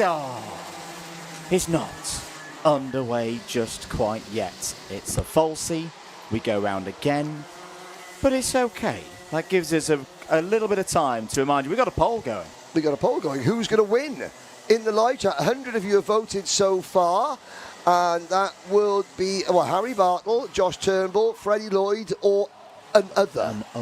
Right in the chat, who is the other that you fancy for this one? Somebody. Now, the live chat, we appreciate all the comments. Motorsport Magpie, David Whitehouse, our live chat monitor, will not stand for any stupidness. This has been a positive day. The delete button is coming out, so let's keep things nice and positive. Cameron Karvaski. Good to see Cameron watching. He says Bishop. So does our friend from the Ukraine, who says Bishop. Finley Jones, big up for Liam Atkin Racing.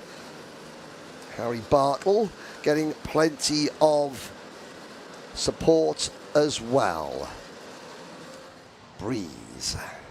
Big thanks to all of our supporters for Kartmasters 2026. Do you want another one? Shall we have one last 15-minute plus 1 lap race here at Paul Fletcher International in Senior Rotax? Let's do this. Let's find out who's going to be Kartmasters champion for 2026. We're green on our screen. We're racing into the first couple of corners. It's a good start for Harry Bartle. Several drivers off in the background, but they're all through and under the tunnel. Freddie Lloyd's had a good start as well. Used that spot of P3 to shoot through and go to P2 immediately behind Harry Bartle. How does he play the early stages? He goes with caution, sits behind. As Drew Preisner is already out of this one. Started in the last third of the field. He won't make it to the checkered flag. Good move there from Joshua Graham. He could be a dark horse in this race. Yes, indeed. Drew Preisner. There were several karts going off the track, going through turn number 1. Preisner gets hooked into the inside barrier. He's up and out of his kart and walking away, but out of the race. Here we go, end of lap number 1. Macaulay Bishop said to Ceol Lynch that he thought starting 12th isn't a bad thing. It gives him a chance to build some momentum up. Look at the slippery, look at all the dust on the track. The karts having to slither and slide their way under the bridge at 75 miles an hour. They all make it through cleanly. And now Bishop started 12th is 9th, and Guy Cunnington is right behind him in 10th. So, watch for those two drivers making their way up the order. Bartle leads. Ben Barnacote, 2019, a famous day. He won Senior X30 and then he won Senior Rotax. The Senior Rotax race was actually first. That was Grand Prix plate win number 8. It broke Mike Simpson's record. Later in the afternoon, he won Grand Prix plate number 9 to establish himself as Mr. Kartmasters. That was the only afternoon in the 30-year history of Kartmasters where a driver's won 2 senior classes in one day.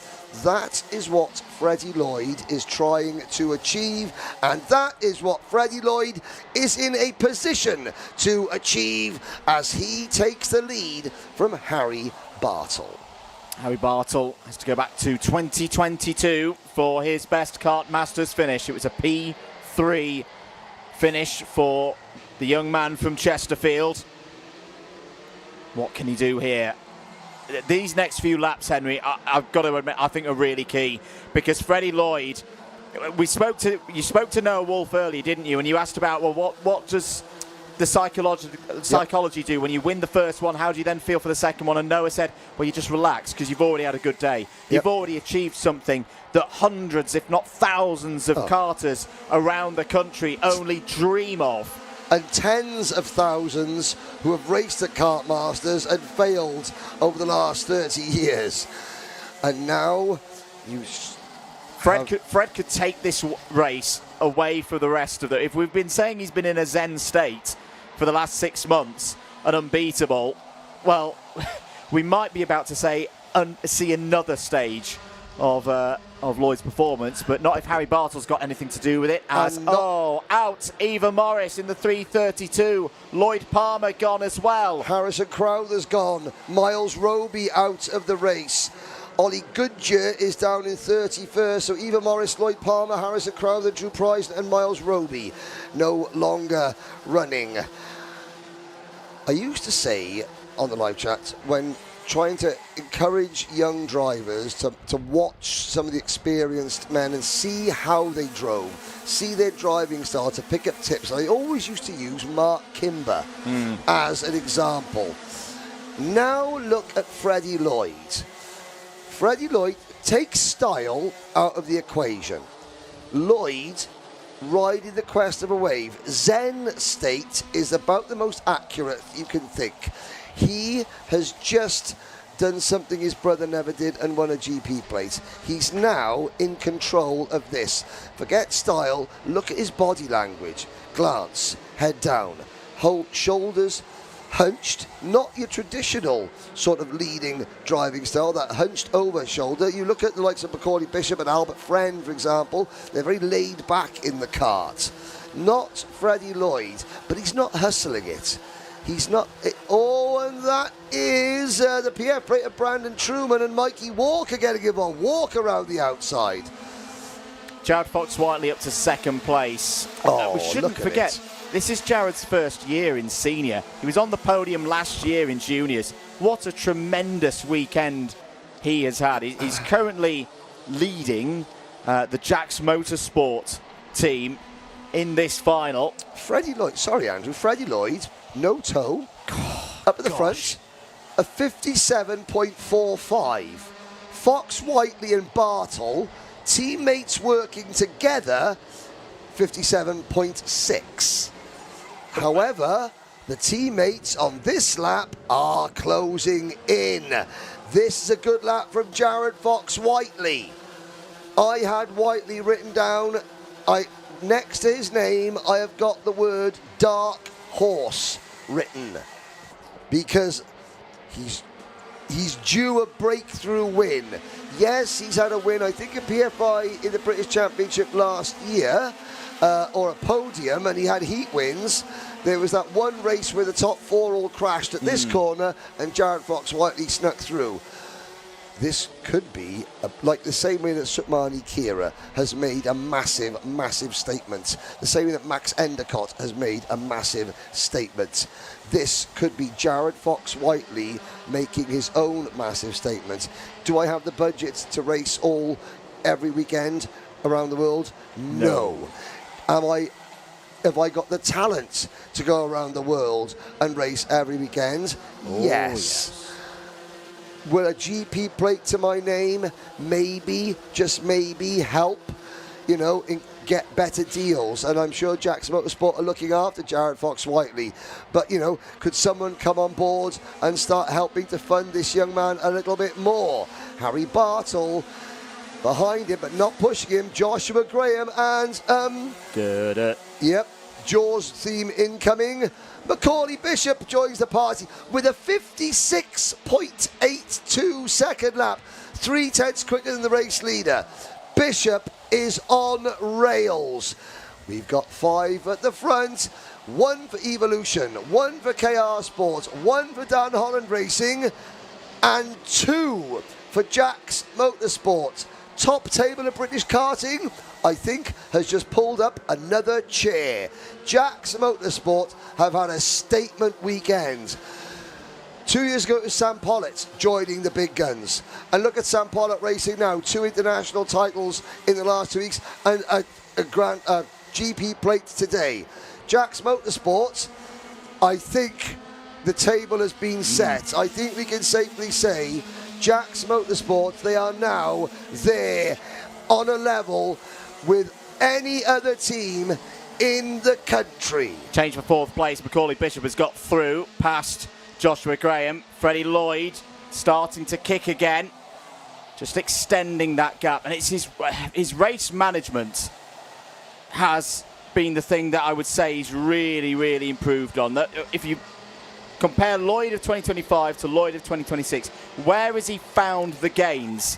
And it's this ability to just look over his shoulder and go, oh, okay, right, we've got 4 drivers behind, of which one of them is Macaulay Bishop. Right, I'm just going to stretch it out now. It's almost toying with the field at the moment.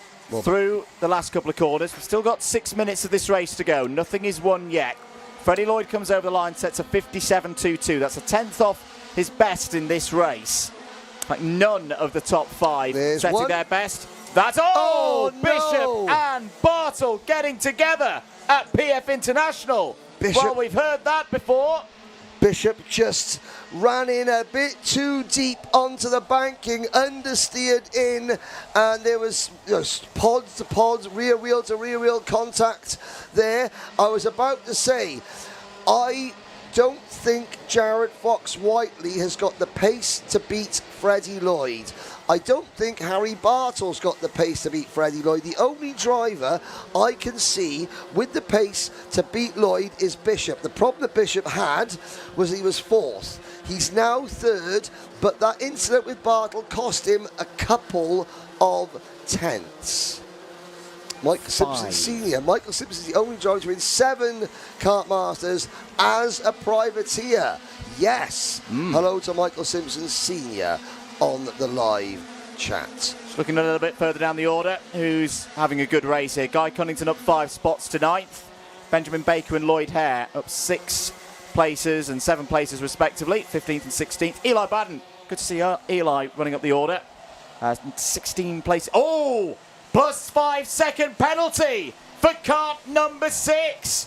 Macaulay Bishop's dreams of a first Kartmasters win since his junior days are dashed.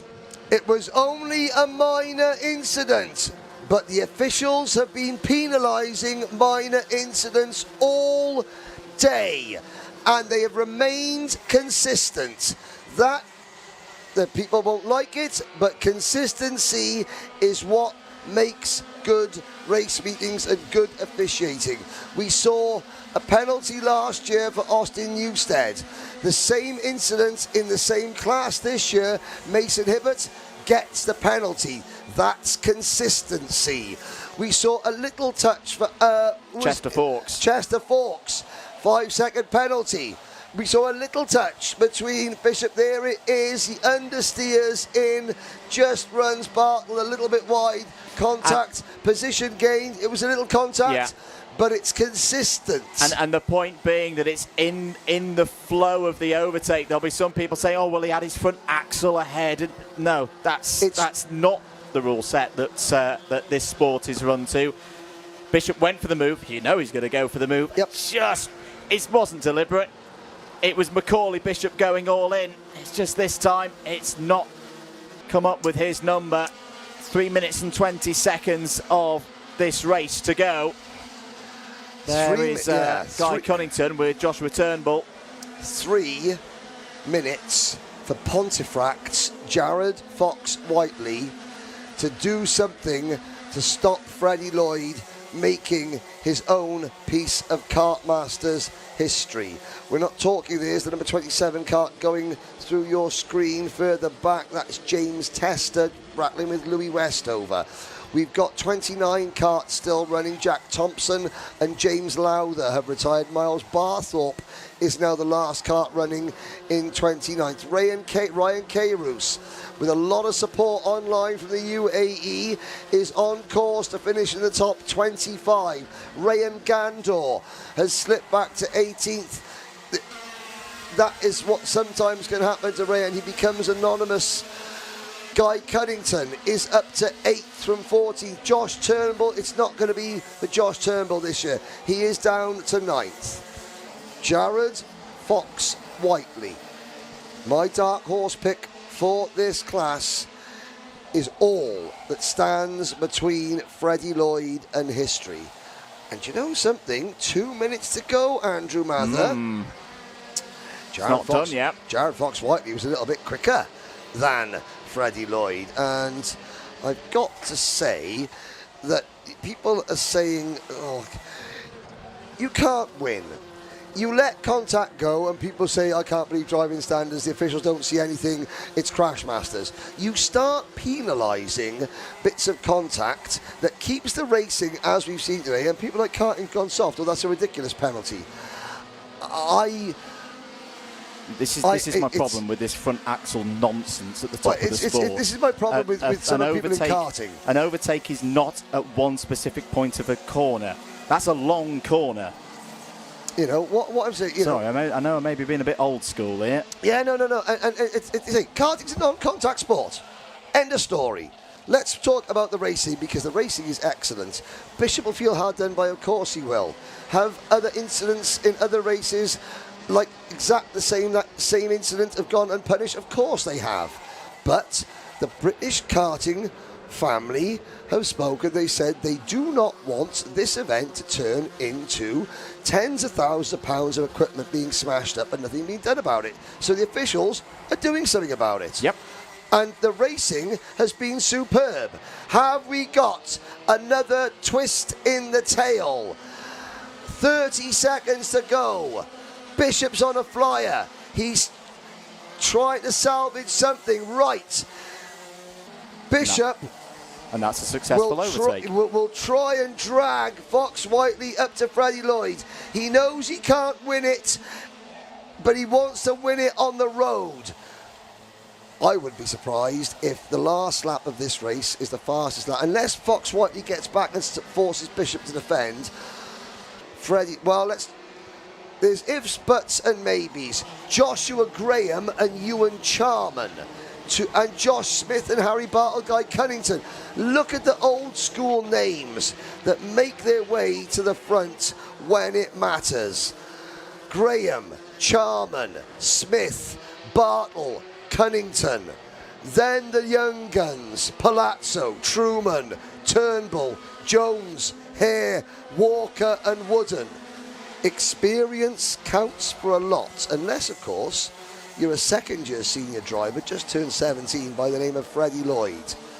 The clock has struck 0. Ladies and gentlemen, Freddie Lloyd is on his way to make a bit of history. I've done 18 of these, Andrew Mather. This has been the best afternoon of racing at Kartmasters for the Grand Prix that I can ever remember. Well done, British karting. Well done, Freddie Lloyd. Well done, Andrew Mather. You've carried the week. Let's bring them home one last time. For only the second time in Kartmasters history, it's a senior double. In 2026, it's Freddie Lloyd who takes the win in senior Rotax. A brilliant display that proves, at least in this karting season, you can't beat Lloyd. Not in this form. And that looked easy. If the first win was impressive, and there's the emotion again. It's been a feature of Freddie Lloyd in 2026. Normally, a little bit withheld. Cagey. Holds it in. Cages it in. Not in 2026. And I think it's made him even stronger that he lets out this emotion. That he shows the karting world how much it means. And he goes into the Hall of Fame of Kartmasters winners. Noah Wolf, Mr. Kartmasters Ben Barnacote, and Freddie Lloyd. The only drivers to have done a double and won 2 GP plates in the same year. We talk about this race and how much it means to the drivers, and the fact that it's one time a year at this time of year when there's so many other races going on as well, and championship campaigns both nationally and on the continent. It is not easy to win a GP plate. Freddie Lloyd has done it twice in one day. And what a display. Well done as well to Marvellous Marv Parrott, who has been Freddie Lloyd's mechanic for the entire season. And it is difficult. Lloyd running 2 karts for 2 different teams in 2 awnings. And I'm not even sure if the Evolution awning and the Premium karting awning are anywhere near each other in the paddock. There were some people that dared to question whether Freddie Lloyd could even do it in a Rotax kart at the start of the year.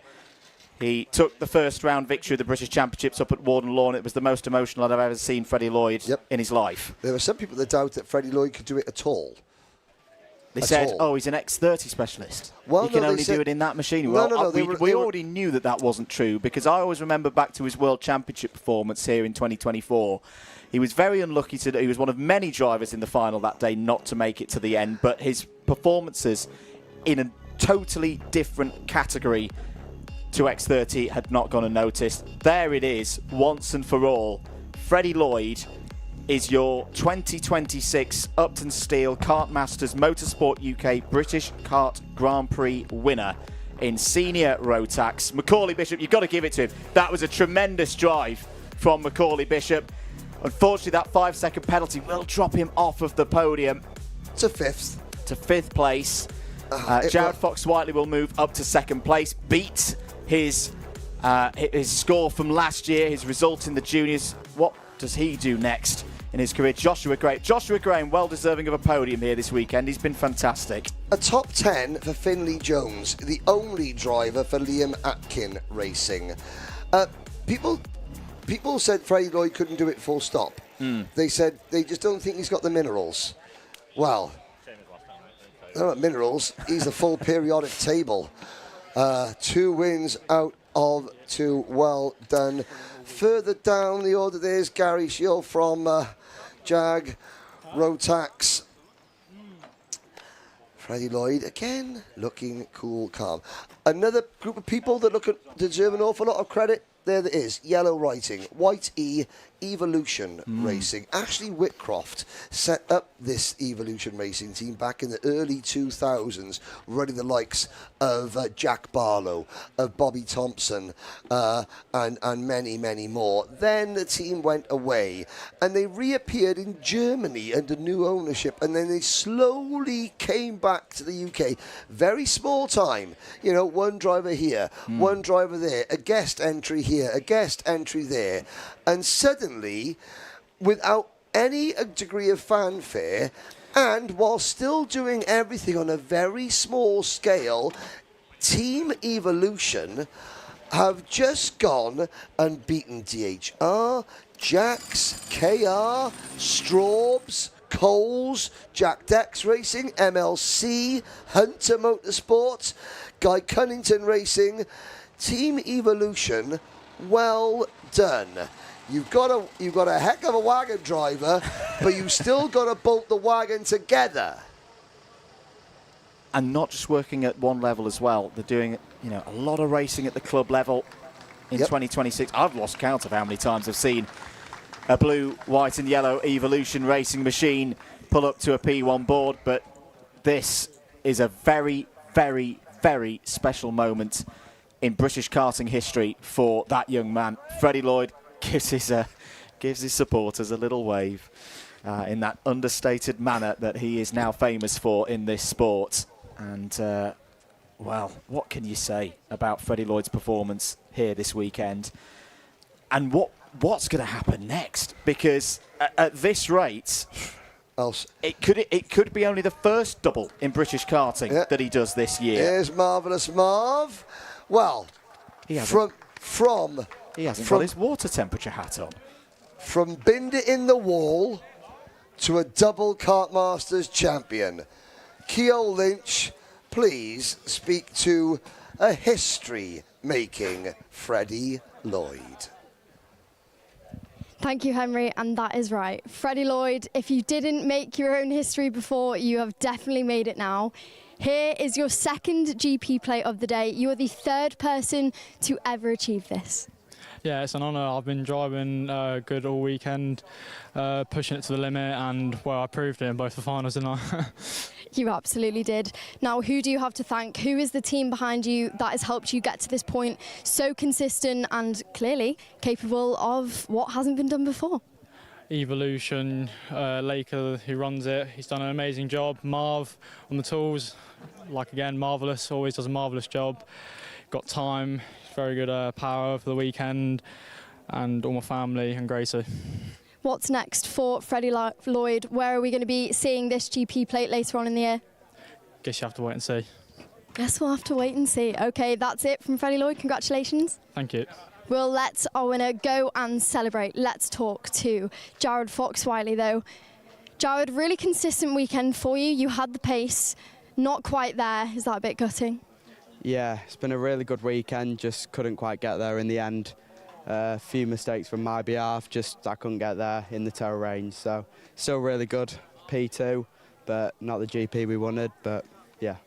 In true Kartmasters style, no driver is ever happy unless they come home with that GP plate. Tell us, will you be coming back for more next year? I hope so. Absolutely. Well, thank you very much. Best of luck next year. Thank you very much. Thank you, Jared. Let's now talk to Joshua Graham. It's never nice being the two drivers that just miss out. Joshua Graham, tell us about that race, because these Kartmasters races, they're not like anything else. That was the final one of the day, and it definitely didn't disappoint. Yeah, I mean, it was a very hectic race. Unfortunately, I started a little further back than I wanted to.